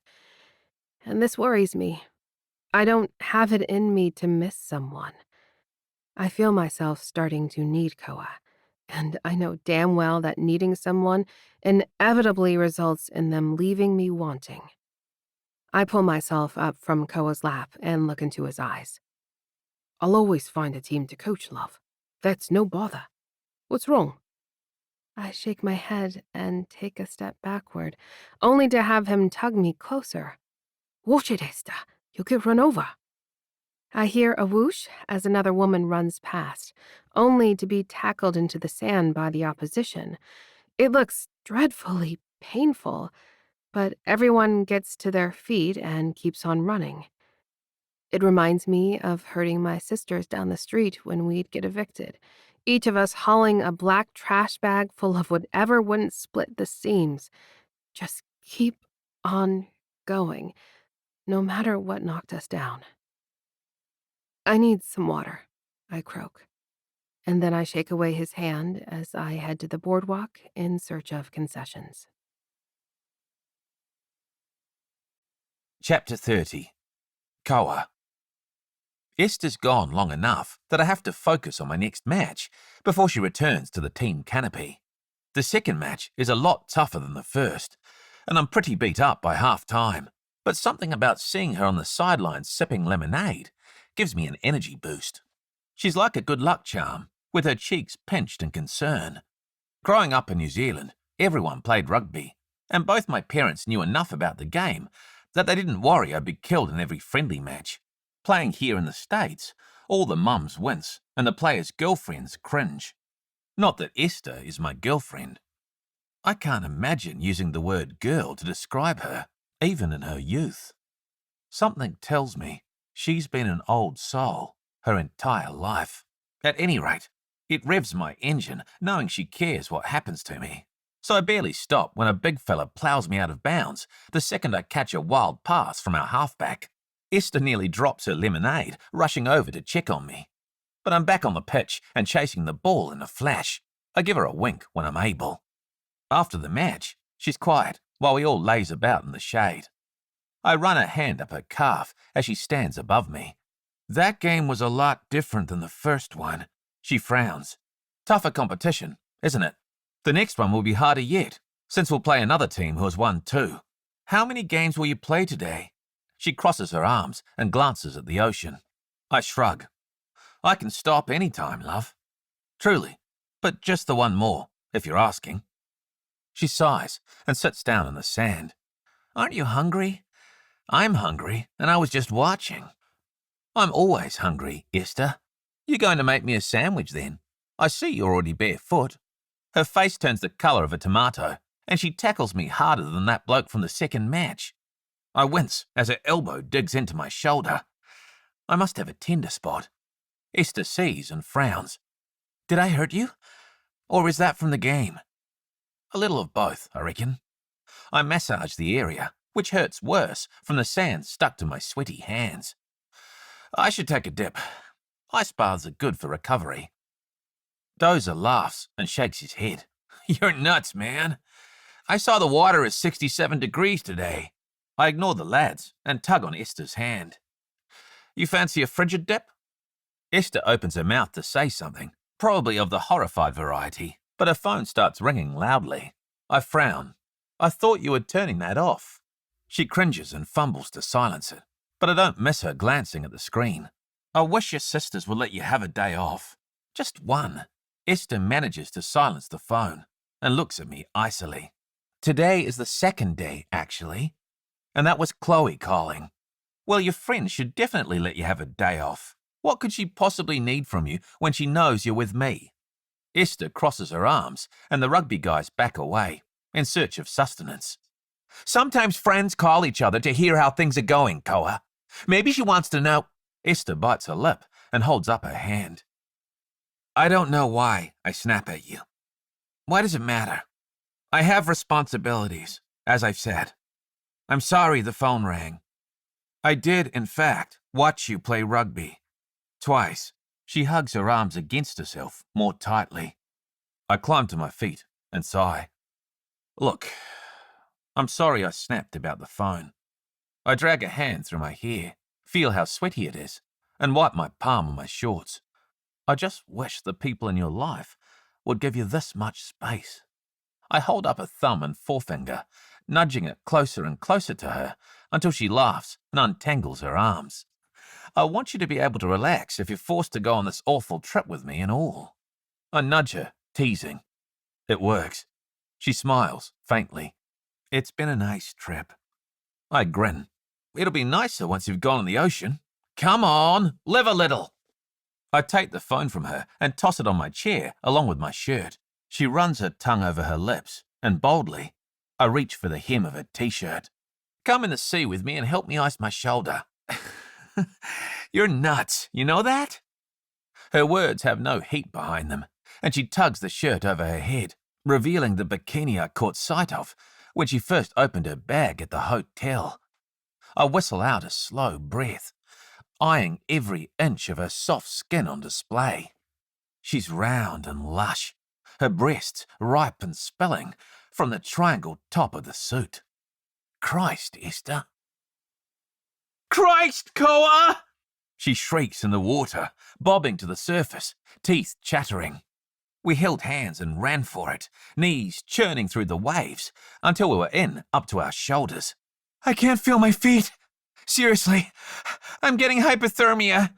Come here, then. I pull her into my arms, feeling her toes against my legs as she wraps her body fully around me. The rocking motion of the icy waves drives us closer together, and I squeeze my treat tighter. Does this hurt your shoulder? She peers at the appendage with concern on her face, in between shivers. What shoulder? I squeeze her arse, feeling her chilled, slippery skin under the water. I grow hard, despite my frozen balls. She notices and stills. Her expression softens. I'm suddenly longing for home, even as I realize I'm not sure what that means. So I tell Esther. We have a tradition back home. The Maori people do, I mean. Tell me about it. Esther smiles and shivers a bit. I hug her closer. It's a greeting, but I think we can still do it if you're game. My palms press into her hips. She nods. It's called hongi. We press our foreheads together and our noses. We're basically doing that already. Her teeth are really chattering now. Close your eyes and breathe with me through your nose. We do.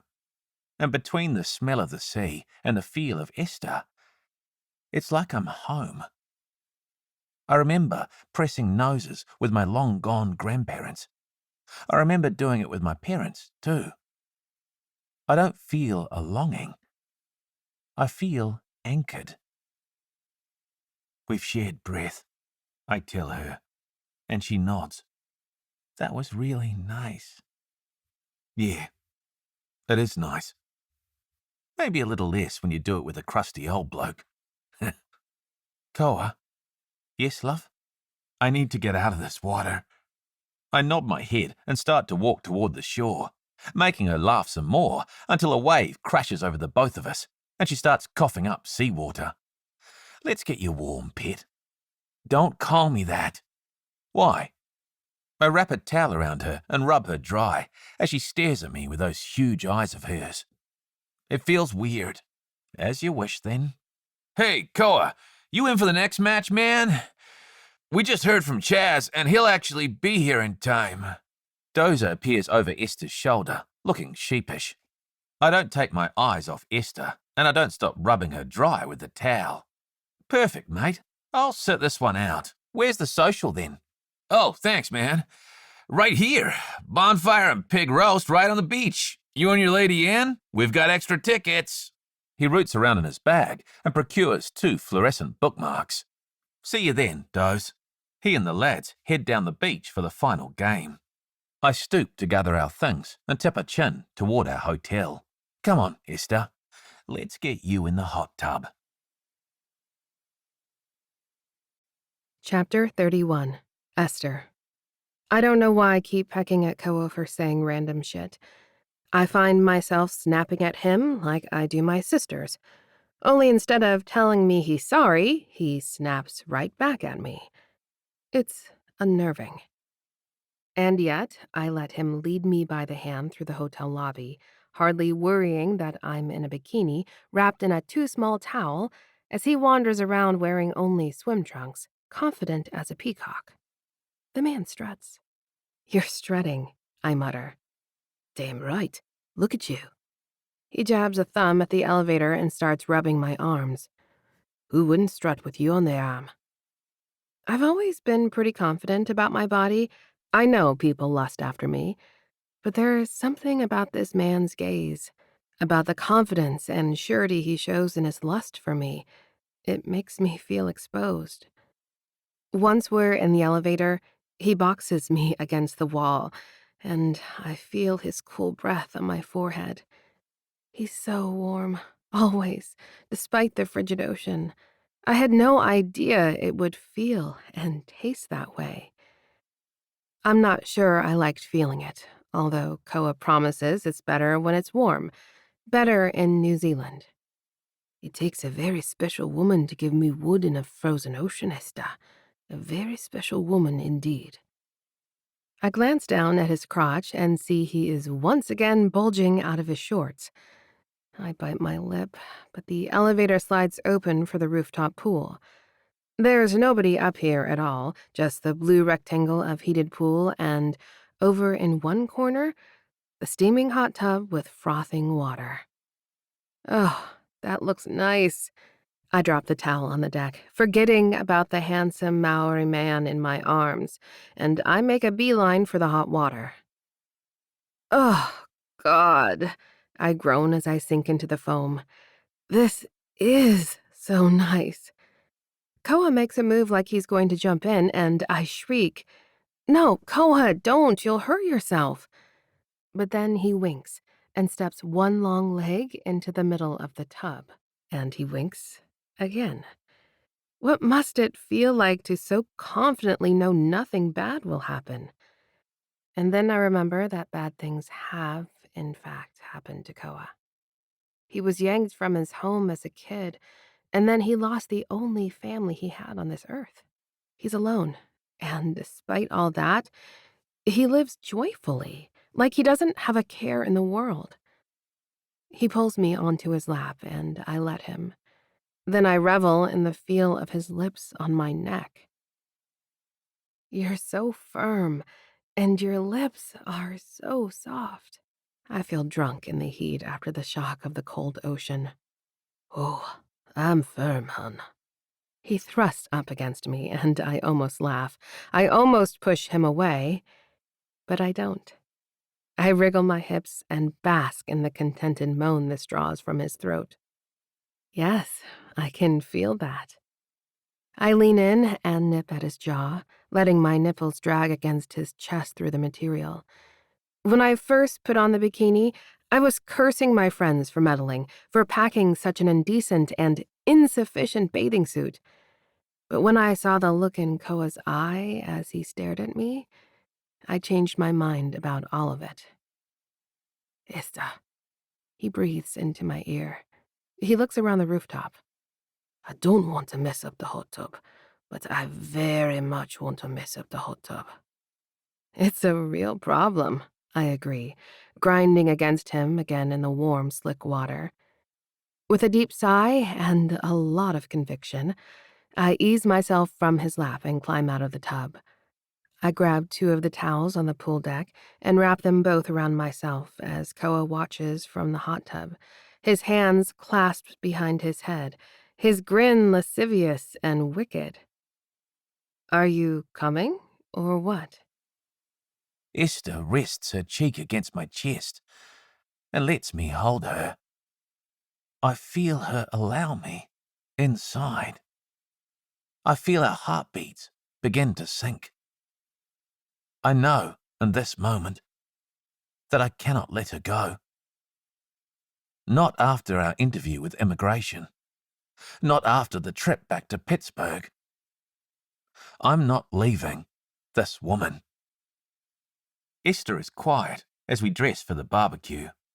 I assure her a rugby party on the beach does not require any special care in terms of outfit, but apparently her friends have invaded her suitcase, filling it with lacy underthings and sexy dresses.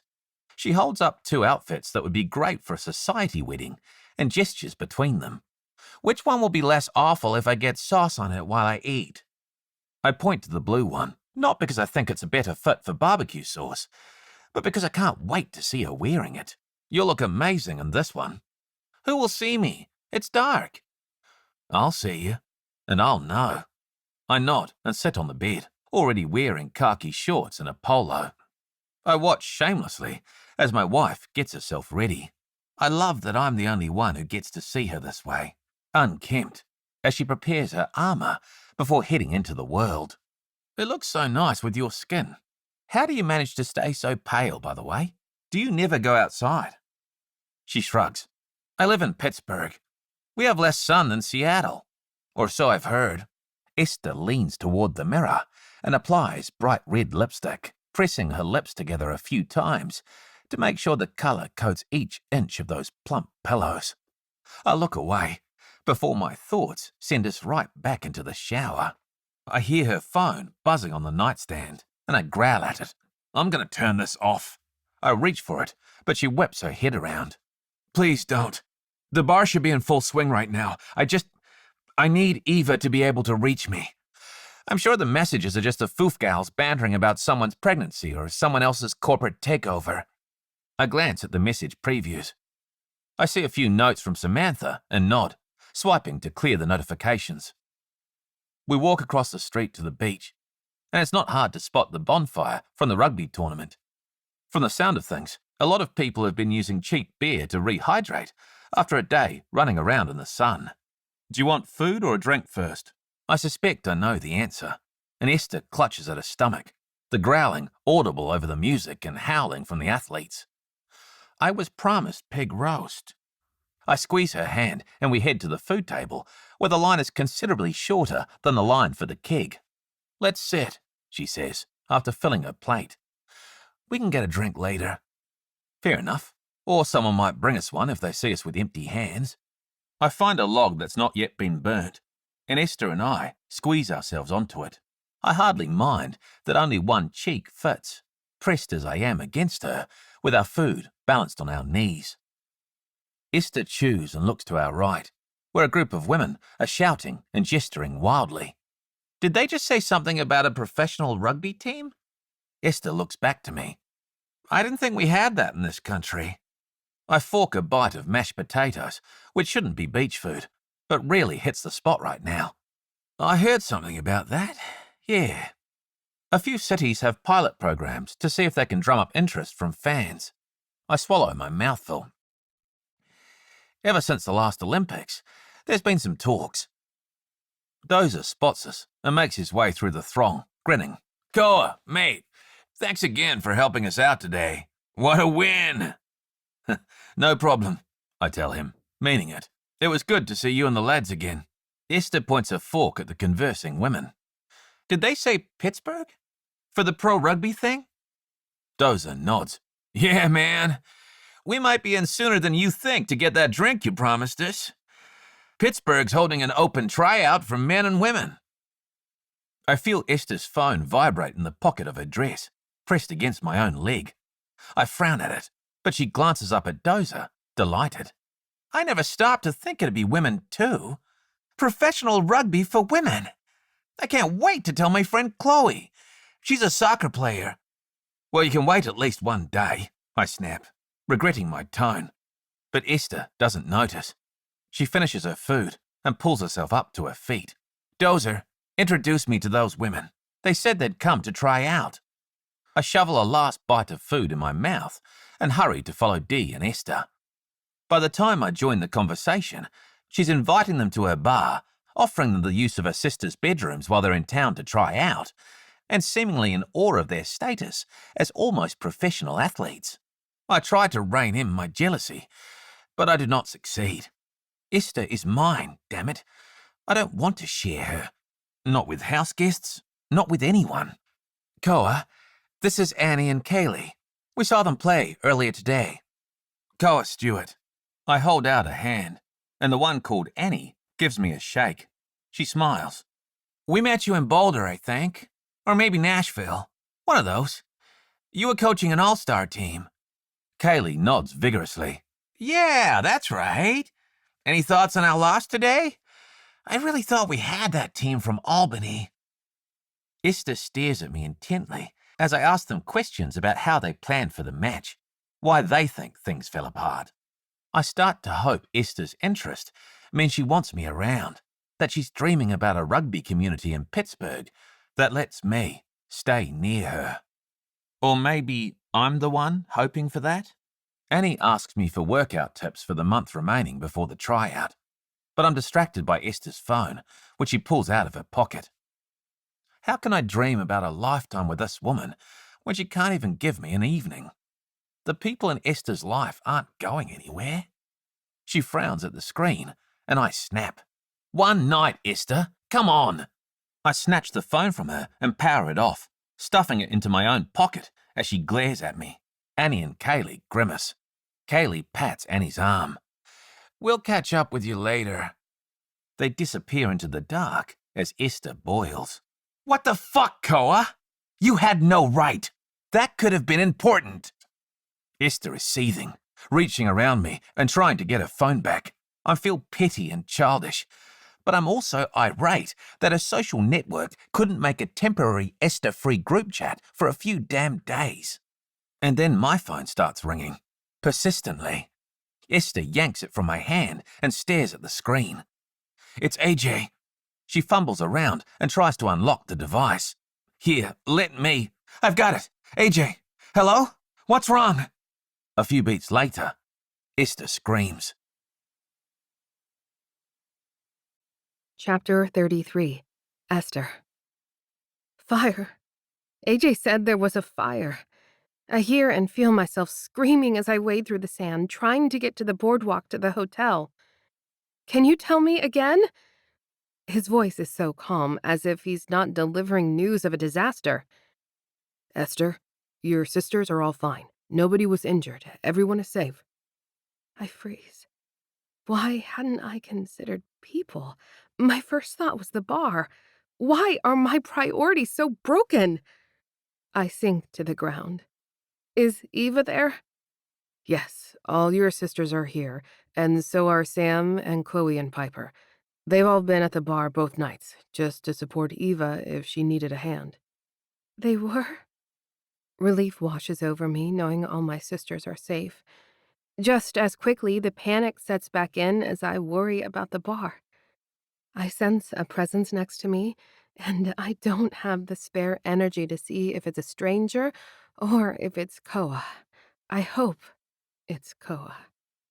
Whoever it is sits next to me and wraps an arm around my shoulders. People have been trying to reach you for some time, Esther. I'm so sorry. I know this trip is important to you. Samantha remembered that I have Koa's number, and she asked me to call. I stare up to my right, where Koa's face is etched in concern under the streetlight. My throat is full of sand. My stomach heaves. I knew something like this would happen. I sensed it.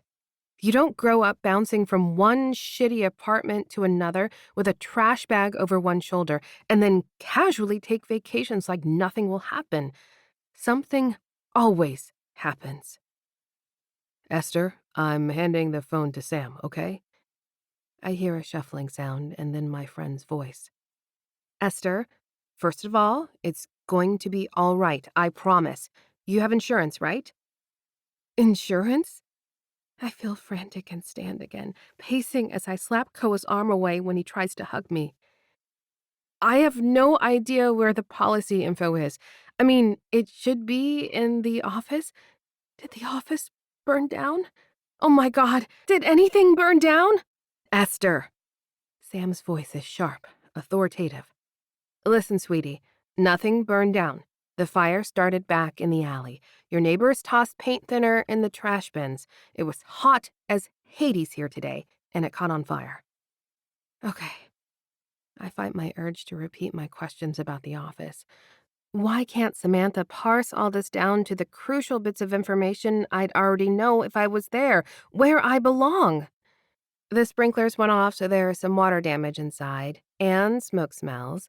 The firefighters had like a packet of what to do. They gave it to Eva. I need to come back. There is nothing you can do tonight other than call your insurance. They won't send anyone until morning. The building next door wasn't as lucky, so the fire guys are still over there. Where are you? Where are my sisters? Sam laughs. We're standing on Butler Street along with half of Lawrenceville, rubbernecking and staring at the firefighters. Hey, Lyra, do we do any research support for firefighters? I hear a muffled sound in the background before Samantha returns to the call. There's a lady firefighter here, too. Everyone is so sexy, Esther. Chloe, are you taking pictures? Okay, good. Sam, I'm coming back. Koa stands in my path at those words. His jaw is clenched, his eyes intense. Sam hums. Esther, like I said, you can't do anything tonight. I'm 6 hours away. It'll take me until almost business hours to get back anyway. Esther, I really think you should, I gasp as Koa snatches the phone from my hand. Samantha? Hey, hon, it's Koa. Esther and I are going to talk things over, and she will communicate the plan from a phone in a bit, yeah? He pinches his lips together. Right. Until then. What the fuck, Koa? Come on! We have to get our stuff and hit the road! He puts a meaty paw on my shoulder. Esther, we have our interview in the morning. I stare at him.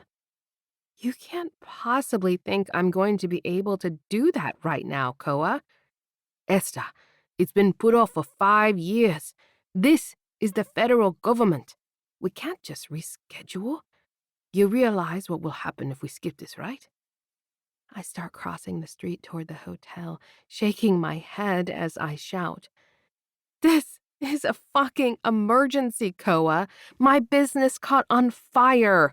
I'm sure they will understand. And I'm sure they will not. Esther, you heard Samantha.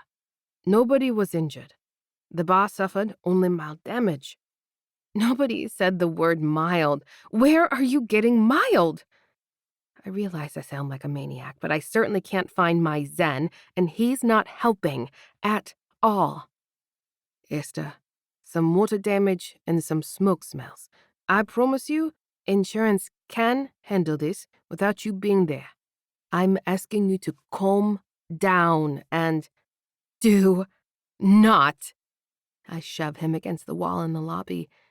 Tell me to calm down. Never tell me to calm down. I realize I'm shouting and shoving him, and he's big and barely moves under my pushes. The elevator arrives. I'm sure people are staring at us because Koa places a gentle hand on my back and guides me into the elevator. I'm asking you, please, to take a breath.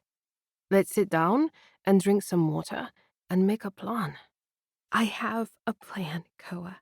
My plan is to get into my car and drive back to Pittsburgh to my bar and my family. I stalk out of the elevator and fish around for our room key, remembering that Koa keyed everything into our phones, and he still has mine. I cross my arms over my chest and tap a toe as I wait for him to open the door, and then I immediately begin shoving my things back into my bag. I'm not going to let you drive in this condition, Esther. You aren't making safe choices right now.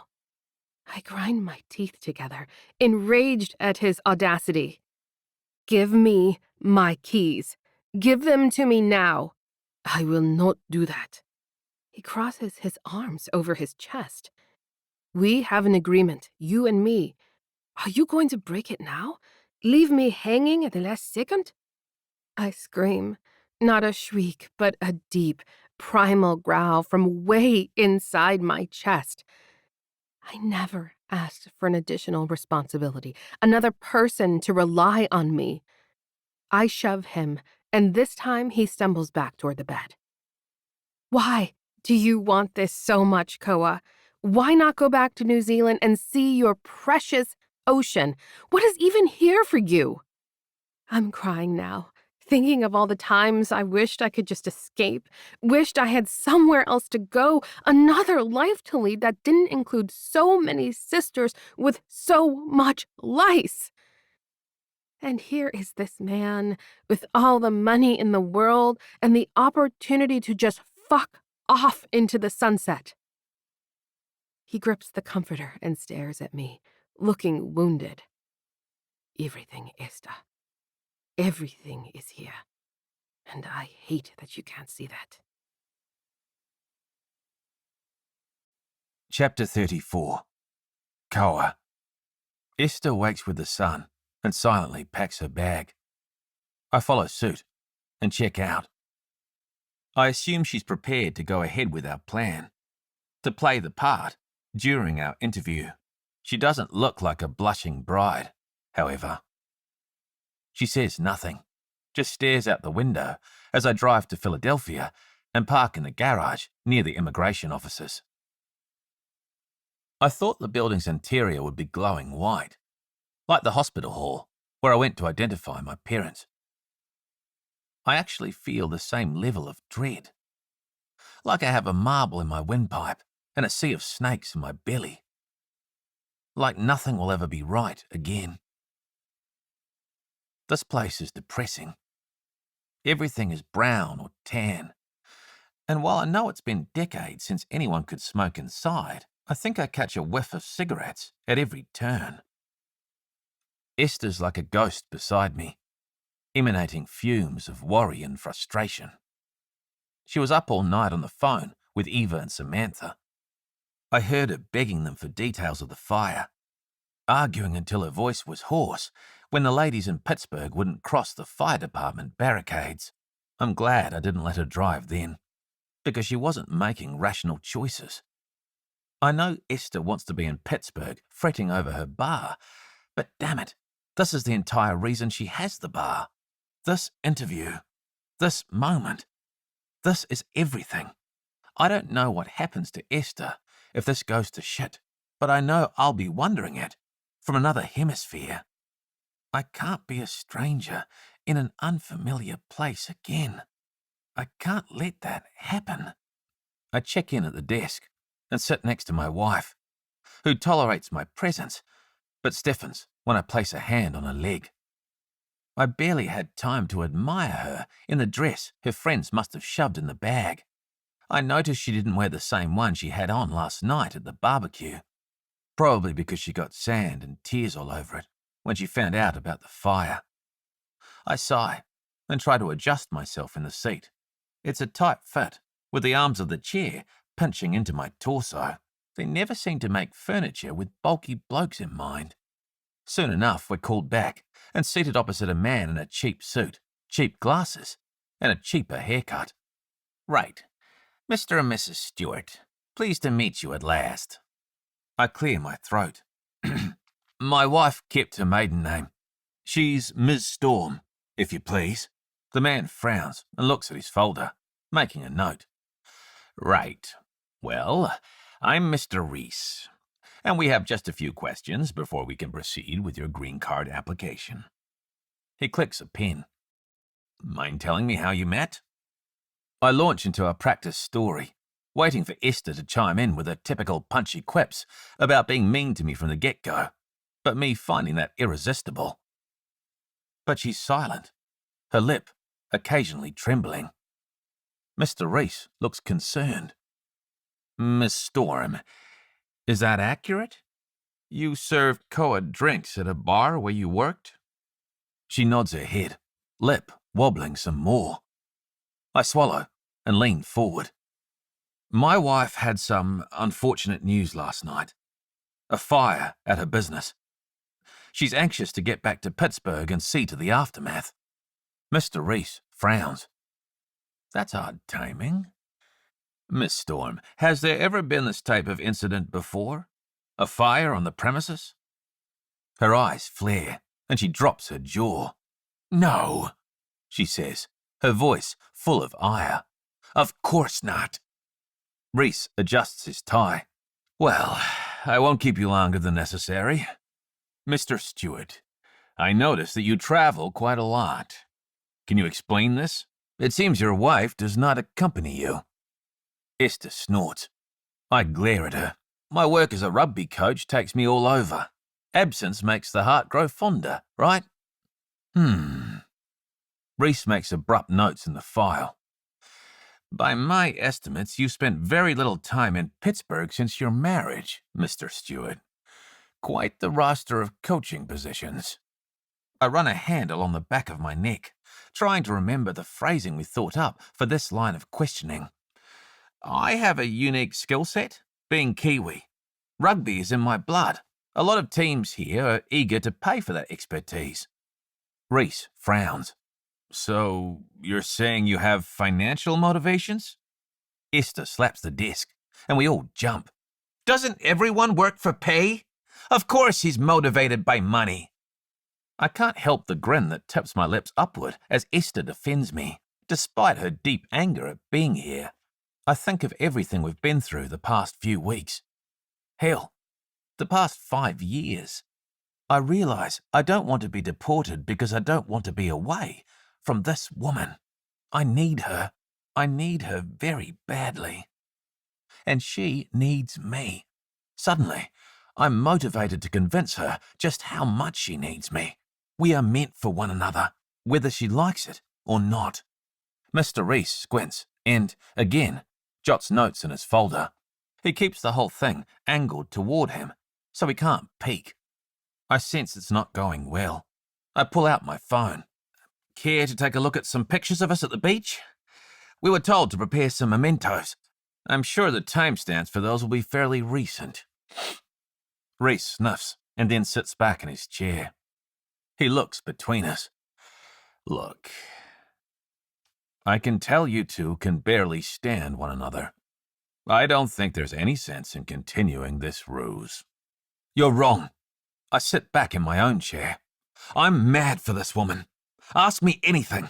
Ask me why I taught her sister to fry an egg, or went grocery shopping with her friends' boyfriends. Ask me why I peeled labels off Jesus candles. Ask me what she looks like asleep at dawn, with the sunrise glinting off the tips of her lashes. But don't you tell me I can't stand her. Esther turns to me, and she has tears welling in her eyes. She shakes her head. Koa, she whispers. Don't. I lick my lips and keep my eyes on Esther as I tell Reese my final secret. And I know my wife looks salty at the moment. Who wouldn't if their establishment caught fire? But I can tell you, she's as sentimental as she is crabby. She's still got the flower I gave her at our wedding, pressed and dried in her bedroom, along with every postcard I ever sent her. The tears in Esther's eyes spill over at this last revelation, at the results of my snooping. Esther closes her eyes and takes a few deep breaths. I can't do this anymore. It's unclear if she's talking to me, or to Reese, or to us both. I have to go. She takes off the hall at a jog, and I chase after her, knowing I'm blowing my only chance to remain here, knowing that now I might leave this country in handcuffs, but not wanting to let Esther go in a state of upset. I find her on the corner, trying to hail a taxi. Esther, wait! Please! I'm going to the airport, Koa. Do whatever you want with my car. I run toward her, wanting to explain that I can get her to Pittsburgh just as fast as she can deal with security and catch a ride home from the Pittsburgh airport. But she's jumping into a yellow car and slamming the door in my face before I can reach her. Chapter 35. Esther. I'm on a plane home. Can you get me at the airport in an hour? Eva. I don't have a car. I groan, remembering that Koa has my car somewhere in downtown Philadelphia. Eva. Before you ask, the timing just really, really sucks, Esther. The others all took time off to help me at the bar, and they all have to work. Eva. Eliza has the truck out with the goats. Eden drove to New York to buy a queen or something, and Isla also doesn't have a car. I'm so sorry. Eva. You're gonna have to take the bus, sis. Like hell, I will. I've never actually asked Foof for help before, but I'm in enough of a panic that I fire off an SOS before the flight attendant burns me with the spark shooting out of her eyes as the plane taxis on the runway. I paid way too much money for this last-minute flight, but my bones are literally screaming at me to get back to my bar. A fucking fire. A fire! Of all the things I've seen and done in my life, fire has been the least expected. Which is dumb because my mom brought a lot of men into our hovels smoking cigarettes and passing out on couches with them lit. I should have been worried about fire for years. I stare out the window, wondering how fire escaped my subconscious as a worry topic. And almost as soon as we hit cruising altitude, the captain announces that we've begun our descent into Pittsburgh. The second the wheels hit the ground, I turn my phone back on and exhale. The barrage of messages feels like a warm hug. Sam. Lyra, tell the new clients I'm sorry and I have to reschedule. Esther, I got you. Chloe. Sam, let me grab Esther. My schedule's more flexible. Piper. I don't have clients until 2. I can also get Esther. Lyra. Have asked admin team to reschedule with new client. Sam, want to ride together to Bridges and Bitters? Sam. Okay. Chloe called dibs. See you all in Lawrenceville? Piper. I will bring meatballs. Chloe. That is an excellent plan. I don't have any luggage, which is probably why I got a cavity search at security in Philadelphia. But it also means I can sprint to the landside terminal the second I get off the plane. Chloe waves at me, and I leap in the car. Go, Chloe, floor it. She shakes her head at me. Esther, you know my EV isn't zippy. We're going to go at a reasonable speed, though, and I promise everything will be okay. I don't look at her, and I don't feel capable of responding. How on earth could anything be okay, ever again? I said terrible things to Koa. I probably cost him his ability to stay in this country. My fucking business is destroyed. And then I imagine Koa leaving, never being allowed to return. I broke all my goddamned rules, and now he's going to have to leave, and it will be my fault. I can't fix this. I can't fix the bar. I only have the bar because of him. I'm so messed up right now that I imagine I can feel him near me. Imagine I can hear his voice. I can barely breathe. I rub a knuckle along my sternum. Chloe frowns. You're not having actual chest pains, are you? Do we need to go to Mercy Hospital? I shake my head. It's just stress. I'll breathe easy when I see it. I think. I hope. Did you see it? I hear my voice crack with that last question, and Chloe sighs. I was there. We were all there. The firefighters wouldn't let us back inside last night, so I don't really know the aftermath. I think it's all just wet and smelly, though. Not awful. I unclench a tiny bit when I see there's no traffic at the tunnel, and Chloe zips across the bridge. I grip the armrest silently until she eases into a parking spot across from the bar. I sprint across the street and rip down the yellow caution tape slung across the door, cursing when I realize it's been left unlocked overnight. But once I get inside, I see that no thief in their right mind would view this place as a target right now. It looks like one of those pictures people post of buildings where nature has taken back over.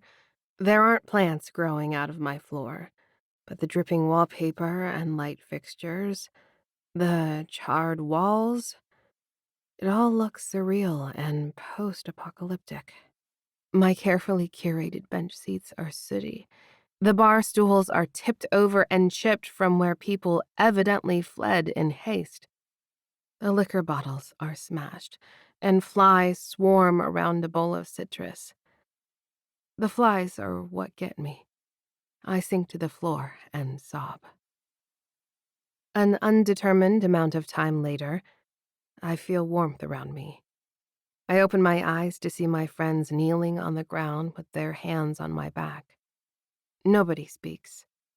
They're just there, eyes glittering with their own tears. Seeing them upset snaps me out of my misery, and I spring to my feet. We have to get cleaning. I stalk behind the bar and find my stash of rags. Muttering to myself, I head down the reeking hall to the supply closet for the mop and bucket. I realize nobody has followed me, but I fill the bucket with water and dump in extra Pine Sol. I can at least mop the floors. Or should I start with the walls? Start high and work down? I can mop walls, probably. Back out in the main room, I fling bar towels at my friends. We can do this. We can fix this. I heave the mop from the bucket, wring it quickly, and slap it against a wall as high as I can reach. The mop pulls off more of the decorative paper. I give it a few shoves, and more of the same keeps happening. I'm making things worse. I abandon the mop and start scrubbing the tabletops, watching in horror as I appear to be smearing the sit around rather than cleaning it up. Esther. I hear someone calling my name, but I can't stop now. I have to scrape through this layer of grime. If I can clean one table, that'll be a place I can set things down, make lists. I can do this. Isn't anyone going to help me? I look over my shoulder, and all my sisters are here. All my foo friends are here. They're all standing around, watching me. None of them are lifting a finger. Come on, help me. I return my gaze to the task at hand, using 2 hands on the rag, now black with grime, and making not a lick of difference in the mess. I push as hard as I can, and nothing helps. I push again. I start to moan in frustration, and I feel a hand on the small of my back. I swat at whoever it is. If you're not going to help me, then get out. I don't turn around as I furiously scrub at the table, starting to see a glimmer of the wood grain at last. Encouraged, I keep scrubbing. I'm grunting with the effort now, making a small golden dent in the filth. My arms start to cramp, and I turn around thinking to rinse the rag. I see that my sisters have gone. My friends have gone. There's just one person standing between me and the mop bucket. How the hell did you get here? Koa sighs and steps toward me, arms wide. Chapter 36. Koa. Esther doesn't want me to hug her, but I do it anyway. She fights a bit, smacking me with a wet, dirty rag. But I've been wet and dirty before. I just spent 5 hours in a car speeding here to be with this woman because I can't bear to be without her. Dirt be damned. I don't want her for her hygiene. I need her for the way she makes me feel like I belong. I hold my ground and wrap her in my arms, and eventually she lets go and sobs. I pat her hair, not caring that it's grimy, and we both smell like an ashtray at this point. I told you I could drive about as fast as you could get a flight, pet. Not your pet. Chur. I smile into her hair. If she can have a go at me, then she's feeling a bit more in control. When I feel her breathing start to slow, I release my hug enough that she can lean back and make eye contact. Are you going to help me? Of course I'm going to help you, Esther. She sighs and wriggles out of my arms, tossing me a rag from her heap. I catch it and shake my head. This isn't the way, my love. What are you talking about? Start scrubbing. Did you see how I was making progress on this table? I look to the front of the bar and see a row of Storms and Foof friends with their faces pressed against the grimy glass, all needing to see if Esther will come through this crisis intact. Esther, come here. I reach for her, but she doesn't see or hear. She's scrubbing the table again with vigor, so I place my hands on her shoulders. Esther, where is your insurance information? Office. Oh, that's a good idea, Koa. We need to get them to send a check. Esther, you cannot scrub this bar yourself. Of course I can. I'm doing it right now. I pull the rag from her hands, and she shrieks. I wrap her in my arms again, and I can feel a set of sobs brewing in her capable, competent chest. Esther, love, there are companies who do this. There are people with the right tools and the right chemicals. This is why you get insurance. She shakes her head rapidly. I have to fix this. It will be fixed. I promise. More head shaking, so I pull her tighter against my chest. There are professionals who will look far less sexy than you bent over this table scrubbing, and we will call them, and they will fix your bar. It will be beautiful again, love. I promise you. I promise it. I can't think of the last time I promised someone anything. I know damn well that promising her this means sticking around for months. And I'm not even sure I can legally do that after this morning's fiasco. I didn't linger to hear the outcome. I told Reese I needed to see to my wife and sprinted out of the immigration building. They're probably sending people to deport me right now. But I promise Esther all the same. And I don't feel anything other than determination to make it all come true. I'm not going anywhere, Esther, and I'm going to help you. And what I mean by that is I'm going to help you call the right people to fix this. Esther eventually lets go and just weeps. She snots and cries into my chest, and I feel relief. She drops the rag to the ground at last and digs her fingers into my back as she sobs. I lower us both to the floor. A glance to the window shows me a row of women all fanning themselves in relief. It seems odd that such a large group of people should feel relief at seeing Esther fall to pieces. But I'm sure they share my realization that if she's letting things out, she feels safe enough with all of us to know we are here to pick it all up with her.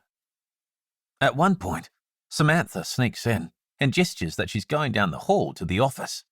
She emerges with some papers and Esther's computer, and I see people outside going to town, looking up files and making calls. "We've all got you, Esther," I whisper into her hair. "We love you." A knot forms in my throat as I think about the implications of that. The last people I loved, the only people, really, were my parents. And they fucking died. The longer I hold my sobbing wife, wondering if I could possibly love her too, the sadder I feel. Soon, I'm crying right along with her. I didn't have time to cry after the accident. I had to deal with paperwork and finals week and worrying about getting deported. And then I graduated and had to deal with more paperwork, more concerns about getting deported. By the time I married Esther, I was used to shoving it all down, not thinking about anything. So I sit here with my sobbing wife, and I sob alongside her. I sob for my parents. I sob for young Koa, dragged from New Zealand, never to see his mates again. I can't give that young man a hug or tell him everything will be all right, but I can grieve it all as part of my past, even as I cling to the woman who will be my future. I'm better with her. Everything leading up to this helped me prepare for this fierce woman, and I'm not going anywhere. Never again. I hear the front door creak open again, and someone clears their throat. "Not a good time right now," I croak, without looking up. The throat is cleared again, sharper now, and with more intention. "I'm here from Immigration and Customs Enforcement," a deep voice announces. I stiffen. It didn't take them long to find us. Not long at all. "We've had a report of marriage fraud." Chapter 37. Esther. From the depths of my weeping, I hear a man saying ice has come for my husband. I freeze as I feel Koa stiffen around me. I disentangle myself from his arms and look up at the man standing in the doorway, appearing like he wishes he was not standing in a fire hazard zone. "Can't you see I need my husband right now?" I try to clear my hair from my face. I know I'm covered in soot and looking a mess. But also, who the hell does he think he is? First, his organization shoves our paperwork to the side for 5 years, and now suddenly their lack of planning is our emergency? As I mentioned in our interview this morning, we've had an emergency here in Pittsburgh. I feel Koa's intake of breath as my tone gets bitchy with this officer. But that's how I roll. I don't let inspectors roll over my friends with nonsense bureaucracy, and I am not letting this man in weird trousers take my husband away from me. I wave around the space, hoping he will tell his colleagues in Philadelphia that I wasn't kidding about the fire. I think you can see that Koa and I are busy. I need his help. I need my husband. I keep repeating this as I realize the truth of the words. I need him. I need Koa. I need someone to tell me when to stop doing everything my damn self. I need Koa to reassure me. And it doesn't feel terrible to need that, especially as he clutches me tighter the more I repeat my need for him. He's like a security blanket. Or maybe this is just what it feels like to be secure. I know my sisters love me. I feel that every second of every day, but they also depend on me. And I think I've created a similar relationship with my friends, if I'm honest. I never let myself depend on anyone. But I'm letting Koa hold me through this spewing of emotion, through this epic weakness. And it's less terrifying. I really do feel like he will somehow help me make all of this okay. If he's not deported. The officer licks his lips and sniffs. I can see there's been a fire. You did indicate an emergency in your interview this morning. I nod rapidly. He scratches at his neck, like he's worried the soot in here will cling to his collar. It probably will. I'm probably going to get sick just from being inside this room with no mask. Bed check, but this is the address where you claim marital residence. I realize the officer has continued talking. Koa looks at me. You listed the bar as our address? I wince and nod. He laughs. Well, officer, it's mostly true.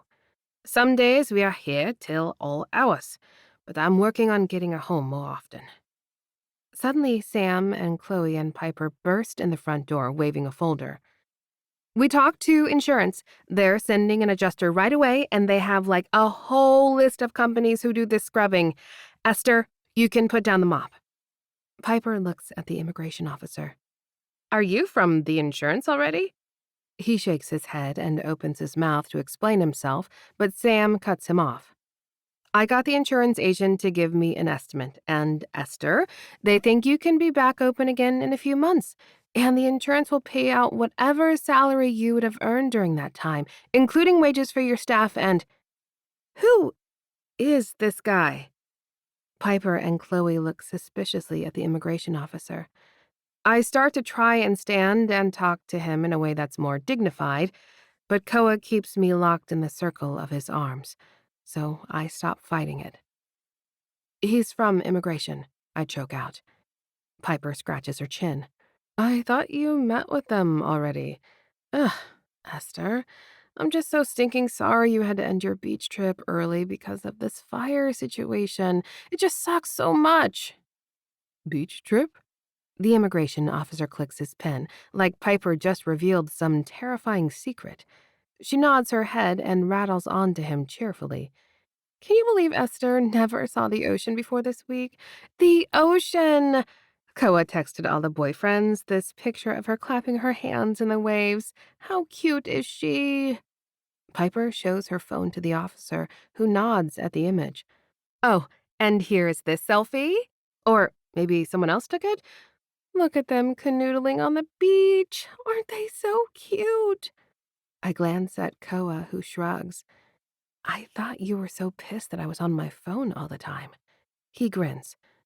I figured if I sent proof of life, they'd leave you alone.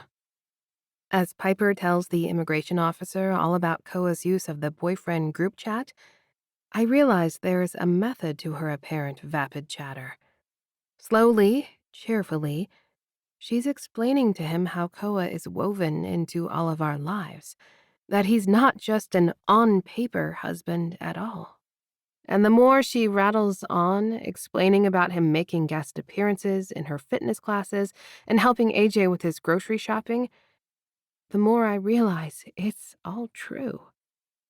Koa isn't an afterthought anymore. I can no longer imagine an existence where I only go home to sleep and clean, where I don't have someone making snarky remarks to me from the shower. I don't want to return to that. I want him here, with me. I need you, I repeat, this time looking him in the eye. He nods and kisses me on the forehead. When he pulls back, I can see soot on his lips. I suddenly want desperately to shower. Koa, take me home, please. Chapter 38. Koa. I drive Esther home and start scouring her in the shower while Eva takes the car to get detailed. Each brush of the washcloth on her skin is a promise from me to her. I will always show up for her, and it's okay for her to need that. I keep hearing the echoes of her saying she needs me. I kiss her forehead in the warm shower as she lets me take care of her, and I realize how much I need to take care of someone. This is what's been missing all this time. I have time to mourn my parents. I have time to figure out my feelings about my home country. But right now, I have someone who needs me. And I have the ability to help her, along with all the other people who care about her, of course. Samantha has set up operations in Esther's kitchen, with Lyra there clacking furiously on her laptop, trying to integrate fire restoration research into their client base, or something. Eden hands me a shot glass full of honey and winks at me. "It's medicinal," she says. "It's a very hush-hush partnership I've got on the side." I arch a brow at her, and she rolls her eyes. "I put weed in the honey, Koa, to knock her out." Eden hooks a thumb at Esther, slumped on the floor in her shower. "Ah." I toss a towel over my shoulder. Good thinking. Eden smiles and blows Esther a kiss. Esther doesn't look up. "I'm going to tuck her into bed." Eden nods. "That's for the best. Sam and Chloe said the insurance stuff is all handled. There's really nothing to do but wait and wait some more." Did Eva lock the door of the bar? I know Esther was worried about that. "I will verify." "Thanks, Eden." I don't stick around to watch her descend the steps. I head right back into the steam room Esther has created and open the glass door to the shower. "Here you go then, pet. Your sister made you something to help you sleep." "Not your pet." Esther finally looks up at me and frowns. "You're going to get all wet." It's usually me saying that to you, isn't it? I hold out the shot glass and Esther takes it. She looks up at me, confused, and I gesture for her to drink the golden elixir. It reminds me that I never got to eat hokey pokey with her on the beach. There's a lot of things I never got to share with her. Or, rather, things we haven't yet gotten to share together, because I'm not going anywhere. Piper saw to that. I grin, thinking of the folder of stamped paperwork on Esther's desk. I hate that my wife is going through this setback with her business, but I'm not going to lie. I'm relieved and pleased that I get to stick around and help her sort it. "Can I wash your hair, Esther?" She nods, and I reach for the shampoo, rubbing it between my palms to make a lather. I bury my fingers in her locks, loving the contrast of her black hair with my brown skin. "I love how we look together," I say, above the sound of the water. "We are both hella cute." The funny honey must be setting in already, because Esther giggles. "Let me help you stand." I heave her to her feet, and she slumps against me as I work my hands through her hair. I rinse the soap from her dark strands and massage her scalp. She keens, giving me all her weight. "I think one more wipe with the loofah ought to do it," I tell her, and she doesn't react. I stretch to grab her scrubby and douse it with coconut body wash. I gently scrub every inch of her that I can reach, while she's poured her weight on my shoulder. Then I place her palms against the tile, and when I'm sure she's steady on her feet, I kneel before her in the shower, fully dressed, to scrub her legs and feet and belly. Esther looks down at me, amazed, and doesn't speak. All I can think is that it feels right to worship her like this, to take care of her. So I say, I'll always be here for you, Esther. No matter what you need. Even if we disagree on what it is that you need. That gets a smile from her, and I place a chaste kiss to her navel before shutting off the water. I reach out of the shower for the towels, wrapping her up tight before I quickly wipe off the worst of the running streams from my shorts. I'm going to tuck you into bed, love. Do you need to use the toilet first? She takes care of business while I strip out of my sodden clothes. I wrap the towel around my waist and take Esther's hand as she stumbles into bed. I'm so tired. She closes her eyes, hair spread on the pillowcase. I know she didn't sleep well last night. I didn't either. Worried about her business. Worried I did the wrong thing in asking her to wait 12 hours to keep our appointment. We can discuss it all later, after she's had a proper rest. I tuck the covers under her chin and turn on the ceiling fan, since I know she likes moving air while she sleeps. I smile when I see she's already poked her right foot out from the covers. Just the one foot. I kiss her on the forehead and pull on a pair of shorts, heading downstairs to see what's to do. The house is filled with people. Not just any people. Storm sisters, foof women, and their partners. And from the smell of things, one of them brought food. My stomach screams at me. A reminder I haven't eaten at all. Drawn by the smell, I head to the kitchen and groan at the sight of a taco bar. Sam grins as I cram a ready-made taco into my mouth. She hands me a glass of water, which I chug before I can get to my manners. I see that Sam and Chloe and Piper are not just here for Esther. They're here for me, too. From the look on Samantha's face, I should have realized that a long time ago. Like when they put me in that group chat. Cheers, Sam. Truly. Don't worry about it. I forget to eat too. AJ brought all this stuff. I glance over at him, where he's poring over a spreadsheet with Lyra, talking about mold spores. I figure I can thank him later, and I fix myself a plate and head to the dining room, where there's a bit more space. I ease into a chair next to Chloe. She turns to me and smiles. What a day, huh? Did I see you got your paperwork sorted out? About time, I grunt as I down another taco in 2 bites, vowing to take my time with the third and eat like a civilized person. Chloe's husband, Ted, nods and scratches at his chin. So, what comes next then? Other than fire repair. Chloe laughs. We all know Esther won't tolerate you working in her space. I shrug, because I truly don't know what I will do. My degree is in business administration, but all I've done for the past 5 years is drift around and coach. Hearing my hesitation, Piper chips in with, I was serious about you doing some guest teaching at Pipe Fitters. We do some family events where dads and kids come work out. You'd be great with those. Cheers, Pipes. Appreciate it. AJ drifts in from the kitchen with his own plate of tacos.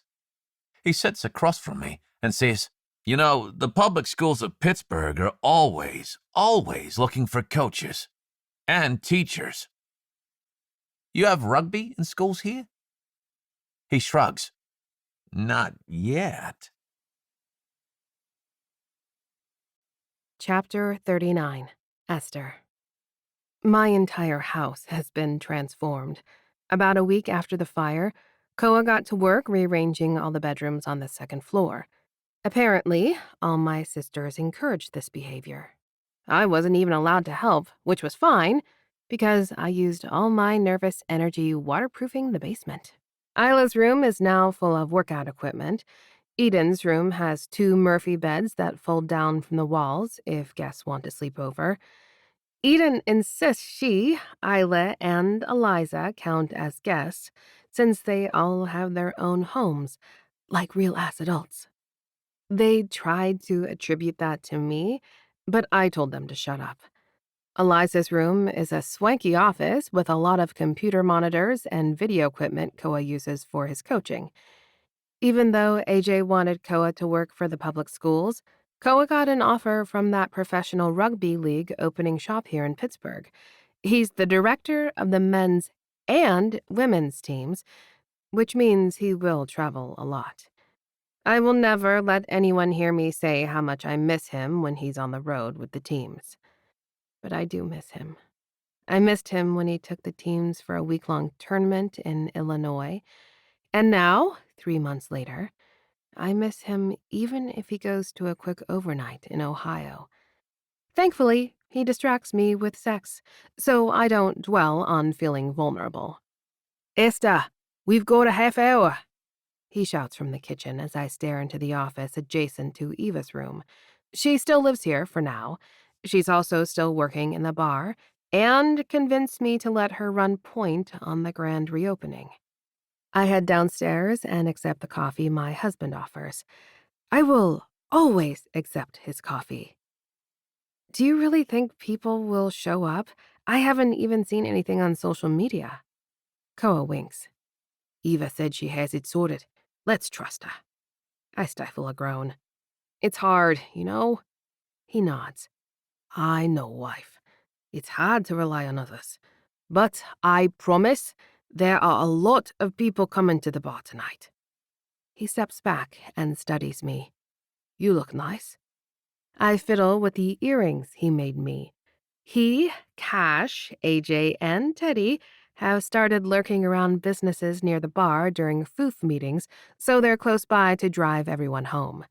They've made candles, custom massage oil, and now silver teardrop earrings. I love thinking of his huge hands manipulating the delicate metal, forming the ethereal jewelry. Thank you. I stretch to kiss the tip of his nose. I love my earrings. He pinches my backside, making me wish we had time to explore that further. We are doing a sewing class next. Shall I make you a nightie? I shake my head. Do not say nightie. That's what old ladies say. You're my old lady, are you not? He smacks a wet kiss on my cheek and waves. I've business to attend to, but I will see you at the bar later, Pete. I watch him leave, marveling at how I made room for him in my life, in my home. And it wasn't as hard as I thought it would be. It wasn't hard at all, actually. It felt as natural as breathing. Things have always been that way with Koa, from the night we met. It just took me a bit to admit it was something special. I check the clock on the wall above the stove and down the rest of my coffee. I need to get to the bar. The past 3 months have been a near constant game of logistics. Koa was right about the fire repair people. They handled everything, but I needed to look at samples and reapprove all the finishes. Instead of hanging wallpaper my damn self like I did the first time, I just had to sign off on the velvet patterned replacements, and insurance handled all the rest. But then I also had to trust other people to treat my bar with care. The result looks amazing. We've been allowed back inside for about a week, and today is the grand reopening. I won't lie. I'm nervous as hell about it. The assholes next door were evicted, thankfully, but I'm still anxious about other people's carelessness. Koa keeps reminding me that we have insurance, we have money, and we have each other. I should remember that last part most of all. I park behind the bar and walk inside, expecting it to be empty apart from my sister and Ruthie, who I've promoted to manager. She was thrilled about the extra salary, and I've been sort of enjoying a few days off now and then, even if I do spend them at the stadium watching my husband coach. I walk down the hall to the bar and freeze in my tracks. The place is packed. Everyone from Foof and all their partners and kids, all the Brady ladies and their partners and kids. Hell, even the Stagg family is here. And Ben, the city inspector. What the hell? Surprise! Samantha and Piper clap their hands, jumping a little as they point up at a banner hung from the light fixtures. It's a wedding reception! What? I cling to the edge of the bar for stability, hoping I misheard them. Chloe shoves a plate of cake at me and grins. There's cake, Esther. Nobody can be angry if there's cake. Take a bite. She shoves a fork at my mouth, and I open. It's delicious. Lemon cake with... Is this lavender? I speak with my mouth full, overcome with the surprise and the flavors and everything at once. Koa appears, holding a tray of drinks, wearing a huge grin. He sets the tray on the bar. Surprise, love. I hate surprises. He wraps his arms around me. We know. This will be the last one, honest. Juniper Jones clears her throat to the side, smiling. I just have a tiny correction and one small additional surprise. Boys, cut it out! She hollers at her 4 sons, who are poised to throw cake at one another. Then Juniper reaches into her jeans pocket and pulls out an envelope. Expedited, signed, and hand-delivered to Mr. Koa Stewart. He arches a brow and rips open the envelope, then beams. Hey, look at this! He shows me the plastic card with his face on it. Permanent resident. Oh, babe. I place a hand on his chest, feeling a swell of emotion. I knew this was coming, have known it since the day of the fire. But there's something about having the card, about knowing that Koa is not going anywhere. Ever. Good thing we already have a party set up, eh? I stretch up to kiss him and feel a surge of want as he licks frosting from the corner of my mouth. Sam pokes me in the arm. There's time for that later. Koa sighs and releases me, shaking his head.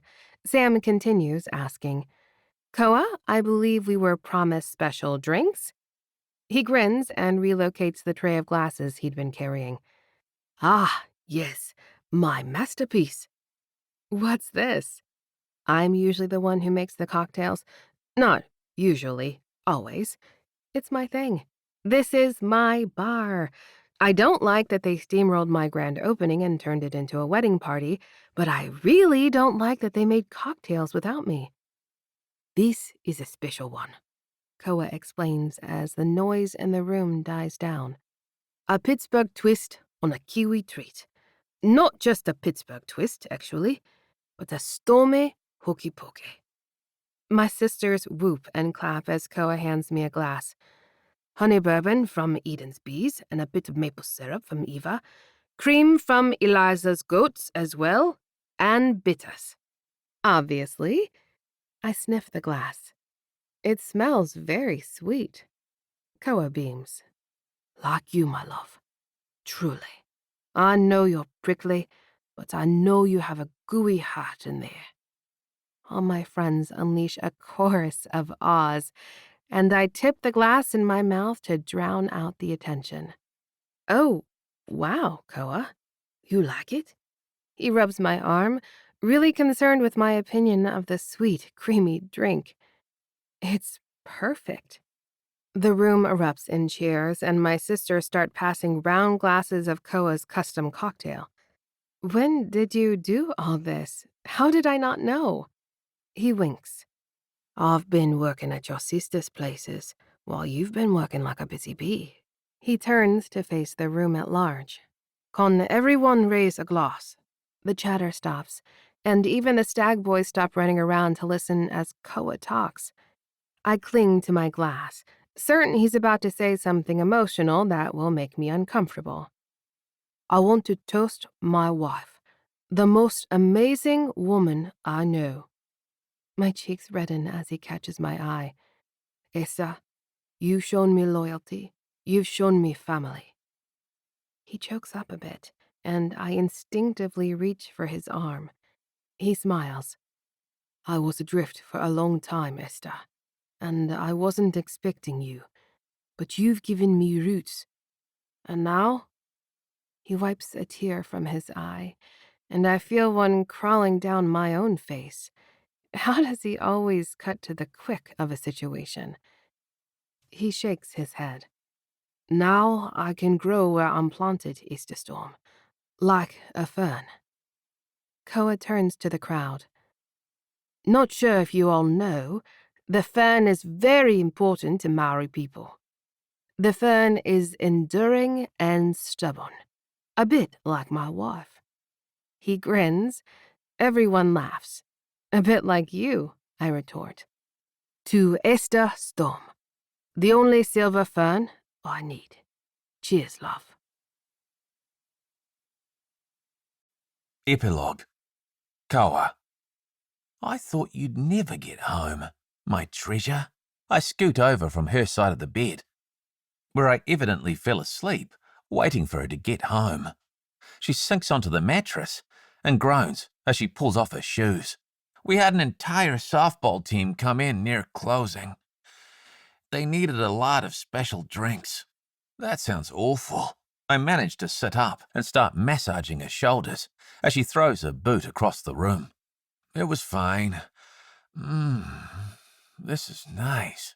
She reaches up and squeezes my hand where it rests on her neck and then spins around so we're facing one another.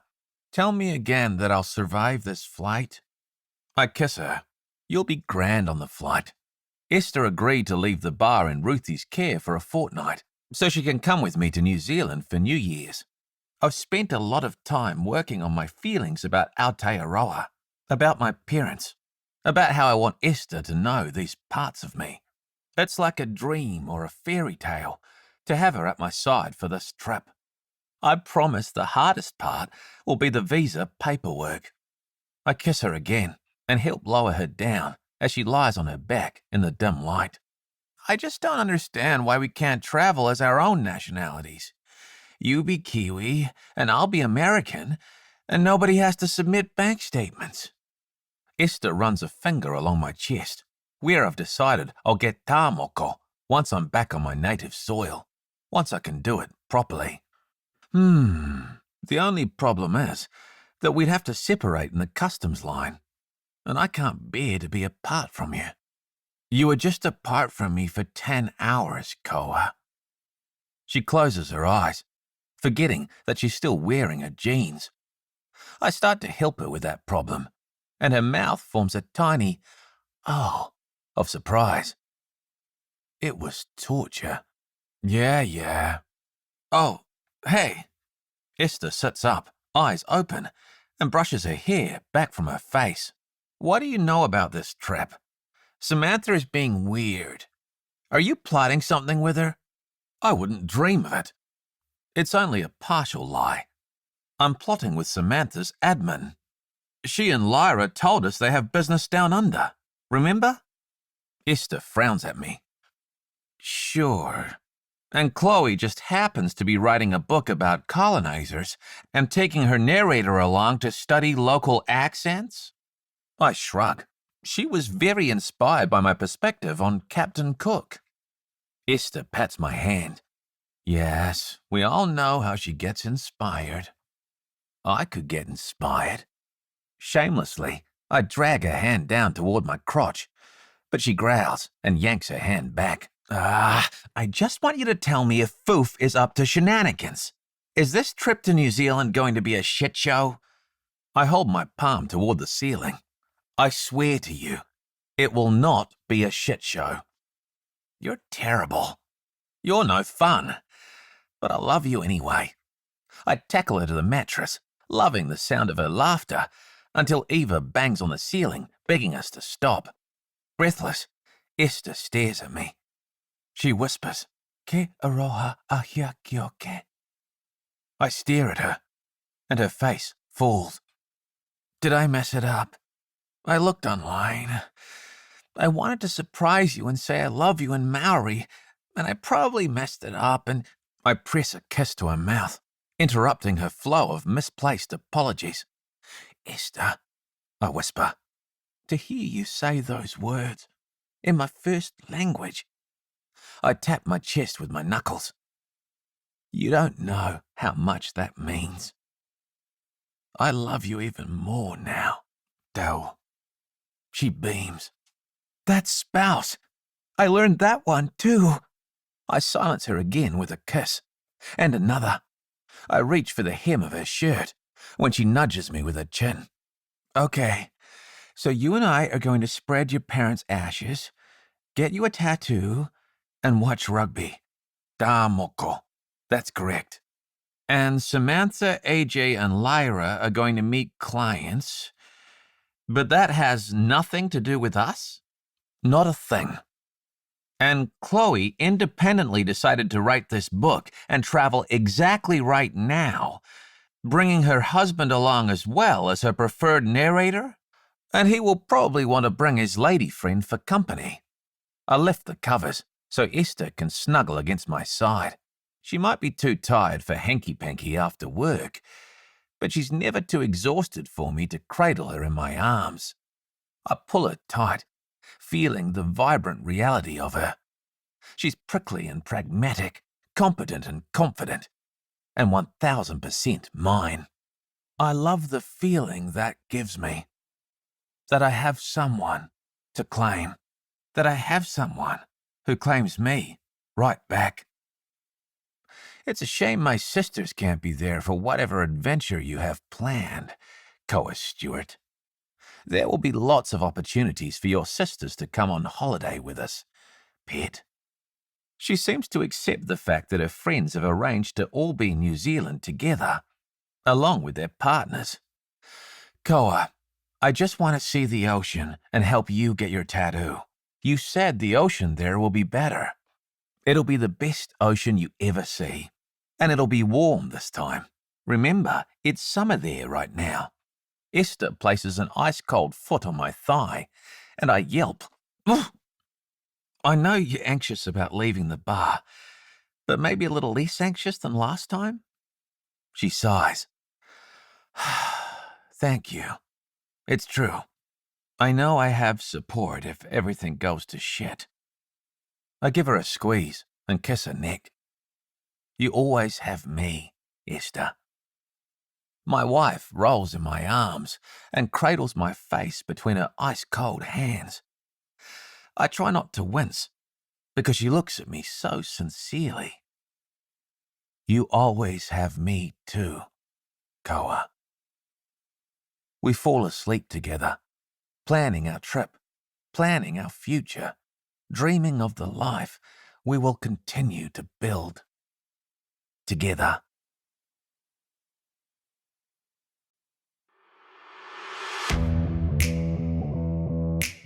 We hope you enjoyed listening to Last Call Book 4 in the Bridges and Bitters series, written by Lainey Davis, performed by Ehlen Valentine and Dorje Swallow, produced by Sparks Fly Studios. Text copyright 2023 by Lainey Davis. Production copyright 2024 by Lainey Davis. All rights reserved.